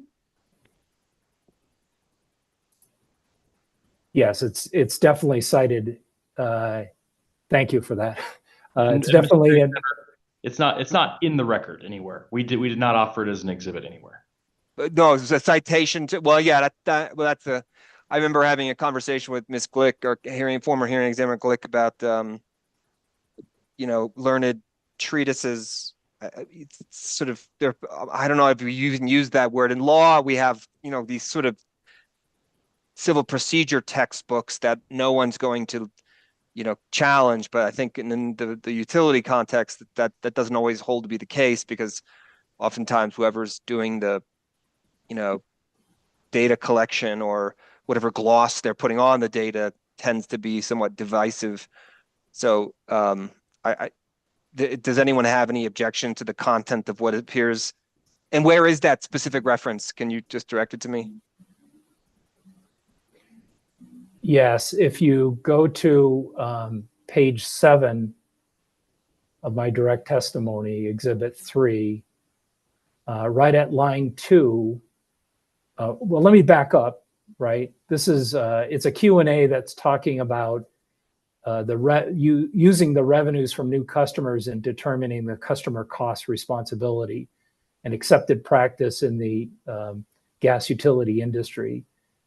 And then beginning on line 22, there's a reference to the number of states that utilize this multiplier system that the company has in determining the customer cost responsibility. And then the information related to that on the next page came from a report or a survey that was sponsored by AGA. And if you go down to footnote 3, right, that provides it. Am I correct to assume that the American Gas Association and this particular article is widely available through basic searching? Yes, and subject to, I guess, confirmation, I thought the publication was provided in a response to a discovery request. Okay.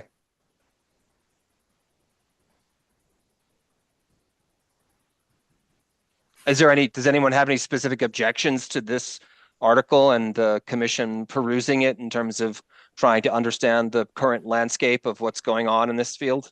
The specific questions that we're asking here today?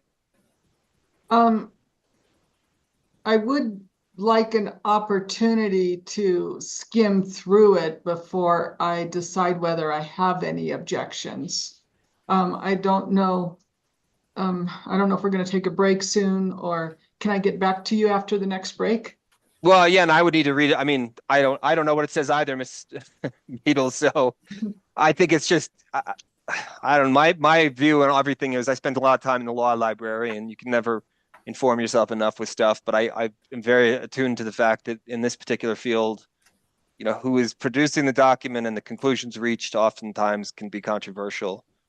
So my point is only, to the extent to which it produces reliable information that can help the commission out in its determination, we should be aware of it and read it. If it has stuff that you guys object to, certainly give you the opportunity to do so. But, it's better to be more informed than less, is sort of always my impulse.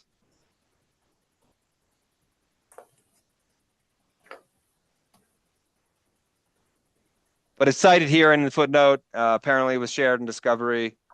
So I mean, my inclination is that I'm just going to read this article to inform myself about these matters. So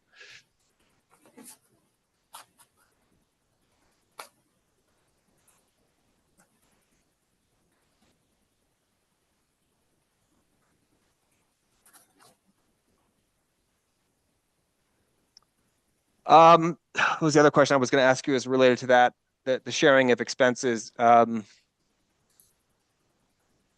one of the objections we heard earlier in the discussion, were you listening to Mr. Bullard's discussion with the interveners in this case, sir?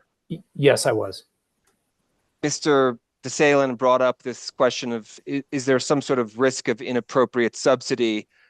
And, you know, I think this question about subsidies, and then his specific question regarded, you know, you have to have the new customer participating for such a period of time to, I think, reimburse the existing customer, and what happens if that doesn't wash out, right? Like, is there some sort of impropriety going on there? But I mean, at a macro level, it seems to me this question about subsidies in the utility space, it's like universal. And, you know, for an electric industry, right, and at least in New Mexico, we just had the PNM rate case, you know, this question of both inter and intra-class subsidies is always present. And so I think to the extent to which the assumption is, well, we're always striving for pure cost-causing assessments, is itself a bit of like that's not real. We can never really get pure cost. Is that a fair critique of that concern articulated by Mr. DeSalen? But maybe let me state it this way. You never get a perfect alignment between the cost of serving a specific customer and the rates that you're charging that specific customer, right? Otherwise, you know, for New Mexico Gas, they would have, you know, 545,000 rates, right? Because in some ways, there's a different cost associated with serving, you know, each customer. And so that's why, and that would violate the principles of simplicity, right? Or administrative efficiency. And so that's why you come up with rate classes and things like customer charges and usage charges. I think when it comes to, if I understood the issue earlier, when it comes to, let's say, these intergenerational issues with, you know, a customer's on today but leaves tomorrow. I mean, they are, you know, you see them apparent too in like gas cost recovery. So if costs spike this year, but then they're recovered next year, and if there's any leads or lags associated with some of that cost recovery, you can see some of those intergenerational issues there. But I would say it's part of us. It's part of us inherent in a system where you don't have that perfect alignment for the real-time cost and the real-time revenue for, you know, each customer across the system. Hey, I was just talking with someone about the other day. Does technology change? I mean, I realize, you know, we still maybe, I don't know where we are in gas with advanced metering and what that looks like, but at least in the electric field, if we have a more real-time capacity to understand usage, and we don't need to sort of engage in projection.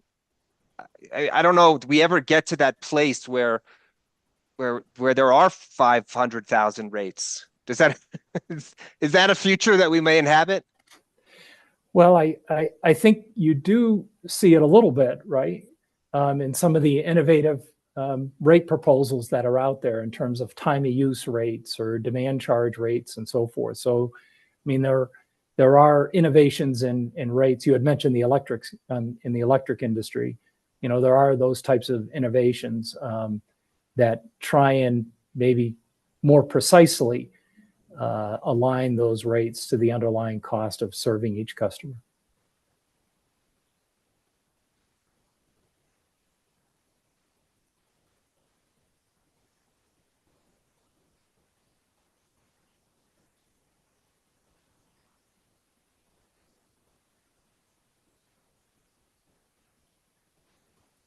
At page 7 of your rebuttal, you say the company agrees with staff that updates to the line extension credit for changes in customer access fees, meters, and service costs, and transmission and distribution fees approved in future rate cases should be automatic.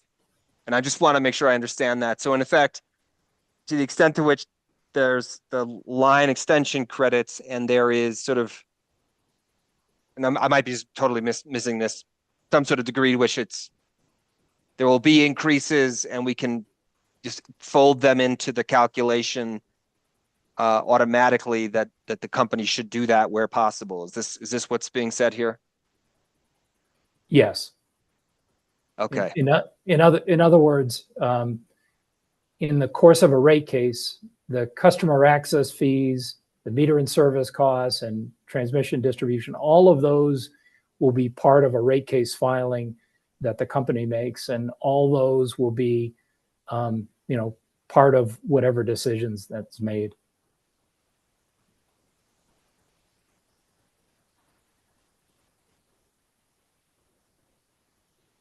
All right, that was all the questions I had for you, Mr. Lyons. No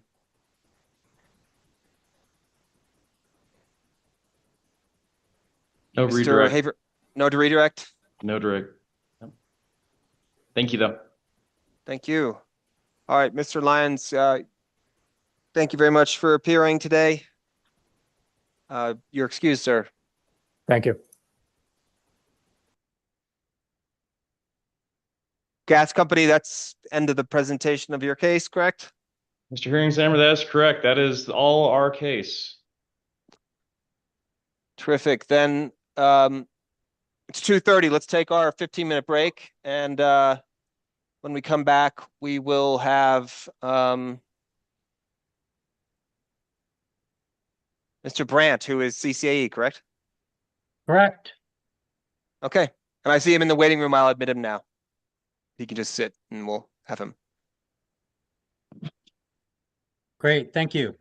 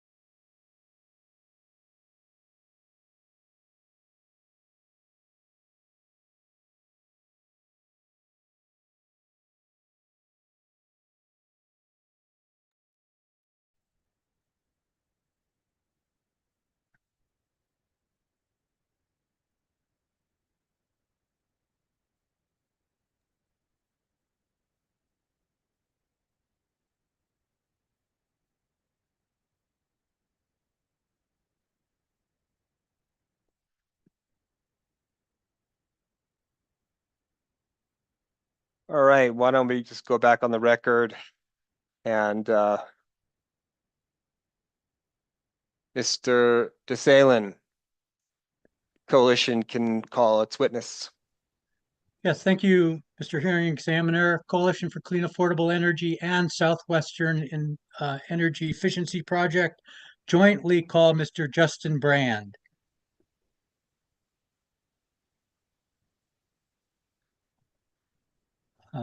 Good afternoon, Mr. Brand. Ms. Gonzalez will swear the witness in. Oh, thank you. Here he is.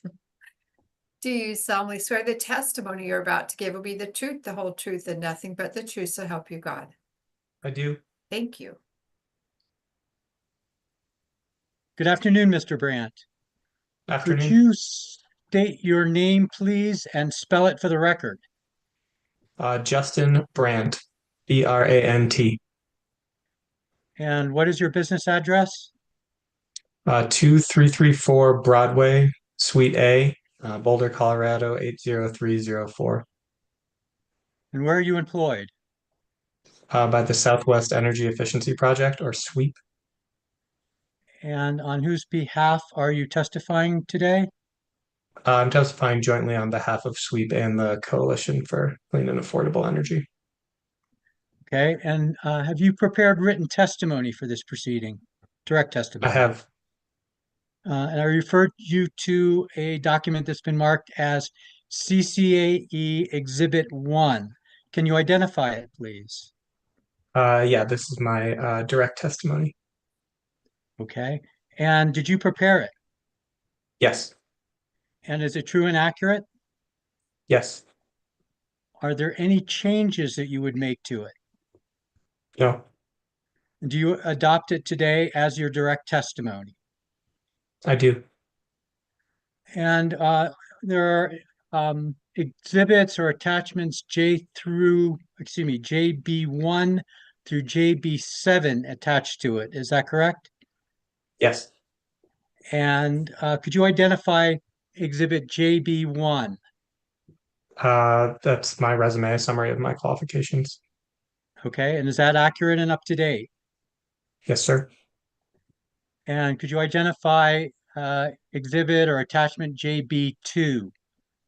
Yeah, this is a study produced by some of my colleagues at the Southwest Energy Efficiency Project around the benefits of heat pumps for heating and hot water in homes in the Southwest. And did you rely on it in preparing your testimony? I did. And then we'll take the next few as a lump. Could you identify JB3 through JB6? Hold on, let me just get there. Yeah, these are responses to interrogatories asked by parties in this proceeding that I attached as exhibits to my testimony and referred to. Okay, and did you rely on these documents in preparing your testimony? Yes, I cited to them all within my testimony. Okay, and then could you identify exhibit JB7? Yeah, this is a study by the Rocky Mountain Institute, or RMI, about their reasoning on why it's appropriate to be rethinking gas line extension policy, I guess, to the question from the hearing examiner of the previous witness around that AGA study. I guess I would provide that this is also from a trusted national entity, maybe presenting a different view than the American Gas Association.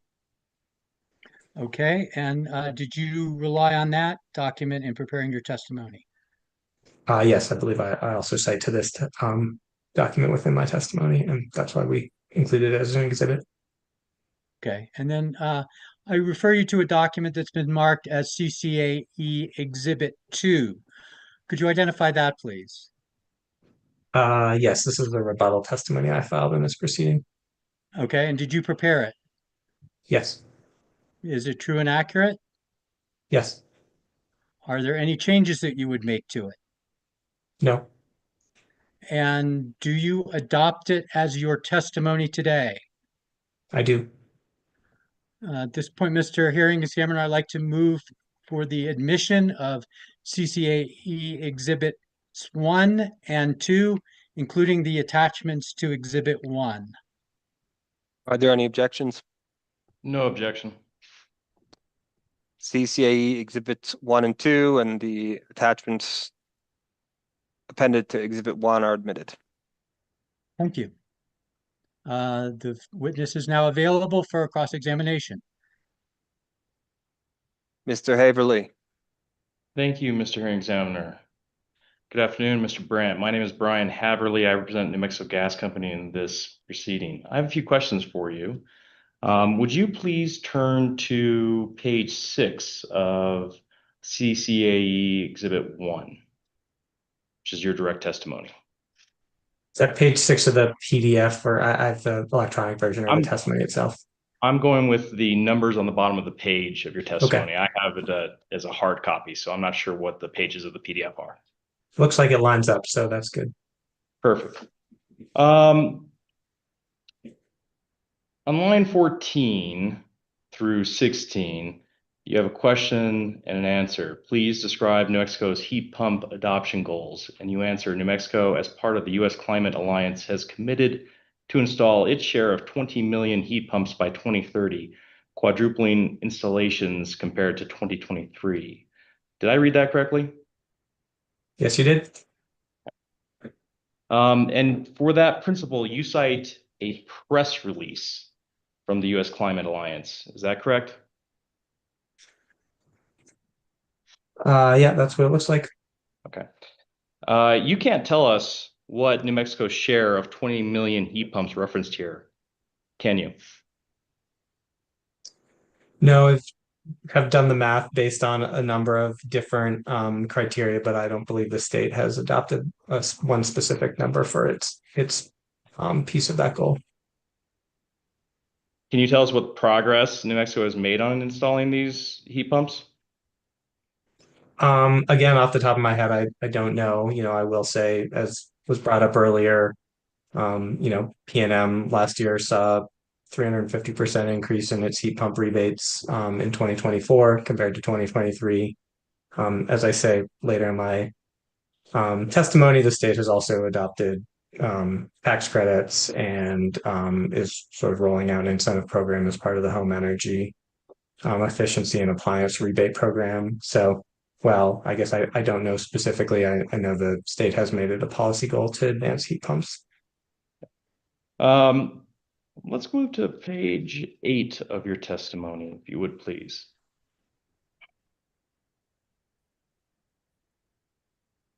On line 8, do you see that there's a question, how are improving economics for electrification changing the gas industry? Do you see that? I do. Okay. And you have an answer there, right? Specifically lines 9 through 14, you say there have been significant improvements in electric technologies such as heat pumps, heat pump water heaters, and induction cooktops that allow these options to meet customers' needs at lower costs than gas alternatives. For example, a recent study by Sweep found that customers in Albuquerque and Las Cruces can lower their total energy bills by heating their homes with a heat pump when compared with a gas furnace in both existing homes and new residential construction. Zach, did I read that correctly? I believe you did.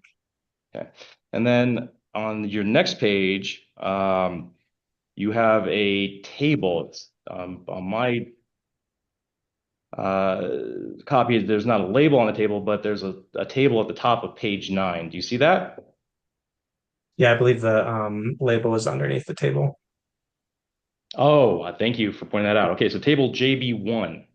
Okay, and that table is, I believe, coinciding with the testimony I just read, and it shows that in Albuquerque, the annual heating costs are $661. Is that correct?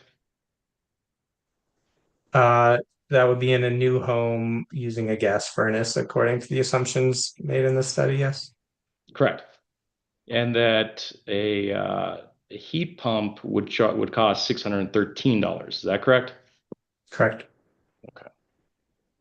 And this table is the exact same table that exists in your exhibit JB2 on page 21, table 7.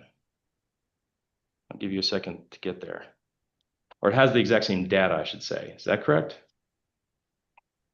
Yeah, I believe so. Okay.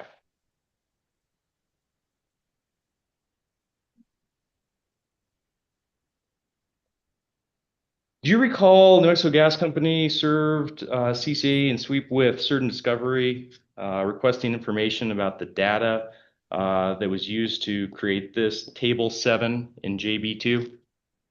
I do. And do you, would you please turn to what is been marked as NMGC exhibit number 5?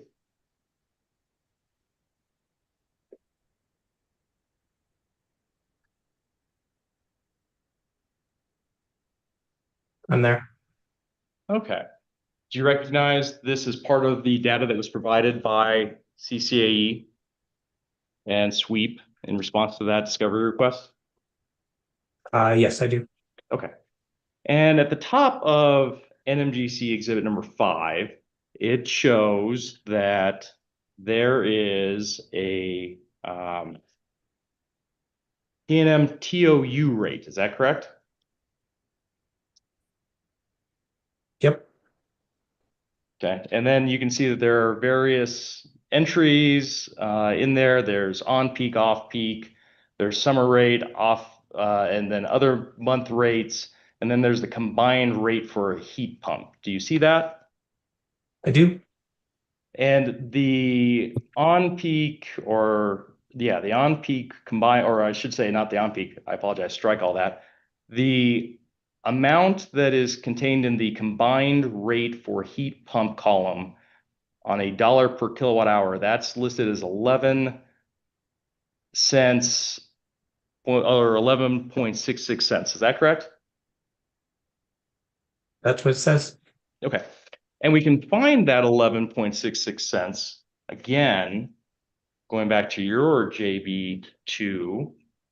If we go to, give me a second, I believe it's table 4. Let me grab it.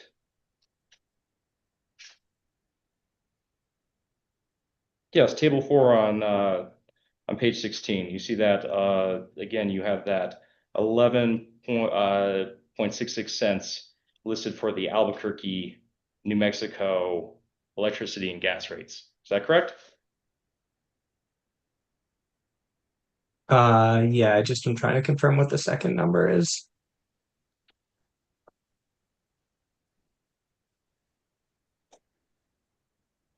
I believe that's the heat pump water heater. If you look at your Oh, yeah. exhibit 5. Thank you.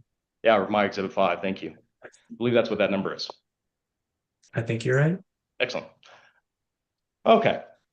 So, and we can confirm that again just by doing a little bit of math. If we go back to your testimony on exhibit 1, and we take for the new homes, page 9, the table new homes for Albuquerque, and we take that 613 divided by 5,259, it comes out to that 11.66 cents. I will trust your math, but I am not good enough to do that in my head. Okay. When I look at all of these things, I then look at going back to, sorry to make you jump around here. I'm just trying to make sure that we cover all the data here. But when I go back to New Mexico Gas Company exhibit number 5, I see the PNM time of use rates, and I see that 11.66 cents is there. And then I go to the New Mexico Gas, which is rates, which are immediately below the PNM rates. Do you see those? I do. And there's a charge for energy efficiency. Do you see that? I do. And then there's a transmission charge. Do you see that? I do. And there's a distribution charge. Do you see that? I also see that. And there's a cost of gas charge. Do you see that? I do. Okay.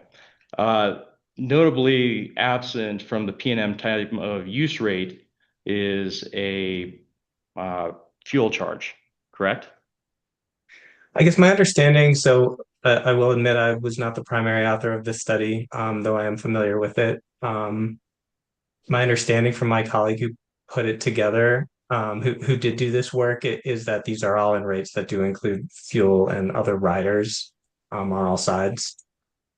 So it's your testimony that the 11.66 cents includes the fuel and purchase power adjustment clause amounts that PNM was charging?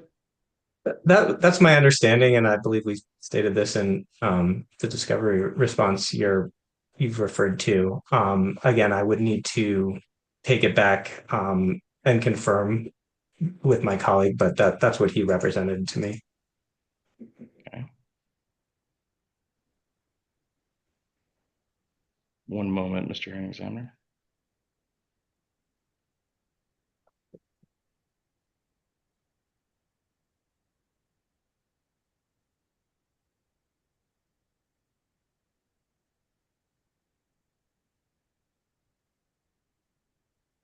Hearing Examiner, may I share my screen?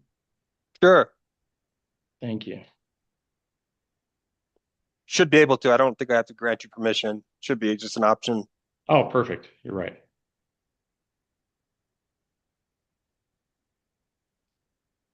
Can everybody see what I have pulled up here?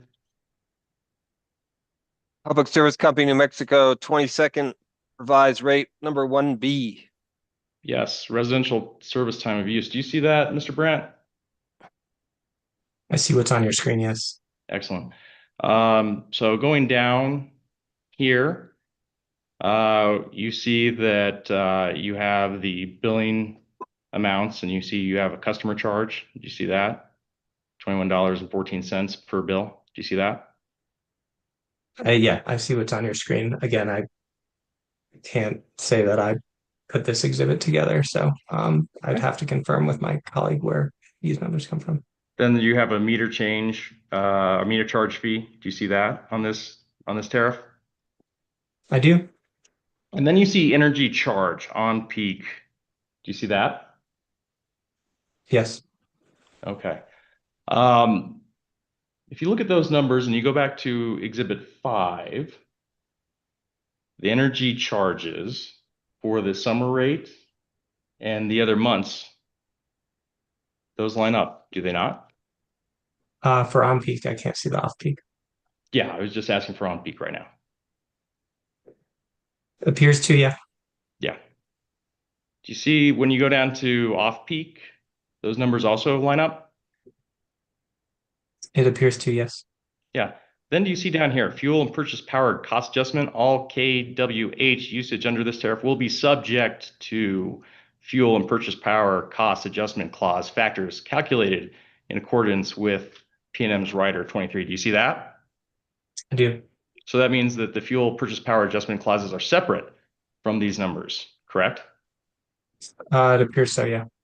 And those are not actually included in the time of use rates that were used by SWEEP in their exhibit. Isn't that correct? Again, it would appear not, but I would need to confirm with my colleague to understand. But like, I know they took this number and they applied an escalation rate over 10 years and then took a net present value of that number. But I would, again, need to confirm with the colleague if there were any other adjustments made.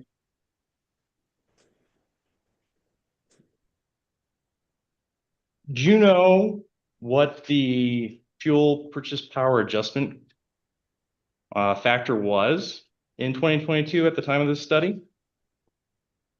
Not off the top of my head, no. Would you please turn to NMGC exhibit number 6? I'm going to stop sharing my screen. Do you have NMGC exhibit number 6? I do. The second page, do you see that the title is Public Service Company of New Mexico's verified notice of filing a fuel and purchase power cost adjustment clause factor? I'm sorry, I need you to slow down just a little bit. My apologies. That's okay. Public Service Company of New Mexico has verified notice of filing a fuel and purchase power cost adjustment clause factor reset for October 2022 through December 2022. Do you see that? I do. Okay. If you would kind of flip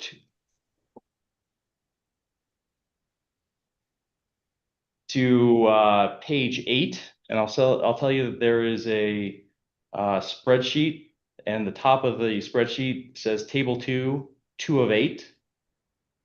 Would you let me know when you get there? I'm there. Go down to line 15. Do you see that it says rate 1B residential time of use? Do you see that? I do. What is the rate per kilowatt hour that's listed there? It's about 4 cents. 4 cents. And then at the very bottom, do you see of that page? Do you see right next to the number 38? Do you see there's some writing there? Can you please read that? I don't. Sorry, I don't understand what you're. At the very bottom of that spreadsheet, there's a sentence that says percentage of load to apply FPPCAC rate. Do you see that? I do. Okay, and what's the number there? 76.2. 76.2. Thank you. All right, let's go back to page 9 of your direct testimony.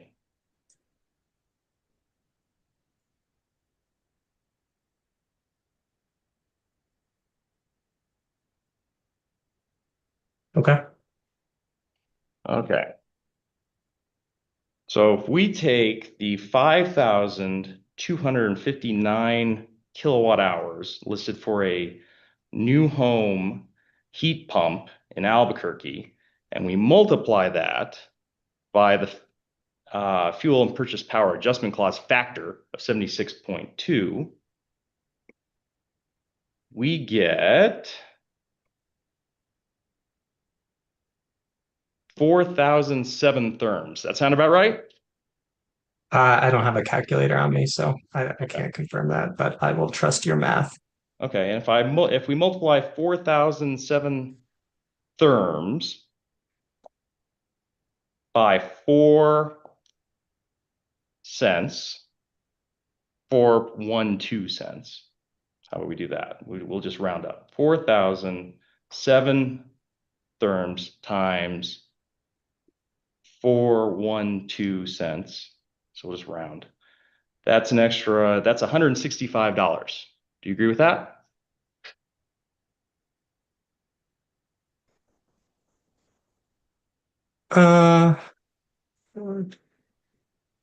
Yeah, somewhere in there, but I think like this study says in it, some sort of point in time analysis. In my experience, I've seen a lot of numbers that have been updated over time. It's generally less expensive to heat with a heat pump in New Mexico than a gas furnace, but potentially at this point in time, it was close, but it's always going to be close, I guess, in my experience. So, well, I will grant you that that's $100. 165 was what I got, and so if we just assume that my contention is right, and that the sweep time of use rates don't include the fuel purchase power adjustment clause PNM charged in 2022, and so you have to add that back in, that 4 cents a rate at a 76% load factor. That adds $165 to the 613. Isn't that correct? Yeah, it would appear so. Okay. For Albuquerque. Okay. Are you aware that that PNM also charges an energy efficiency rider? I am. Are you aware that's a percentage of the bill? Yes. Are you aware that it's approximately 4% of the bill?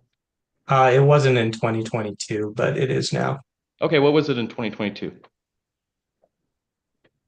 I don't remember off the top of my head, but it was less than 4%. What if we use 3%? I can't tell you what the exact number is. Apologies. All right, so if just say it was 3% and we added that to the 600 and now $700 that we're talking about, that's an additional amount, right? I mean, I don't know what the right number is, but if you did the energy efficiency surcharge, it would increase the cost, yes.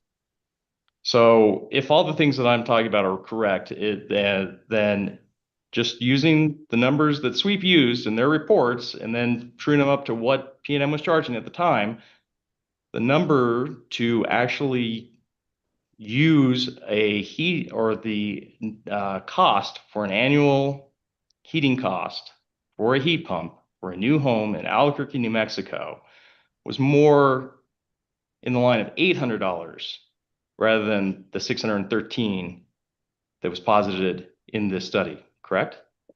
I guess I'm not sure how we got to 800, but it was more than 613.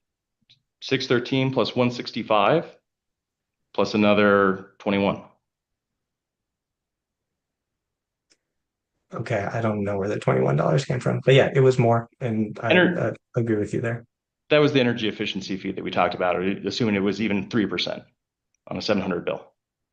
Mr. Herring, I want to object to the use of that 3%, and that he's assuming he's assuming that evidence that's not in the record here. I believe I'm able to ask hypotheticals, and I even said, take it if this is a hypothetical. He's an expert witness. I think I get to do that. Overruled. So assuming that was all correct and that the cost of heat pumps are approximately $800, later on in your testimony on page 9, lines 4 through 7, you say, what do you expect the impact of the economics of electrification will be? And you say, and the answer is, given that customers can save money by moving to electric end uses in New Mexico, I would expect customers to make the rational economic decision to move away from gas and heating and hot water. Is that correct? What it says. Excellent. No more questions. Thank you.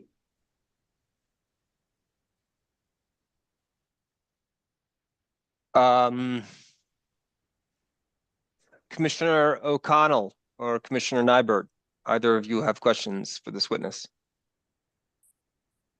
Well, thank you, hearing examiner Ryan. I was just going to ask the question I have for all the witnesses, which is, good afternoon, Mr. Brandt. Good afternoon. Nice to see you, Mr. Chairman. Nice to see you too. My understanding is, part of this case grew out of a stipulated agreement in gas company's rate case. There was a provision in the stipulation that gas company would consult with stakeholders before filing this line extension policy. So my question is, first of all, does that agree with your understanding? Yes. And then were you involved in development of that stipulation, or did you represent CCAE as a signatory to that stipulation?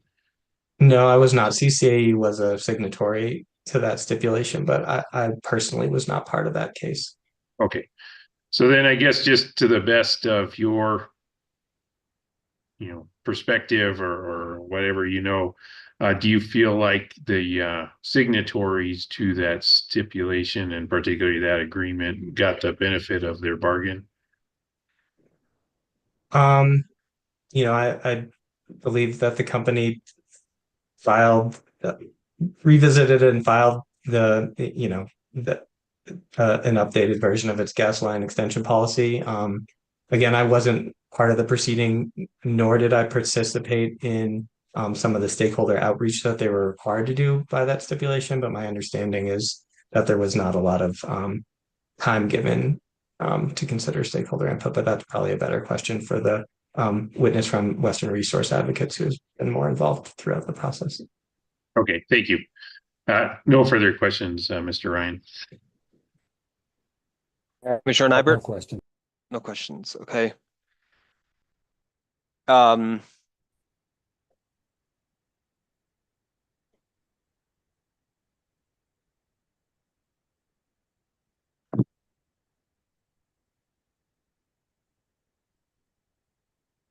I'm just thinking to myself,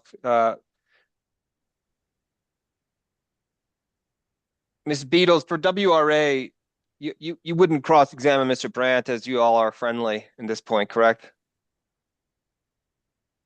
I assume that I didn't have the opportunity to cross-examine him.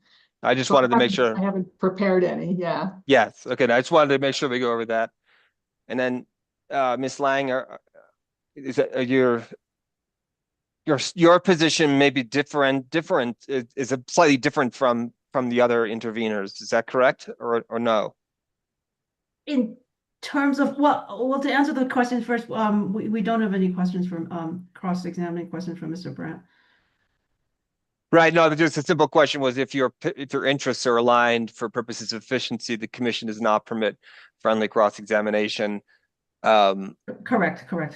But I don't know, that begs the question as to whether staff's position is completely aligned with, and that's a more nuanced question. I don't know that I can answer in my mind. What is your position on that? We are more or less aligned, yes, I would agree. And we have no cross anyway. That is correct.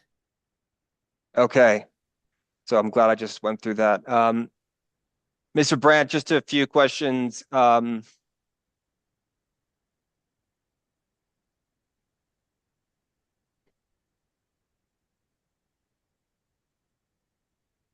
At page 10, if you're direct, you're talking about at lines 15 through 17.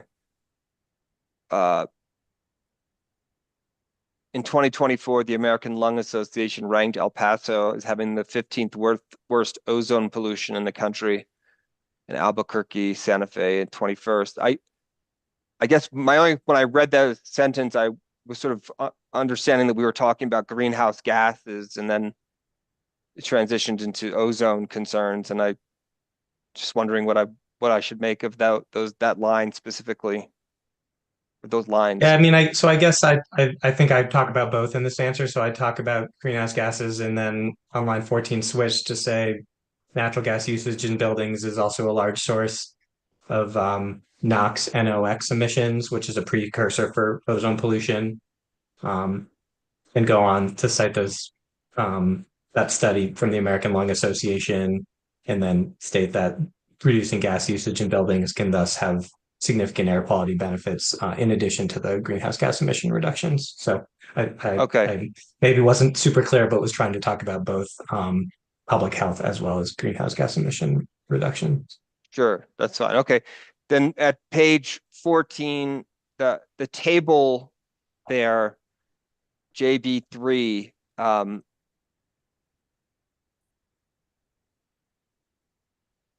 just wanted you to explain to me what is it that we should discern from this table. What are you trying to communicate here? Because that was my question. Go ahead.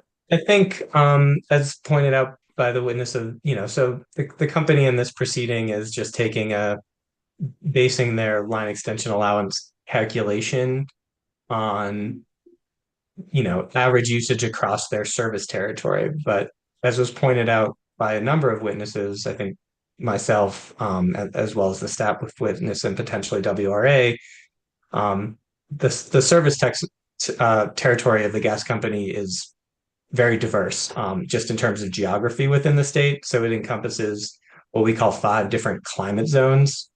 And a climate zone is a way to, break up the country, really. The U.S. Department of Energy puts them out based on the climate of different areas. And these data come from the company itself, and it's just showing that,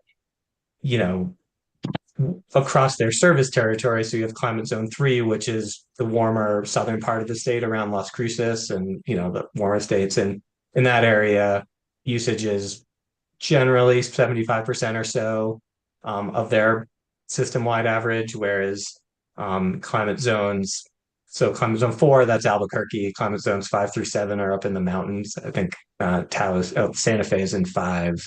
And then 6 and 7 are sort of, they're very small portions of the service territory, as you can see, but up towards Lake Taos and the mountains in the north, that, as you'd expect, as it gets colder, usage goes up.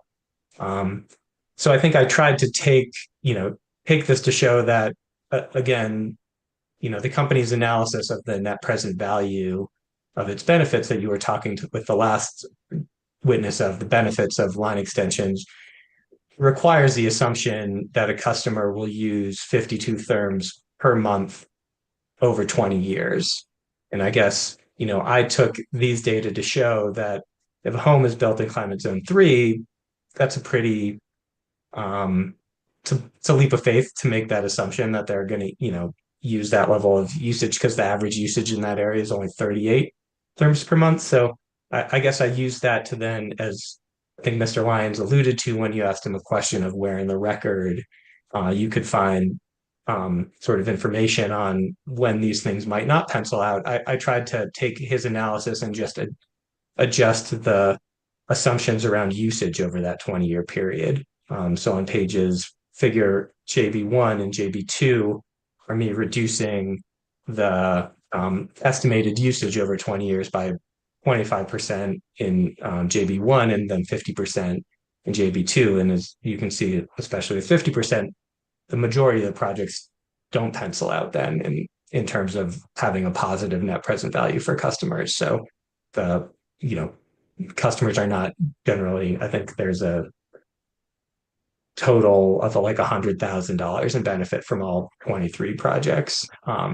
So I guess was just trying to use this, did the sensitivity analysis because we don't know what people's usage is going to be moving forward, but given changes in building codes, as I talked about, as well as these climate differences, a home in climate zone 3, you would expect to use less than their sort of system-wide average usage.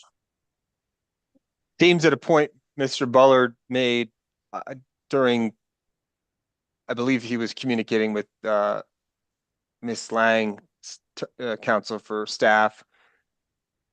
She made inquiries about these subjects, and Mr. Bullard pointed out that the average use, this question about do we look at climate zone versus average system use, he noted that it sort of defaults to population centers because of just by mathematically, the number of customers is going to drive the number itself. So where are the most customers? And this chart appears to confirm what we all know is that they're in Albuquerque, a big chunk of them. And so for that reason, he said, as a matter of fact, using the average sort of, as I understood what he was describing, sort of pushes in the direction you're going anyway, because it sort of draws us to the population center, which is in one of the warmer climate areas. I guess it doesn't look to me like the data supports that. If you look at climate zone 4B, which is where Albuquerque is and where the most customers is, monthly usage is 49 therms per month in 2024, or it was, so it's close to the average, but, I guess to me, it's maybe less that there's more higher population there and more that that's just sort of the middle temperature in their service territory for the year. But, I guess averages, it could be, it's going to be a mix of those two things. But, we would expect, given that, gas usage is primarily driven by temperature and used for heating, at least for residential customers, which is what these data are from, that there would be a relationship between climate and energy usage. Okay, that was all the questions I had for Mr. Brandt. Mr. DeSalen, do you have any redirect? No redirect. Thank you, Mr. Hearing Examiner.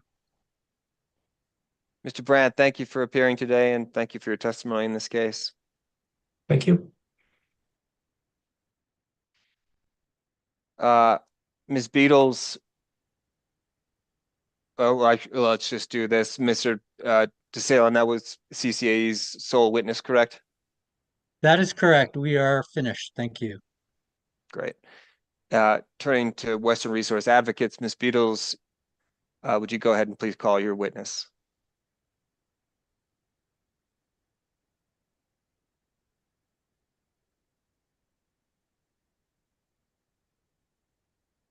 think Miss Beatles is attempting to summon her witness.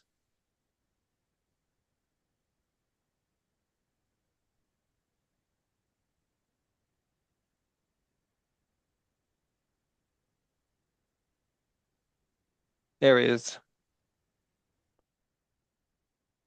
Mr. Hearing Examiner, I just got a text from Miss Beatles. She's lost audio, and so she is rebooting. Ah. Okay. Well, let's take a 5-minute break. Give her the opportunity to solve that. So we'll come back at 3:30. Thank you.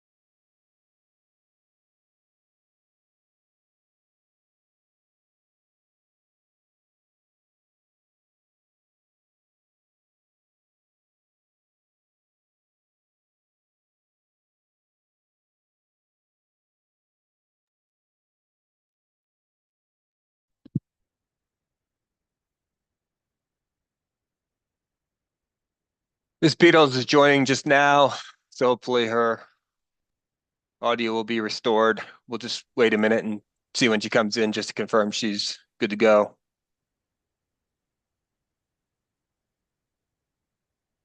And Mr. Hearing Examiner, when she returns, I have a housekeeping matter I'd like to deal with when we get back on the record. Sure. Were you waiting for me? We're here, so here we are. So let's. Okay, I had to reboot. I could see everyone's lips, mouths moving before you went on break and I wasn't hearing anything and I hadn't changed any setting, I swear. The ghost in the machine. All right, let's go back on the record. Good. Then, just a moment ago, Mr. Haverly indicated a desire to address a matter on the record. So go ahead, Mr. Haverly. Yes, Mr. Hearing Examiner, I forgot to move NMGC exhibit number 5 into the record, and that is the information that was supplied in discovery and that I utilized when I was discussing the affordability with Mr. Brandt. So I'd move that in. Heat pump analysis, that one is just, right? Yes, sir. Are there any objections to admission of gas company exhibit 5? No objection. All right, gas company exhibit 5 is admitted. And then I would also ask the commission to take administrative notice of Public Service Company of New Mexico rate 22nd revised rate number 1B, which I also used to in my cross of Mr. Brandt. It's a tariff, so I'm asking for the administrative notice of that. Yeah, no, the only pause I was at is like, I guess a tariff is the existence of it is a fact in some ways, so it's administrative notice. Yes, you would have to. So I intend to, unless there's any objection. And it's an older tariff. That's why I'm asking for the administrative notice so that I can refer to that rather than the current tariff on file. Okay. Any objection? Well, Mr. Hearing Examiner, I don't know that I heard from Mr. Brandt and I have not discussed this study with him at all, so I don't know. Like, did his colleague in fact use the rates from 1B? Are we sure that he or she didn't use the time of day pilot rates? That question was not asked.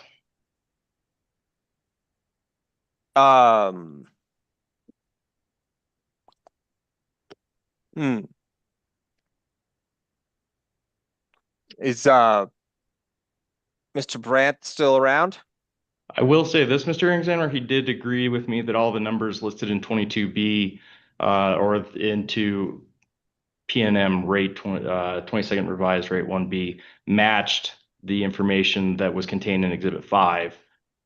So all of those rates were the ones that matched the spreadsheet that CCA used. I'm sorry, but he did say that the study was performed in 2022, right?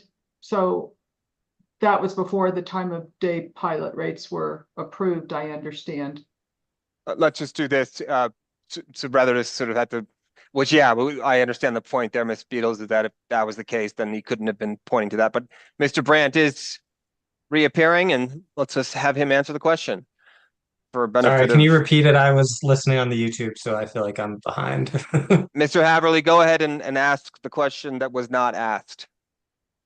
Mr. Brandt, are you aware of whether the study that SWEEP did and you sponsored in your testimony used the time of use rates contained in 22nd revised rate number 1B, which I had pulled up and we went through, or are you aware that it might have been a different rate?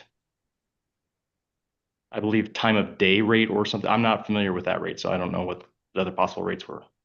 Yeah, I guess like I said, I would need to confirm with a colleague to answer for sure. I mean, I will say it appeared that the numbers in the spreadsheet were consistent with the tariff that you showed me. So.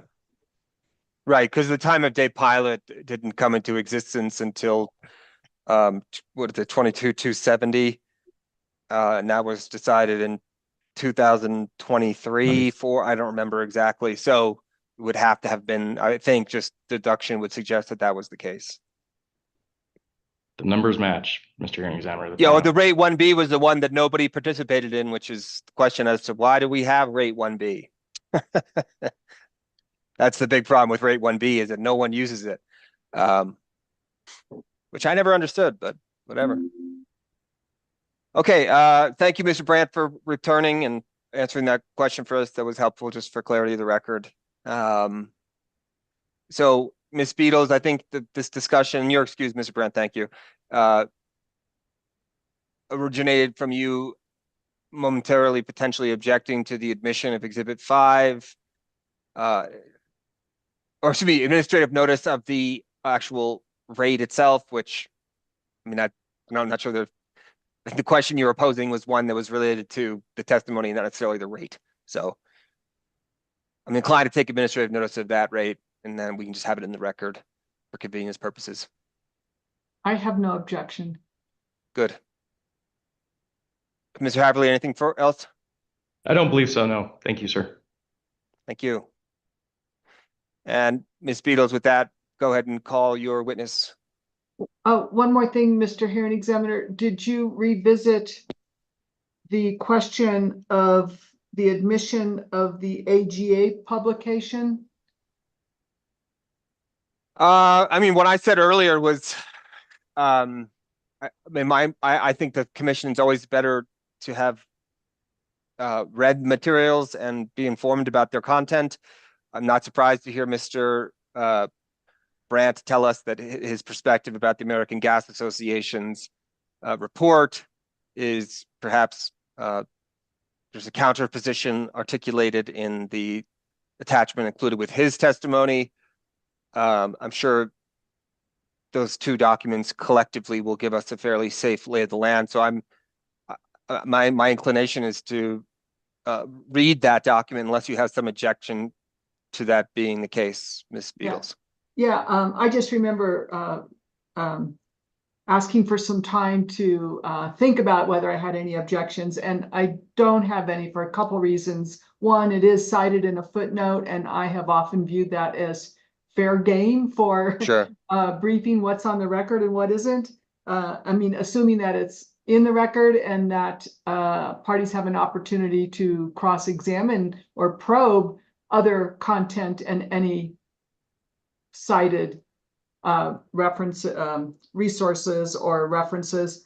But I'm not objecting, but not because it's a recognized authority on utility regulation and rate making. It's simply a publication by a trade association that exists to support industry. No, I understand. And I think that goes to effectively the weight of the document rather than its admissibility if we were in sort of that kind of technical territory. So duly noted. And in fact, having the two documents together in the case should be interesting reading. Give you a good assessment of the varying perspectives. With that, Mr. Hearing Examiner, I call WRA's witness, Michael Kenny. And Ms. Gonzalez, we could swear Mr. Kenny in. Raise your right hand, sir. Do you solemnly swear the testimony you're about to give will be the truth, the whole truth, and nothing but the truth, so help you God? I do. Thank you. Mr. Kenny, for the record, please state your full name and your employer. I'm Michael Kenny, and I'm employed by Western Resource Advocates. And what is your position with Western Resource Advocates? I am the Building Decarbonization Manager. Do you have before you your direct testimony filed in this matter on April 7th, 2025? Yes, I do. Please note that that is marked as WRA Exhibit 1. Do you have any changes or corrections to WRA Exhibit 1, your direct testimony? No, I do not. And if you were asked the same questions today, would your answers be the same? Yes, they would. And they're true and correct to the best of your information and belief? Yes. I move the admission of WRA Exhibit 1. Any objection? As there are none, WR1 is admitted. Do you also have before you, Mr. Kenny, a copy of your rebuttal testimony? Yes, I do. And please note that we have labeled that for purposes of uploading to Dropbox as WRA Exhibit 2. And do you have any changes or corrections to it? No, I do not. If you were to answer today the same questions contained in WRA Exhibit 2, would your answers be the same? Yes, they would. And are they true to the best of your knowledge and belief? Yes. Oh, I'm getting a notice. It sounds like you may have switched to a different language. No. Sorry if I'm not speaking clearly. Wait, I Zoom move the told you admission- it thought you were speaking a different language? Yes, I got a little pop-up from Zoom. Oh, interesting. Maybe it's the terminology. So I move the admission of WRA Exhibits 1 and 2. Any objection to admission of Exhibit 2? No objection. WRA Exhibit 2 is admitted. Yeah, I passed the witness for cross-examination. Mr. Haverly. Thank you, Mr. Hearing Examiner. Good afternoon, Mr. Kenny. My name is Brian Haverly. I represent New Mexico Gas Company. A preliminary question I have for you. Are you aware that Electric Utilities, Public Service Company of New Mexico, El I'm sorry, Paso, what was that? I'm sorry, please. Are you aware that Electric Utilities, I lost you there, I'm sorry. including Public Service Company of New Mexico, El Paso Electric, and Southwestern Public Service Company have line extension rules? Yes, I'm generally aware that they have line extension rules. Are you aware that they provide line extension credits based on probable revenues? Yes. Has WRA ever opposed those line extension credits? And not to my knowledge.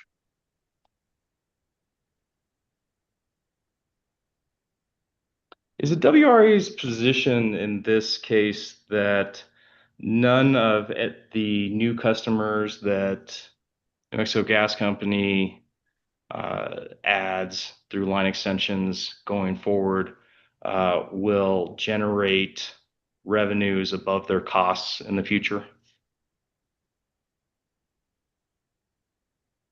It's my position that there are a lot of variables that make it uncertain whether or not they would generate enough revenue to exceed their cost. Is it WRA's position that natural gas utility service will simply not exist in 20 years? Do not have a position on that.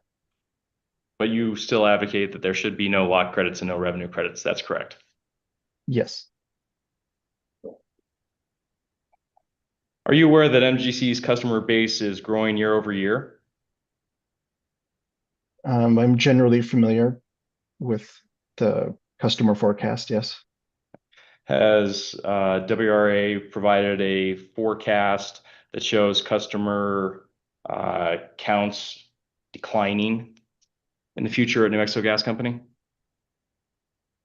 No, I do not believe WRA has prepared any forecast like that.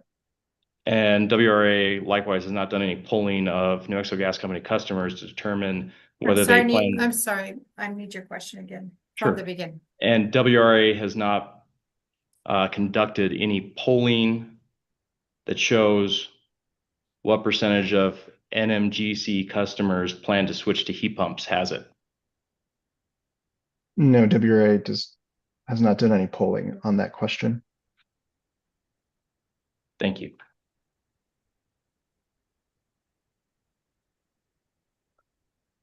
I'd like to go to page 18 of WRA Exhibit 1, which is your direct testimony. Please let me know when you get there. Okay. Okay, lines 6 through 8, as part of your answer to the question, do NMGC customers have incentives to install heat pumps? Line 6, you start a sentence, for example, Public Service Company of New Mexico, open parens, open quotes, PNM, close quotes, close parens, offers a rebate of between $800 and $1,200 depending on the efficiency of the unit, period. PNM also offers incentives to developers to build all electric homes. Did I read that correctly? Yes. And does WRA support those incentives? In the PNM's energy efficiency case, I believe WRA supported. I was not the witness on behalf of WRA in that case. I'd like to go to page 16 of your testimony, if I could, please.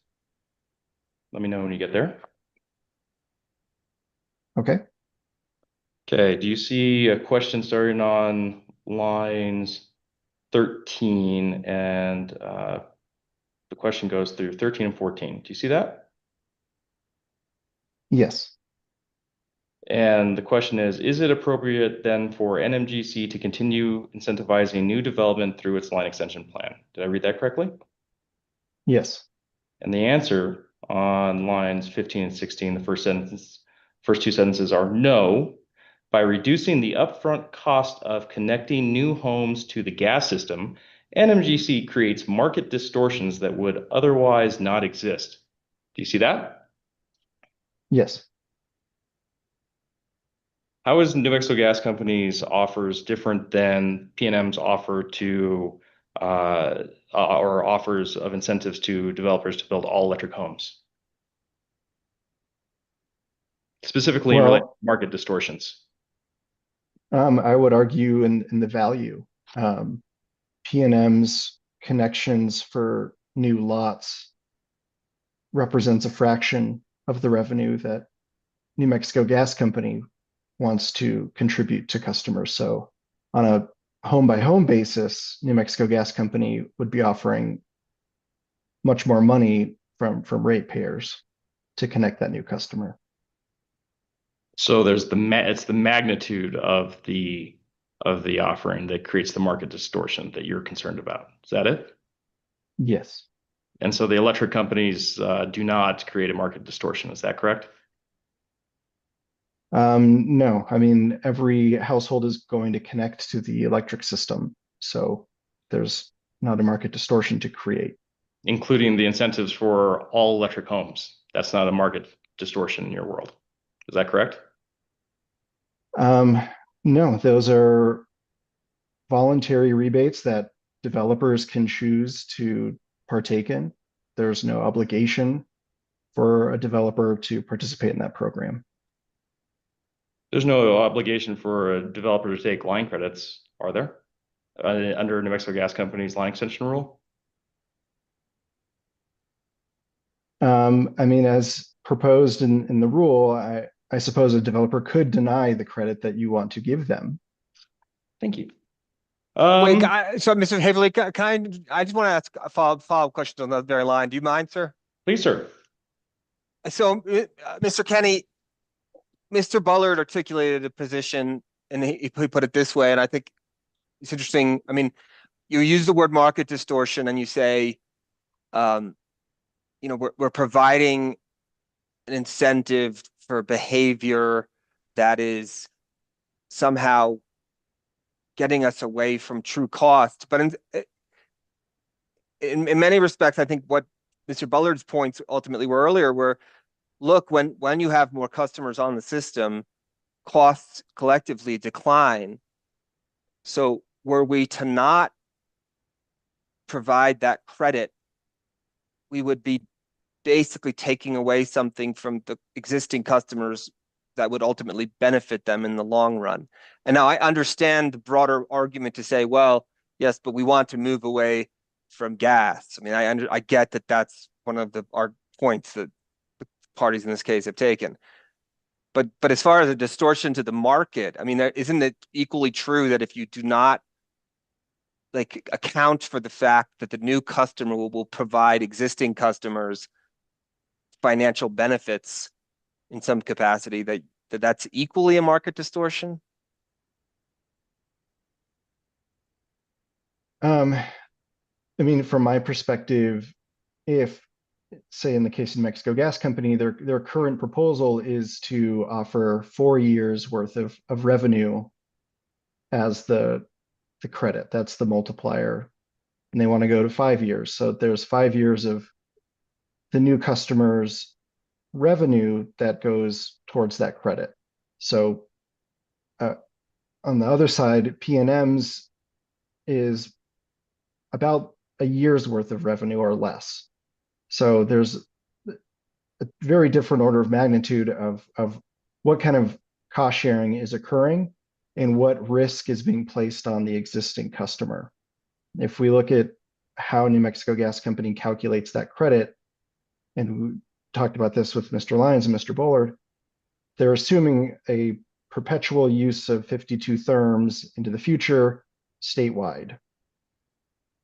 So that doesn't take into account whatever equipment actually gets installed into the home. It doesn't take into account where in the state they are. So yes, it's possible that there is some, middle of the road point where existing customers are held harmless and new customers benefit, but I don't think what the gas company has provided does that. Well, I'm wondering, is part of the argument here, and I'm just trying to sort of put words to it, so I don't know that I've fully thought this through, but the existence of a natural monopoly necessarily assumes the attraction of additional customers to bring costs down. And within sort of foundations of economics, we're always looking for that point at which marginal costs and incremental costs sort of merge. And I don't know that I'm entirely correctly stating the economics of it all, but you desire to have more customers to the point where you reach maximum efficiency. And is the position of WRA and CCAE in this that we do not wish for the natural monopoly function and economics to persist? I don't know if this is entirely responsive to that question, but I think when it comes to competition for services, right, we're talking about space heating and water heating.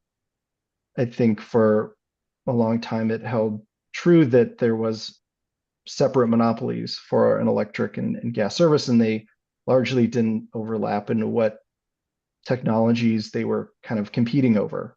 I don't know that that argument holds up as well today, that customers have, we can argue the finer points, but they have an option here to adopt a heat pump for all or most of their space heating and also for their water heating.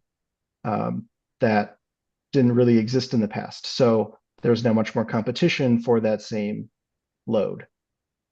So yes, natural gas is regulated as a monopoly. New Mexico Gas Company is a regulated monopoly, but so is PNM, and they are now in some ways fighting over the same potential future load. Thank you. Mr. Haverly, go ahead, sir. Thank you, Mr. Hearing Examiner. Mr. Kenny, would you please turn to page 18 of WRA Exhibit 1? Okay. Let me know when you get there. I am there. You have Figure 1, annual shipments of air source heat pumps and gas furnaces. Is that correct? Yes.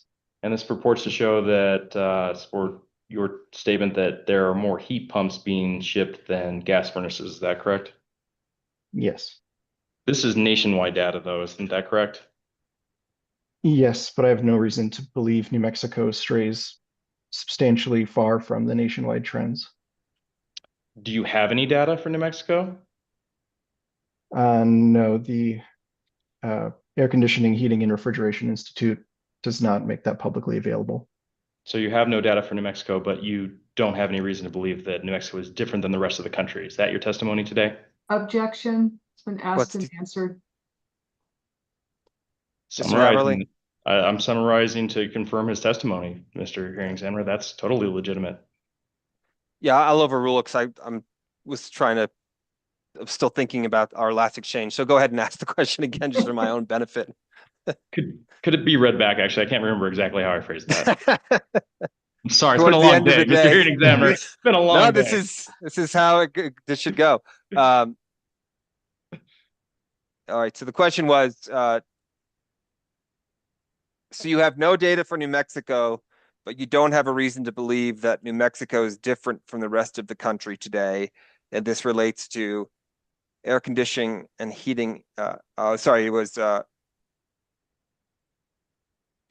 are more heat pumps being shipped than gas furnaces. That sounds right. Yes, that's my question.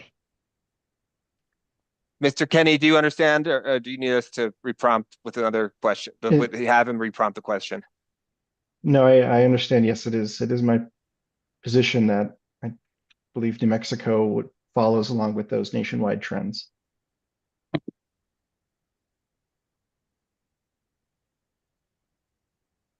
You haven't done anything to independently confirm the figure in exhibit number 1, other than use the data provided by the Air Conditioning, Heating, and Refrigeration Institute. Is that correct? No, It's not correct? I have not done any other than pulling the data from their monthly shipment reports. I have not done Thank further you, sir. verification of that. Thank you, sir. Going to page 14 of WRA Exhibit 1. Okay. Line 6 and 7. Do you see a question there? Yes. And the question says, so if NMGC assumes customers will use 52 therms per month, is NMGC overestimating? Hang on. Sorry, I go fast. I apologize. Where did I lose you? Well, I'd say, so if. Okay, so if, that's fair. So if NMGC assumes customers will use 52 therms per month, is NMGC overestimating new customer usage? Is that the question in your testimony? Yes. And then on the next page, page 15, lines 1 and 2, your answer is yes.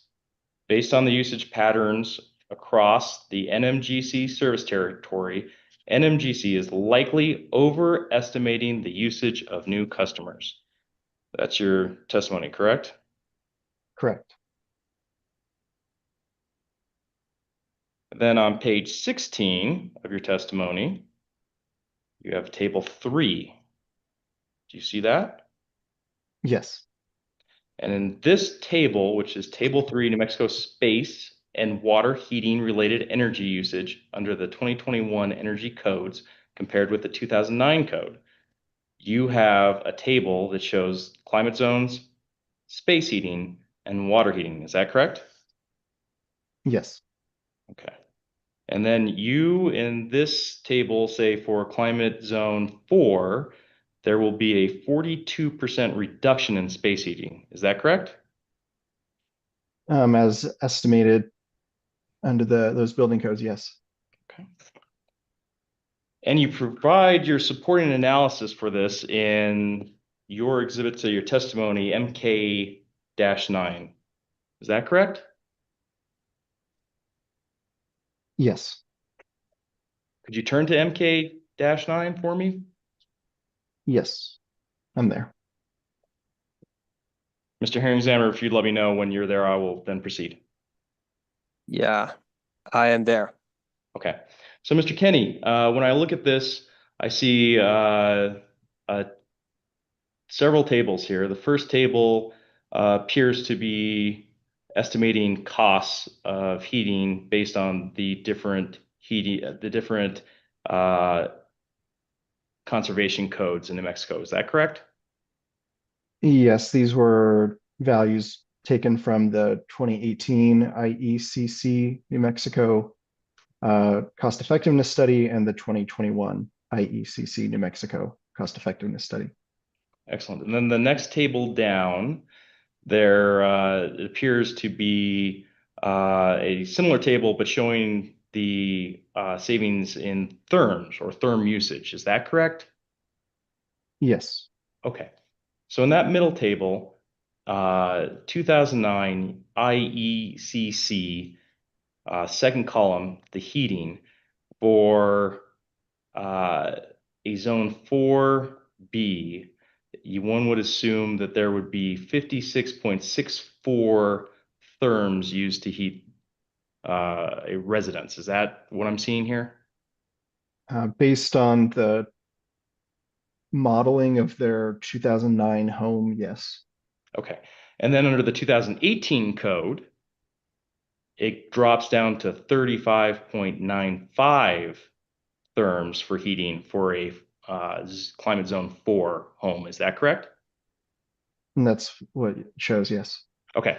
And then the 2021 building code, that shows a heating therm usage of 33 therms for a residential home. Is that correct? Yes.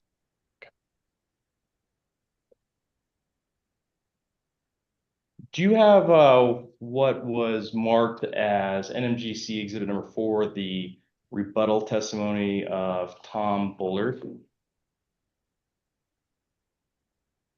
You said exhibit 4? Yes. I'm sorry, exhibit 2. Thank you for correcting me. That's exhibit 2. Exhibit 2. Okay. My apologies. No, I saw the last name, was like, oh, did I get this wrong? No, I was at fault. Okay, I have that open. Would you please go to page 3? Okay. Okay. So if you see there's a table at the very top of that page. Do you see that? Yes. And it lists premises built in 2019, 2020. I shouldn't say built. Premises that were added to NMGC system in 2019, 2020, 2021, 2022, 2023. Do you see that? Yes. The premises that were added in 2019 and 2020, those would most likely have been built pursuant to the 2009 Conservation Code, correct? If they're new, they're new builds. For the years 2019 and 2020? Yes. Yes, I believe so, given the dates of code adoption, yeah. Excellent. And then starting with 2021 and then going 22, 23, those would be the 2018 code, correct? Yes. Okay. And would you agree with me that Albuquerque and Rio Rancho fall within climate zone 4? Yes. Okay. For Albuquerque, are any of the actual therms that were experienced in the NMGC territory in Albuquerque less than 40 therms on average? From your table here? Yes. No, none of those values are of that amount. And Mr. Haverly, let me just make sure I understand what we're dealing with here. So Mr. Kenny, the MK9 with those projections, remind me who is creating them and how are those numbers being calculated? So in Go ahead. Yeah, in MK9, the usage, let me go back to it one moment. The dollar amount and the dollar per therms are from the the analysis done by Pacific Northwest National Lab on behalf of the Department of Energy for those code years, 2018 and 2021. Okay, so just so I understand, so effectively, some sort of research outfit looked at the code itself and said, based on what we're seeing here, here's what we think will occur or we think has occurred. Is that? I mean, I don't. Yeah, is that Yeah, right? they'll take a generic model of a home in that climate zone, and they'll make different assumptions about square footage, about equipment inside the home, and then they'll run the model to output the heating cost, which you can then back out an rough estimate of therms from the cost that they use. I say rough Okay. estimate because there's a small proportion of homes that they don't differentiate as easily that would use electric. But the vast majority of homes in New Mexico use natural gas for space heating. So that would be the dominant factor here. Mr. Haverly, I don't mean to get ahead of you, but the magical question seems to be, what's the difference? Why is there appear to be incongruence between the reality as it exists and these projections? I would have to understand the, specific choices made in the modeling done by Pacific Northwest National Lab here, compared to the design specs for the homes that are being built in Albuquerque or Rio Rancho. And also those building codes will weather normalize usage. I don't know that the average usage presented here in table 1 has been weather normalized.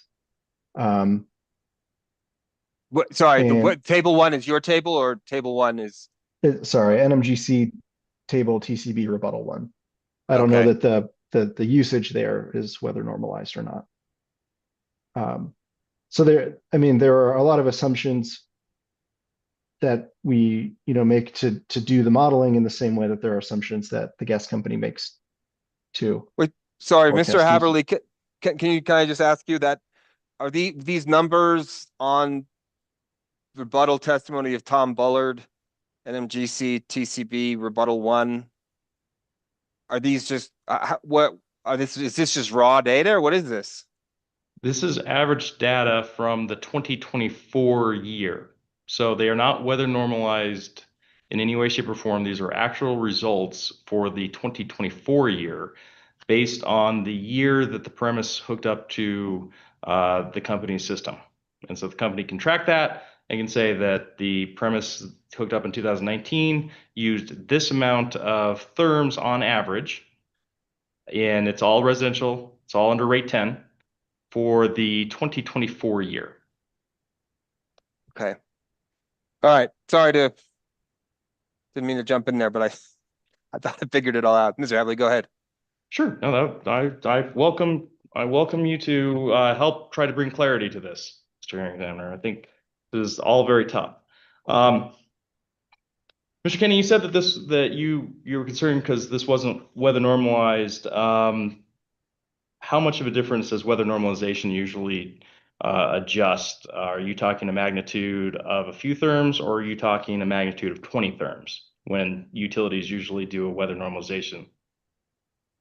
It's going to depend on what happened in those years. So I can't give you an exact answer. Would you expect weather normalization to be the differential between 51.9 therms and 35.95 therms? I don't know. Okay, that's fair. Mr. Kenny, would you please turn to page 25 of your testimony? And let me know when you get there.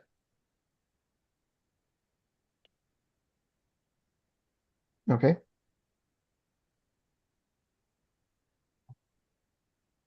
You have a table on that page, is that correct? To table 5? Yes. Yes. And that table is calculating the social cost of carbon, is that correct? I'm sorry, the what cost of The carbon? the social cost of carbon? Yes. Okay. And for that calculation, you use 52 therms. Isn't that correct? Yes, as the company uses in their analysis. Even though you think that the company is overestimating usage, you used the same number, didn't you? To be consistent with the company, yes. Thank you. No more questions, Mr. Hearing Examiner.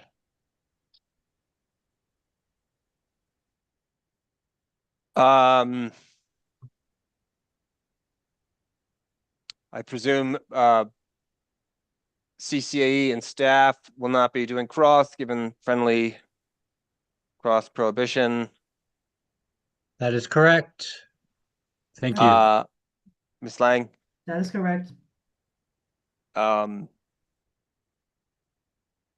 so that'd be me, and then I will see if, or commissioners, I don't know if either are still present with, is there any desire to ask Mr. Kenny questions? They may have stepped away.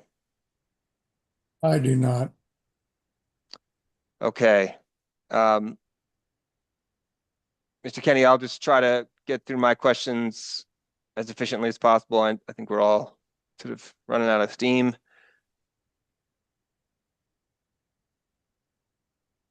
What is your understanding of the policy the policy rationale for the difference in the offering of a much more money for an undeveloped lot versus a developed lot? Why does that exist?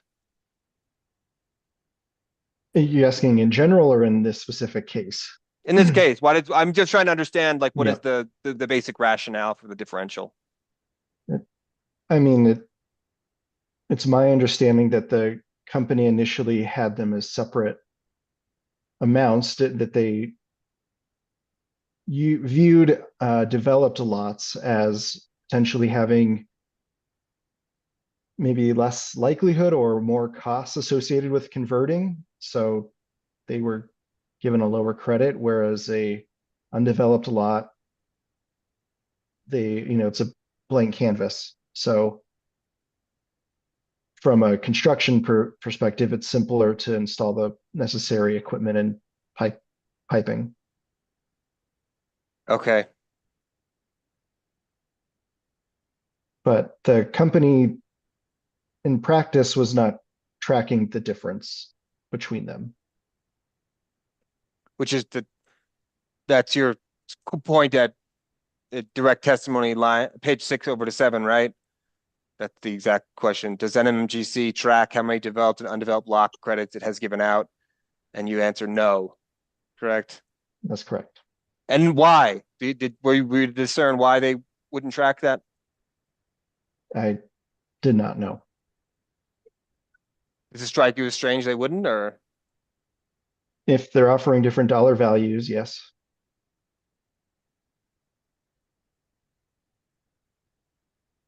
I mean, are these matters? Let me ask this question. If the commission, whatever it does in this case, some of these data tracking matters, is that useful? Is that useful? So would you at a minimum want that to be corrected? I mean, I think that at a minimum, the gas company should be tracking whether or not customers connect if a premise was given a lot credit. Right, because part of, in my understanding, part of what you're saying in this testimony is we require more granular testimony to see, or more granular data in order to see the actual cause and effect of these incentive structures. Yes, I mean, if we go back to the example, I think it came up in Mr. Bowler's testimony of, say, a street with 6 homes, one of the homeowners is requesting the service, you pass those other 5 lots. The gas company does not track if those other 5 lots connect, but ratepayers are paying for that credit as if they are.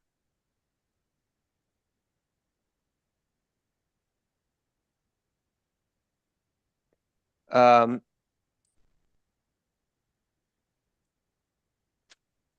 pages 16 to 17 of your direct,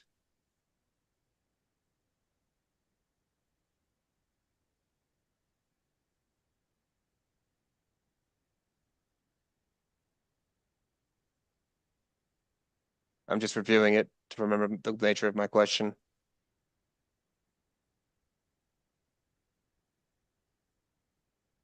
The last sentence you write in that paragraph where you're responding to the question beginning at line 13 on 16, you conclude, as a result, home buyers have limited options when searching for a new home. I don't understand how that conclusion flows from the previous sentences. If developers are much more strongly incentivized to put in gas infrastructure because they're not responsible for much, if any, of the cost, then homeowners who may otherwise have wanted an all-electric home are going to find a much more limited selection in the marketplace.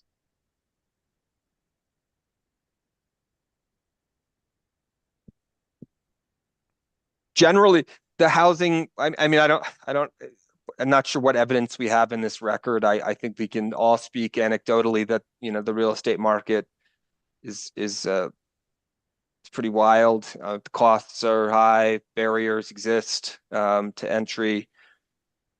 To what extent, I mean, what is WRA's position regarding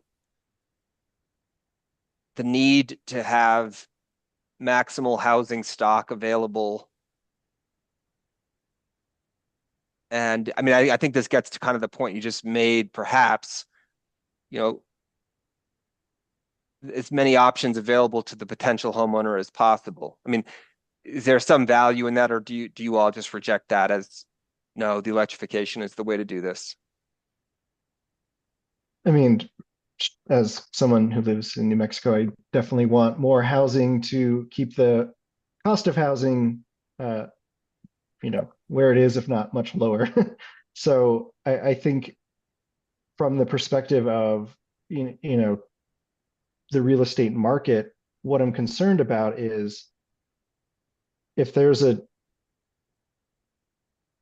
portion of the, you know, development cost that developers do not have to shoulder, then, and if, you know, that means they're going to choose a mixed fuel gas and electric development, then it distorts the market away from an all electric build, which the developer is not going to get as much of a credit from the electric utility to build.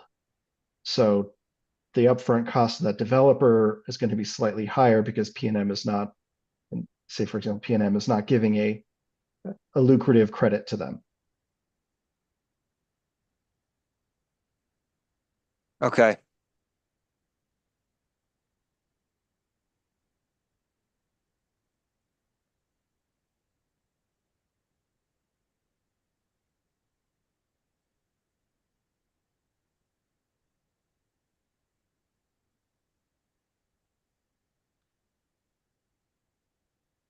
At page 21, you write, there are several pathways. This is direct testimony. A new customer may take to reach gas usage reductions that would make the credits uneconomic for existing ratepayers. Isn't the answer to that perceived problem simply that even if there is some ways that new customers can limit use, it's really just a question of time? So even if, you know, efficiency increases and somehow the gas company's projections for usage is slightly exaggerated, I mean, it really just becomes, well, it's an additional year or whatever. It's not as if it's a permanent obstacle. I mean, it depends on what the change, what change occurs. So, for example, if in the analysis that they provided that I think it was Lyons performed, and I show this on that line 1 there on page 21, that there was a net revenue contribution of $104 a year. Like that was according to their modeling, and I should state this is before like any adjustments because of staff's recommendations. This is prior to that. So if the revenue coming from the new customer were to drop by $104 a year, they're no longer contributing enough to pay that back. And if a customer, or we're focused here on heating loads, but customers can also replace their air conditioning with a heat pump, which wouldn't be captured here. And that heat pump can similarly offset gas use. and that would, the gas company would kind of be blind to that happening if that takes place. So they may not remove their gas service, but they could significantly reduce their gas use. And that's one of those pathways. So it's more of a recognizing the margins that we're working with here, given the assumptions that the gas company has made. So am I to understand then what you're saying in this writing is that there is a circumstance where even though the actual consumption is reduced, in fact, they never pay for the credit? Is that what you're saying? That the revenues that they contribute would, be less than the net present value that Lions calculated. So the cost of the project relative to the cost per customer, or the benefits coming from each customer, would not pencil out. But I mean, not on a permanent basis, just as in the time frame projected. Am I wrong? At least within the 20 years that the witness Lions analyzed, that's what I was focused on. Okay. I think and I think Lions said this earlier today, they chose 20 years because that's the point at which major equipment like a furnace might reach the end of its life. And so he wanted to see how would the payback period, pencil out in the lifetime of that equipment. Okay. But that's not to say that somebody might make different choices during those 20 years or make different choices after those 20 years. Okay, I understand. Thank you.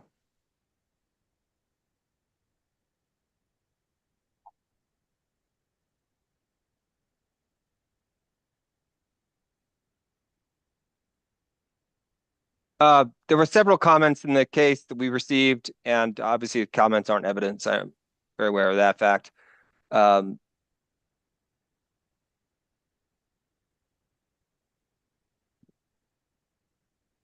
then you write here that the gas company, and this is at page 23, the gas company wants to expand its system while customers want affordable energy. Well, what the comments, at least in the case, indicate is that the customers who wanted gas couldn't afford the gas and without the line credit.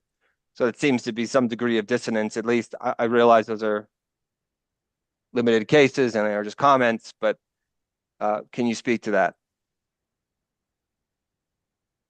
Can you, I guess, clarify what about that you'd like me to respond to? Well, it seems that the commenters are making the exact opposite point that you are. They're saying we want gas service. We couldn't afford it without the line credit. Don't mess with the line credit. And you're saying here, the customers don't want the gas service. They want affordable energy. Right. I mean, I can't speak for every person, but I would assume in general, people are relatively agnostic as to how their homes are heated and how their water is heated. The point is to have hot water and to have comfortable air coming into your home that, meets whatever conditions you would like. How that heating is accomplished, happens behind the scenes. So folks who are on propane are spending a lot to get that service. So I understand from their perspective that natural gas can look like a cost savings to get that same service. Do we know, I mean, and I guess this was a question Ms. Beatles asked us as follow-up questions earlier in the hearing today. Are there individuals whose capacity to receive electric service is somewhat limited and that's more likely they can get gas service? Do we have any information about that? I think you were referring to do the electric co-ops, for example, or is either the gas company or the co-ops making customers aware of the opportunities to fully electrify rather than request gas service, something along those lines? Well, it seems it's embedded in your point about, people being agnostic to how their homes are powered is that they have, in fact, multiple opportunities. And it seems like one thing where I don't know that I've heard or read in this case is like, is there some subset of individuals who really would have to have gas service, and then would be detrimentally impacted by the non-existence of the line credits as you're asking for the commission to do? Do those people exist? Do we know? I don't know. It would depend a lot on the capacity of each individual electric utility that customer is being served by. So Whatever generally, constraints yeah. there. And you understand my question, right? Like, is there some group of people that the commission needs to be aware of that if they were to take the line extension away would be somehow meaningfully impacted in terms of powering their home? And you do hear these stories about people complaining about propane and the high cost of that. So I mean, I guess I heard earlier, well, you can just electrify or we can do gas. And so if you have the choice, let's electrify. But is that true? Is in all circumstances, do we have that choice? I mean, I think in the same way that the customer can make the request to their electric utility, and in the same way they can make the request to the gas utility, and they'd have to see what those costs would be right there, depending on the state of the electric system locally serving them. It's hard to say like what those exact costs would be in your example. And do we also account into that like panel upgrades and amperage demands? I mean, has the cost benefit analysis calculated all the varying service upgrades that would be necessary to electrify a home, or do we not know that either? I mean, those are all variables that have to be considered, but it's hard to say, on a home by home basis. Well, I'm just thinking about in the transportation electrification context, one of the incentives provided was the upgrade to the panels, right? So if you have an older home and you're going to get an electric vehicle, well, then we're going to help you out with the upgrades you're going to have to get in order to have a charger that's going to actually make your charging possible. And does electrification have the same barriers? And have we sufficiently taken that into account in the discussion today? It will depend. Some households may not need any upgrades. Some households might. It's going to depend on what they're already using. It's going to depend on if the house has, previously received upgrades. Like you said, if they already had an EV installed, then they might have already upgraded their panel. But yeah, it depends on the size of the equipment that they need to install. So there's other variables there that I couldn't give you a black and white answer.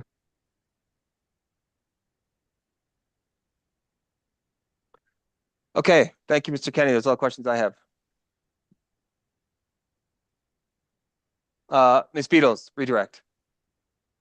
I know that the chair has a question that he wanted to ask of the witnesses, and I don't know that he was available when you asked earlier. Yeah. For that.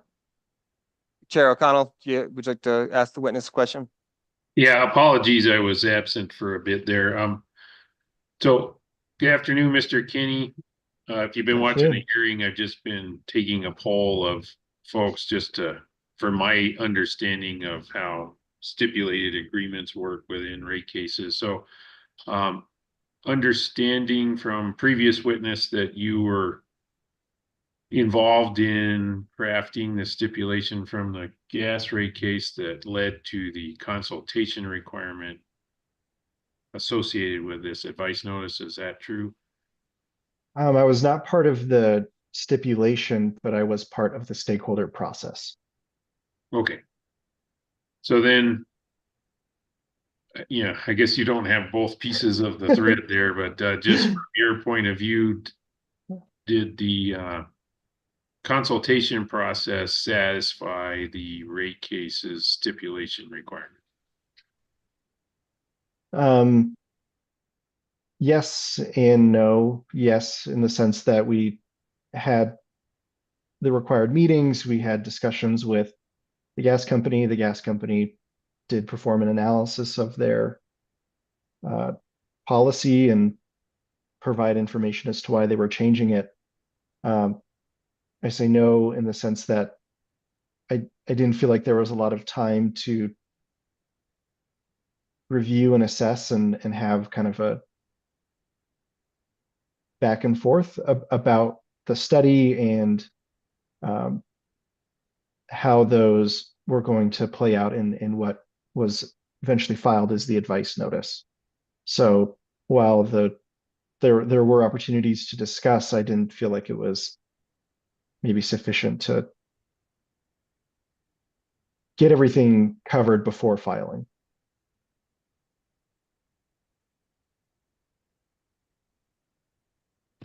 Yeah, thank you for that. I don't have any further questions, Mr. Ryan. Ms. Beatles? Yes, I do have some redirect.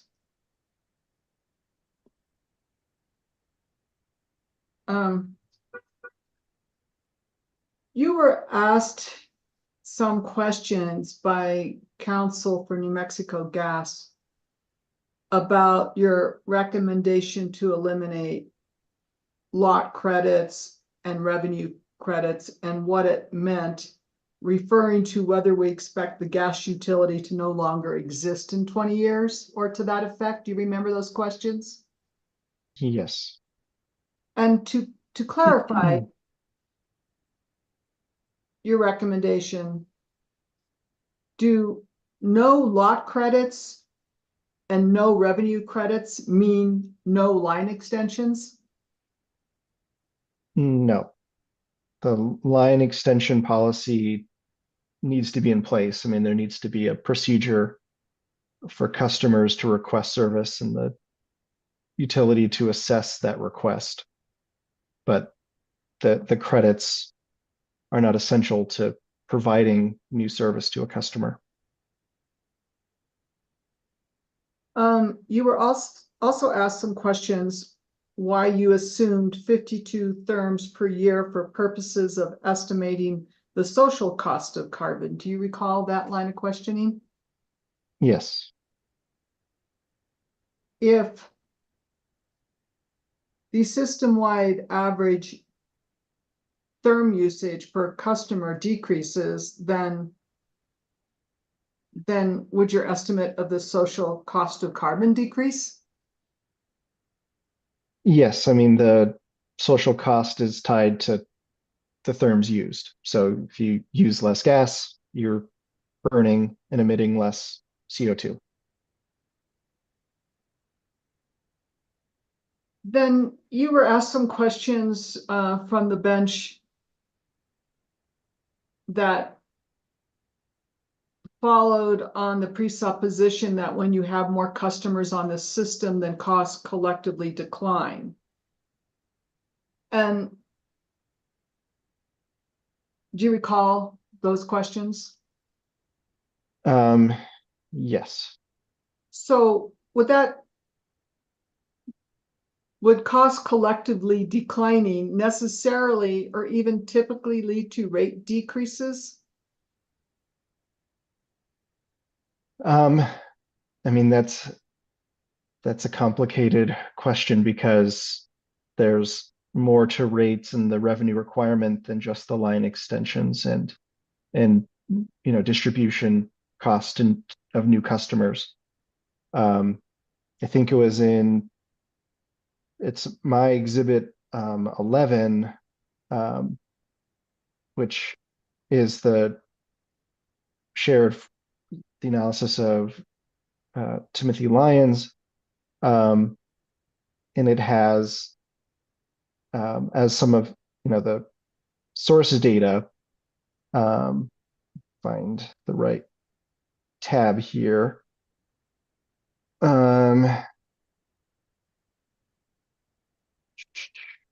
No, can't find it quickly, but the utility within its 5-year forecast doesn't show rates declining, but or capital expenditures declining. So if all else was equal, adding customers could, if they use at a high enough level, put downward pressure, but I don't think we're seeing all else being held equal, especially if, we've seen the gas utility come for the commission every couple of years for a rate change. Does a growing customer base usually mean a growing rate base? Could you repeat the question? Does a growing customer base usually mean a growing rate base? Objection. Go ahead, Mr. Haverly. Hold on. Let's just, Mr. Haverly, what's the nature of the objection? Foundation, Mr. Hearing Examiner, discussing this witness that there's been no foundation that he has a background in matters of utility, financing, rate base, and otherwise collections of rate base. I mean, this is far afield from what he was proffered as. So I'm saying that this is a foundation issue. Well, what the utility is requesting is grounded on this supposition that their rate credits are justified because costs collectively decline. And there's been a lot of exchange on probing that supposition. And I am available to ask, I'm willing to ask this witness about his qualifications and his training and education in utility, specifically gas utility regulation and rate making, if you want me to do that.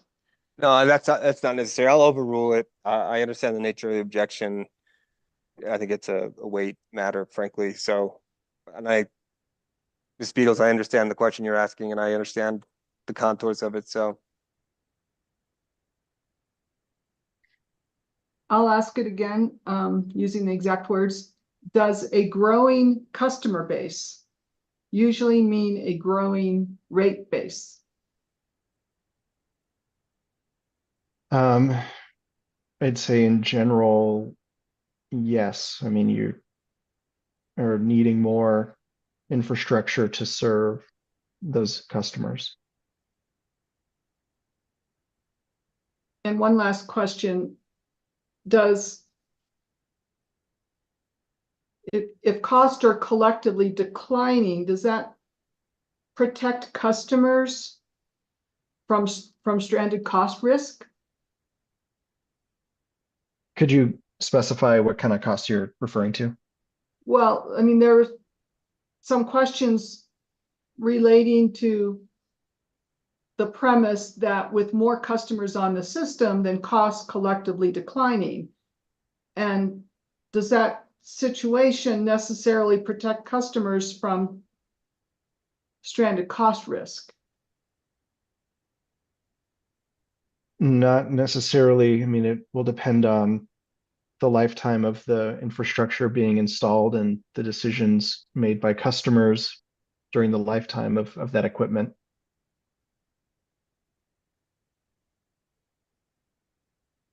I have nothing further. Thank you, Mr. Hearing Examiner. thank you. Mr. Kenny, appreciate your participation today. Thank you. You're excused. And that brings us, staff. We can finish today. I presume everyone will. There's no extensive questioning. Well, I'm not trying to suggest there shouldn't be, but everyone looks tired. Do we expect a lot from Mr. Zigich, or what's the projection? So Mr. Hearing Examiner, I'll kick it off since I think I'm probably going to be the primary, if not the only questioner of Mr. Zigich, other than yourself and the commissioners. I think that I probably have less than 20 minutes of questions. I'd like to go ahead and throw that out there, probably less than 20.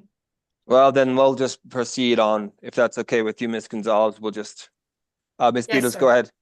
I did have one question that is not friendly, but it's not essential to our case, so I will see how much time there is left. Okay. Um, And I'm agreeable to push on, Mr. Herringsander. If you want to try to see if we can get this done today, I'm willing to do that. let's do it.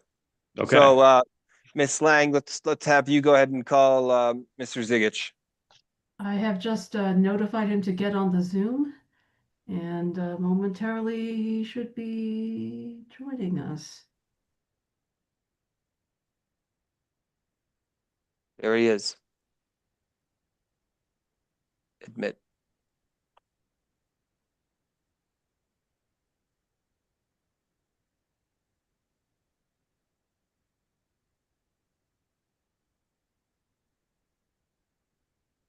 Hi, Mr. Zigich. We see you signed in. I think we need to see you. Yes, there we go. All right, Ms. Gonzalez, if you could swear in Mr. Zigich, appreciate it. Do you solemnly swear the testimony you are about to give will be the truth, the whole truth, and nothing but the truth, so help you God? Yes, I do. Thank you. Good afternoon, Mr. Zigich. Could you please state your full name for the record? Yeah, Darren K. Zigich. And how are you employed? I'm an engineer here at the New Mexico Public Regulation Commission, utility division staff. As part of your duties, did you review this advice notice that's the issue of the matter? Yes, I did. And did you prepare testimony for this proceeding? I did, yes.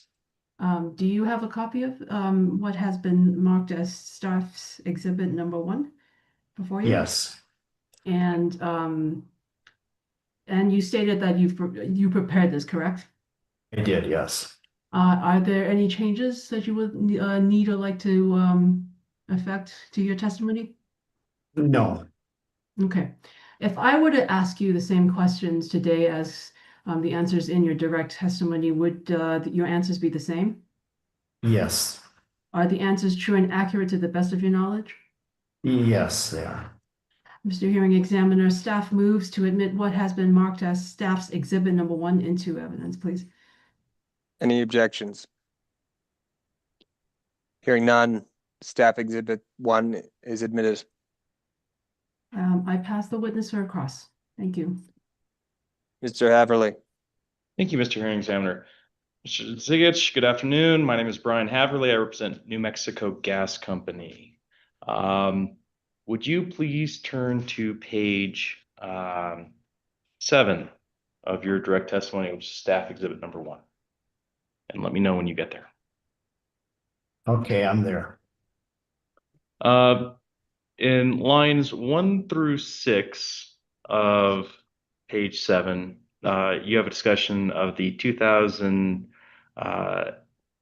NMECC, which is the New Mexico Energy Conservation Code. Is that correct? Yes, it is. And on lines 4, you say that homes built to the 2009 code should, on average, be 11% more energy efficient than the 2006 code built homes. Is that correct? Correct. Excellent. And the next paragraph, you have a similar summary of discussion of the 2018 NMRECC. Is that correct? Yeah, yes, sorry, and that they added the R in the 2028 or 2018 code because CID split up the residential from the commercial code, so they added that extra acronym. Excellent. On that same page, line 10, you have the following statement: the 2018 code represents a large, approximately 26%, improvement over the 2009 code in terms of total energy efficiency. Is that correct? Yes, and that's because you're basically adding two other rounds of code. There's the 2012, the 2015, and the 2018 that are kind of all wrapped up into that. So the 18 didn't by itself do that, but it's a progression. Okay, so if I understand you correctly, the cumulative nature of the 18 code creates that 26% improvement over the 2009 code. Is that correct? Yes. Thank you. And on lines 15, you start talking about the 2024, or in 2024, that there was a 2021 NMRECC. Is that correct? Correct. And on line 17, you state that the 2021 code represents an over 9% improvement over the 2018 code. Is that correct? Yes. Would you please turn to the next page of your testimony, page 8? Okay.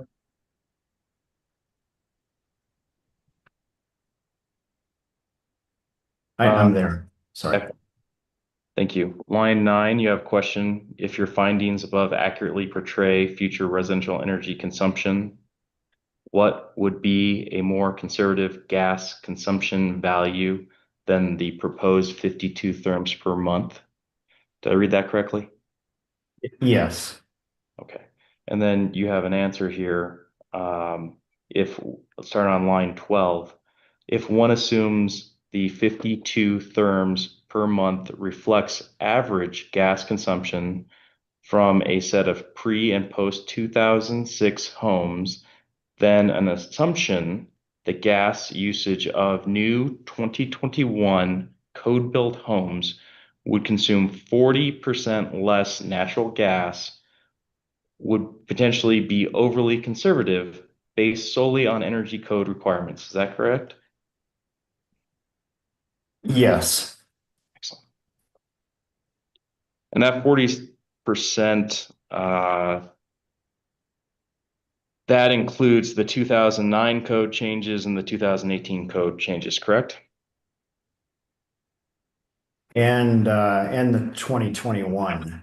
Yes. Yeah. That's a cumulative effect of all three of those. Is that correct? Yeah. Yeah. Thank you. Okay. Could we please go to page 15 of your testimony? Let's see.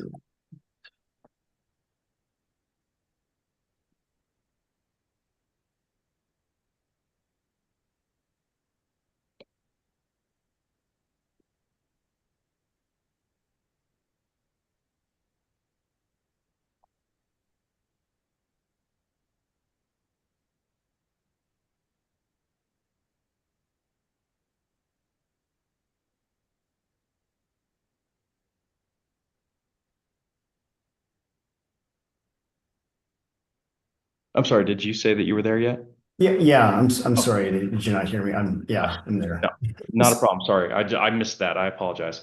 Okay. On the bottom of page 15, you have a table number 2. Do you see that? Yes. And what is that table trying to show, Mr. Zigich? Well, so basically we're taking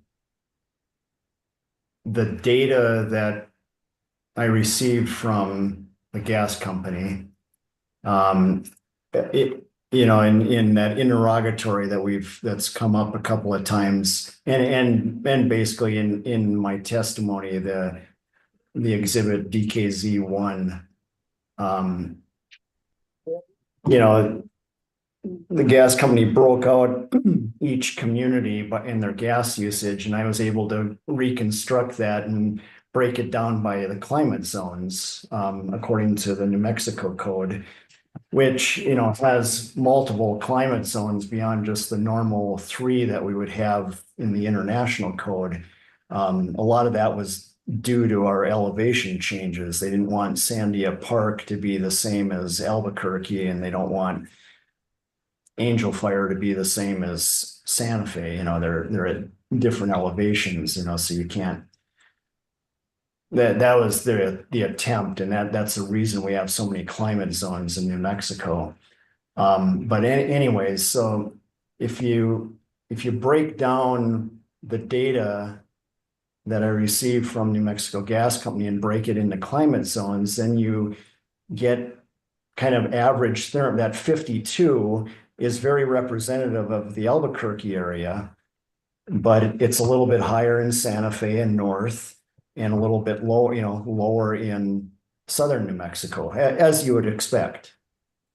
And so then what I did was just basically take those actual numbers for the last 5 years of data and reduce it by that 40%. And that's where I get these therms of natural gas. Assuming a brand new home built to the latest code that's got a HERS 60 rating or less, and threw that in there. So if I'm reading, yeah, go ahead. Sorry, I didn't know you weren't done. I apologize. No, that's fine. I'm done. Okay. So in looking at table 2, you would expect in the scenario that laid out, a new home being built to these codes, that a home in climate zone 4 would have 32 therm average usage. Am I reading the table correctly? Yeah, based simply on the code requirement to have 40% less energy use, and based on the average energy use in that climate zone, based on the natural gas company's sales figures. Thank you. Would you please pull up what has been marked as NMGC exhibit number 2, Mr. Zigich, which is the rebuttal testimony of Tom Bullard? Yes, I got it. Okay. And you're on page 3? Page 3. Okay, yes, I'm there. Excellent. Do you see that table at the top of the page? Yes. Okay.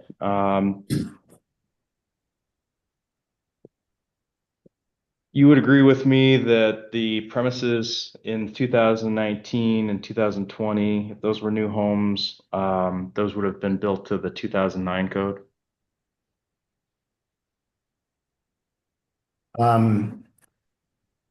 Most likely. Santa Fe has always had a stretch code, so that's going to be a little bit different. And I can't speak to every town on this, but yeah, Santa Fe is the kind of the outlier because they've always had their green building code. So you had to build above and beyond the 2009 code for many years up here. But for the rest of it, yeah, anything before 2020, probably really before 2021, because the 2018 code didn't get approved by CID, by the commission, the CIC, until August of 2020, and didn't really go into effect until the following year, or basically the winter of 2021. So yeah, 2021 would be kind of a mixed year. Okay, so we'll say 2021 is a mixed year. 2019, 2020 are 2009 codes. We agree on that. 2020 is a mixed code. We agree on that. And would you agree that 22 and 23 would be built to the 2018 code? Well, again, they should have been. I think our friends at SWEEP also did a field study that was funded by DOE and found some definite compliance issues in the state on the 2018 code, because we hadn't changed energy codes in a decade in this state, and then all of a sudden it was a big jump, and compliance was a little slow in certain parts of the state. So yeah, again, they all should be, but the actuality may be a slightly different story. But that it's hard to assess exactly. That was all scrub data. So you don't really know where or what homes were inspected during that field study. But they did outline some issues about compliance in that. Do you have any information that would inform the commission of what percentage of home builders were out of compliance with the code during 22 and 23? No, it's a very small set and it's very, it's looking at specific installations of insulation or other pieces, that are either within code or not within code. And it's very hard to assess what the actual energy impact would be due to that non-compliance. So were you concerned about that there was still non-compliance in 2023 as well? Potentially, like I said, some of these things take a while to, even the code inspectors were found to be a little bit negligent or not well informed, and that's why when I was at the state energy office, we spent a lot of time and effort and actually got a DOE grant to educate builders and inspectors, and had on the 2018 code at the time. Is there any information you can point to at CID or anywhere else where we can find out the magnitude of this non-compliance that you have raised by home developers and builders?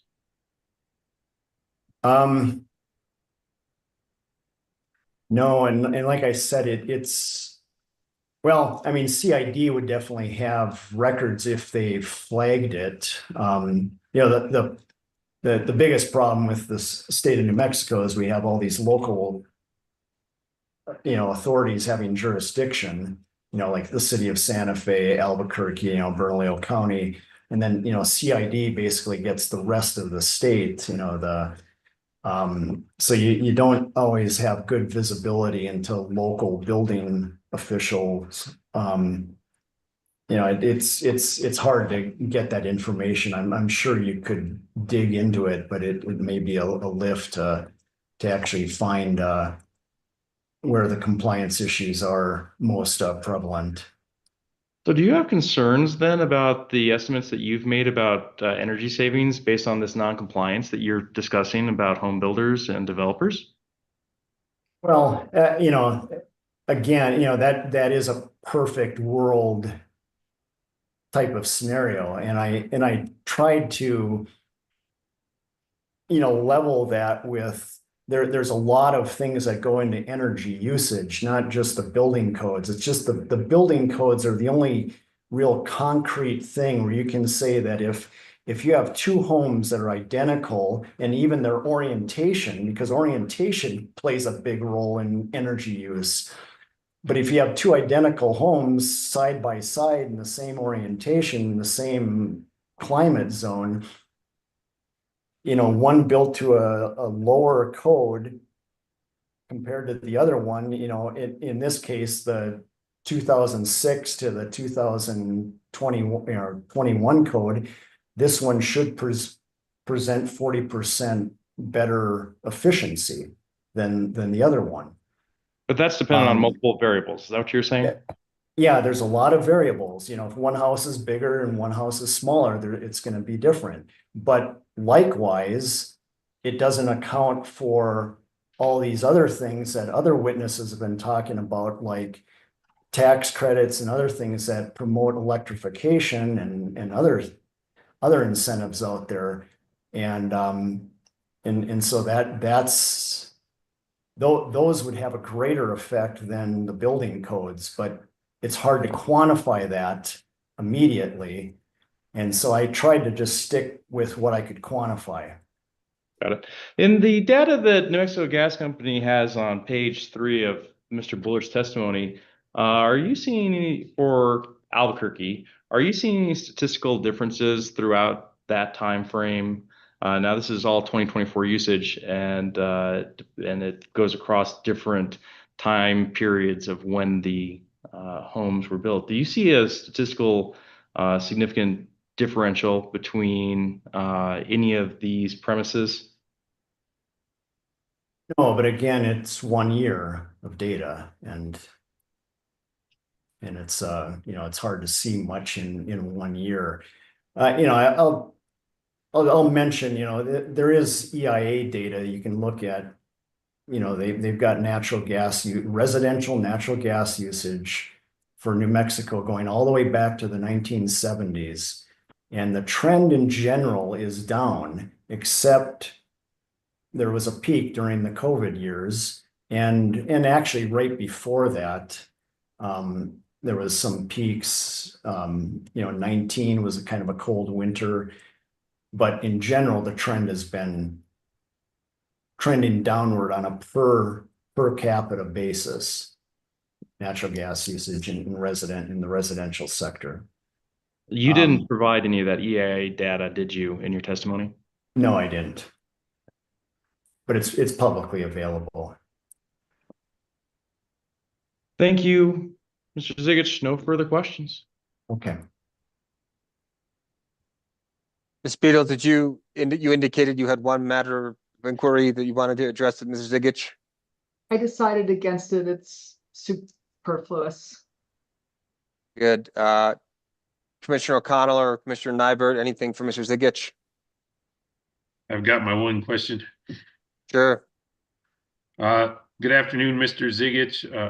Are you familiar with the rate case stipulation that created the consultation requirement before gas company filed the advice notice that's the subject of this case? Yes, I am. I actually supported that in the staff testimony in that rate case. So Okay, great. So staff supported the stipulation that included that. Yes. So the question is, from your perspective, was the rate case stipulation upheld? I mean, Yeah, in the sense of that, the process was carried out.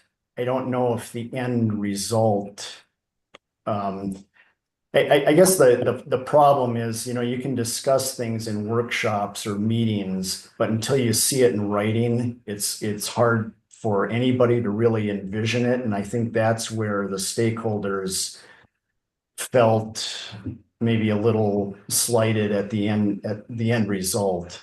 I mean, when the advice notice came in, I knew pretty much in the first few pages that there was going to be an issue. And so maybe a preliminary draft of what the advice notice was going to look like 15 days before they sent it in would have been helpful. Maybe alleviated. I don't know if it would have been alleviated or not, but it's hard to go from talking about conceptual things to actually writing it down and seeing it in writing, and there's a little bit of a disconnect there. Great, thank you. I just, as you know, been quizzing people for their perspective so I can understand these provisions and stipulations a little better. So thank you, and no further questions. Okay, I have no questions for Mr. Zigich. And Ms. Lang, do you have any redirect for Mr. Zigich? I do not. No, thank you. Very good. Mr. Zigich, thank you for your participation in the hearing today, and you are excused. Thank you. And I believe that brings us to the conclusion of the evidentiary portion of the hearing.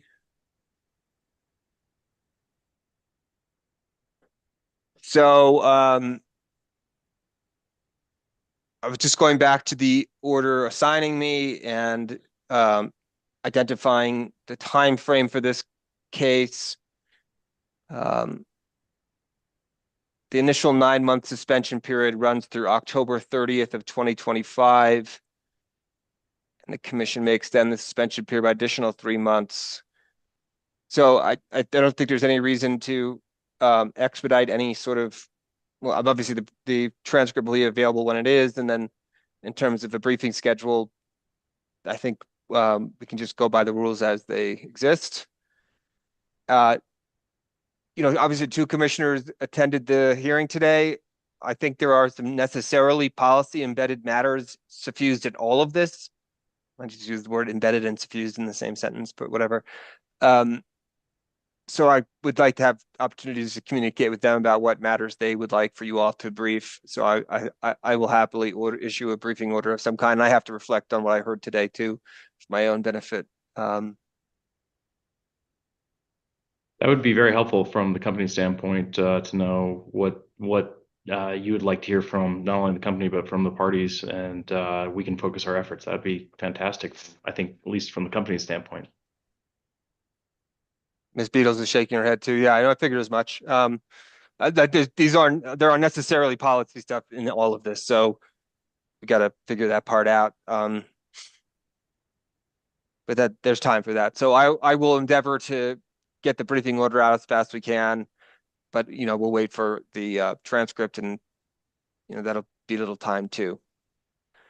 Before we go off the record, is there anything any of the parties wish to say in conclusion or anything? No, good. Okay, so Ms. Gonzalez, we're off the record. All right, well, thank you everybody for the hearing today. We got it Thank done. you. 5 Thank o'clock. you. I will try to 5:06. get this transcript done in 2 weeks, but maybe Perfect. less. Okay, just so Ooh. you all know. Thank you. That'd be Okay. fantastic. We really appreciate your help as well. Thank you. Sorry Yes. for the interruptions today. No worries. Okay. Bye now. All right, have a good evening, everybody, and thank you for the hearing. Thank you, everyone.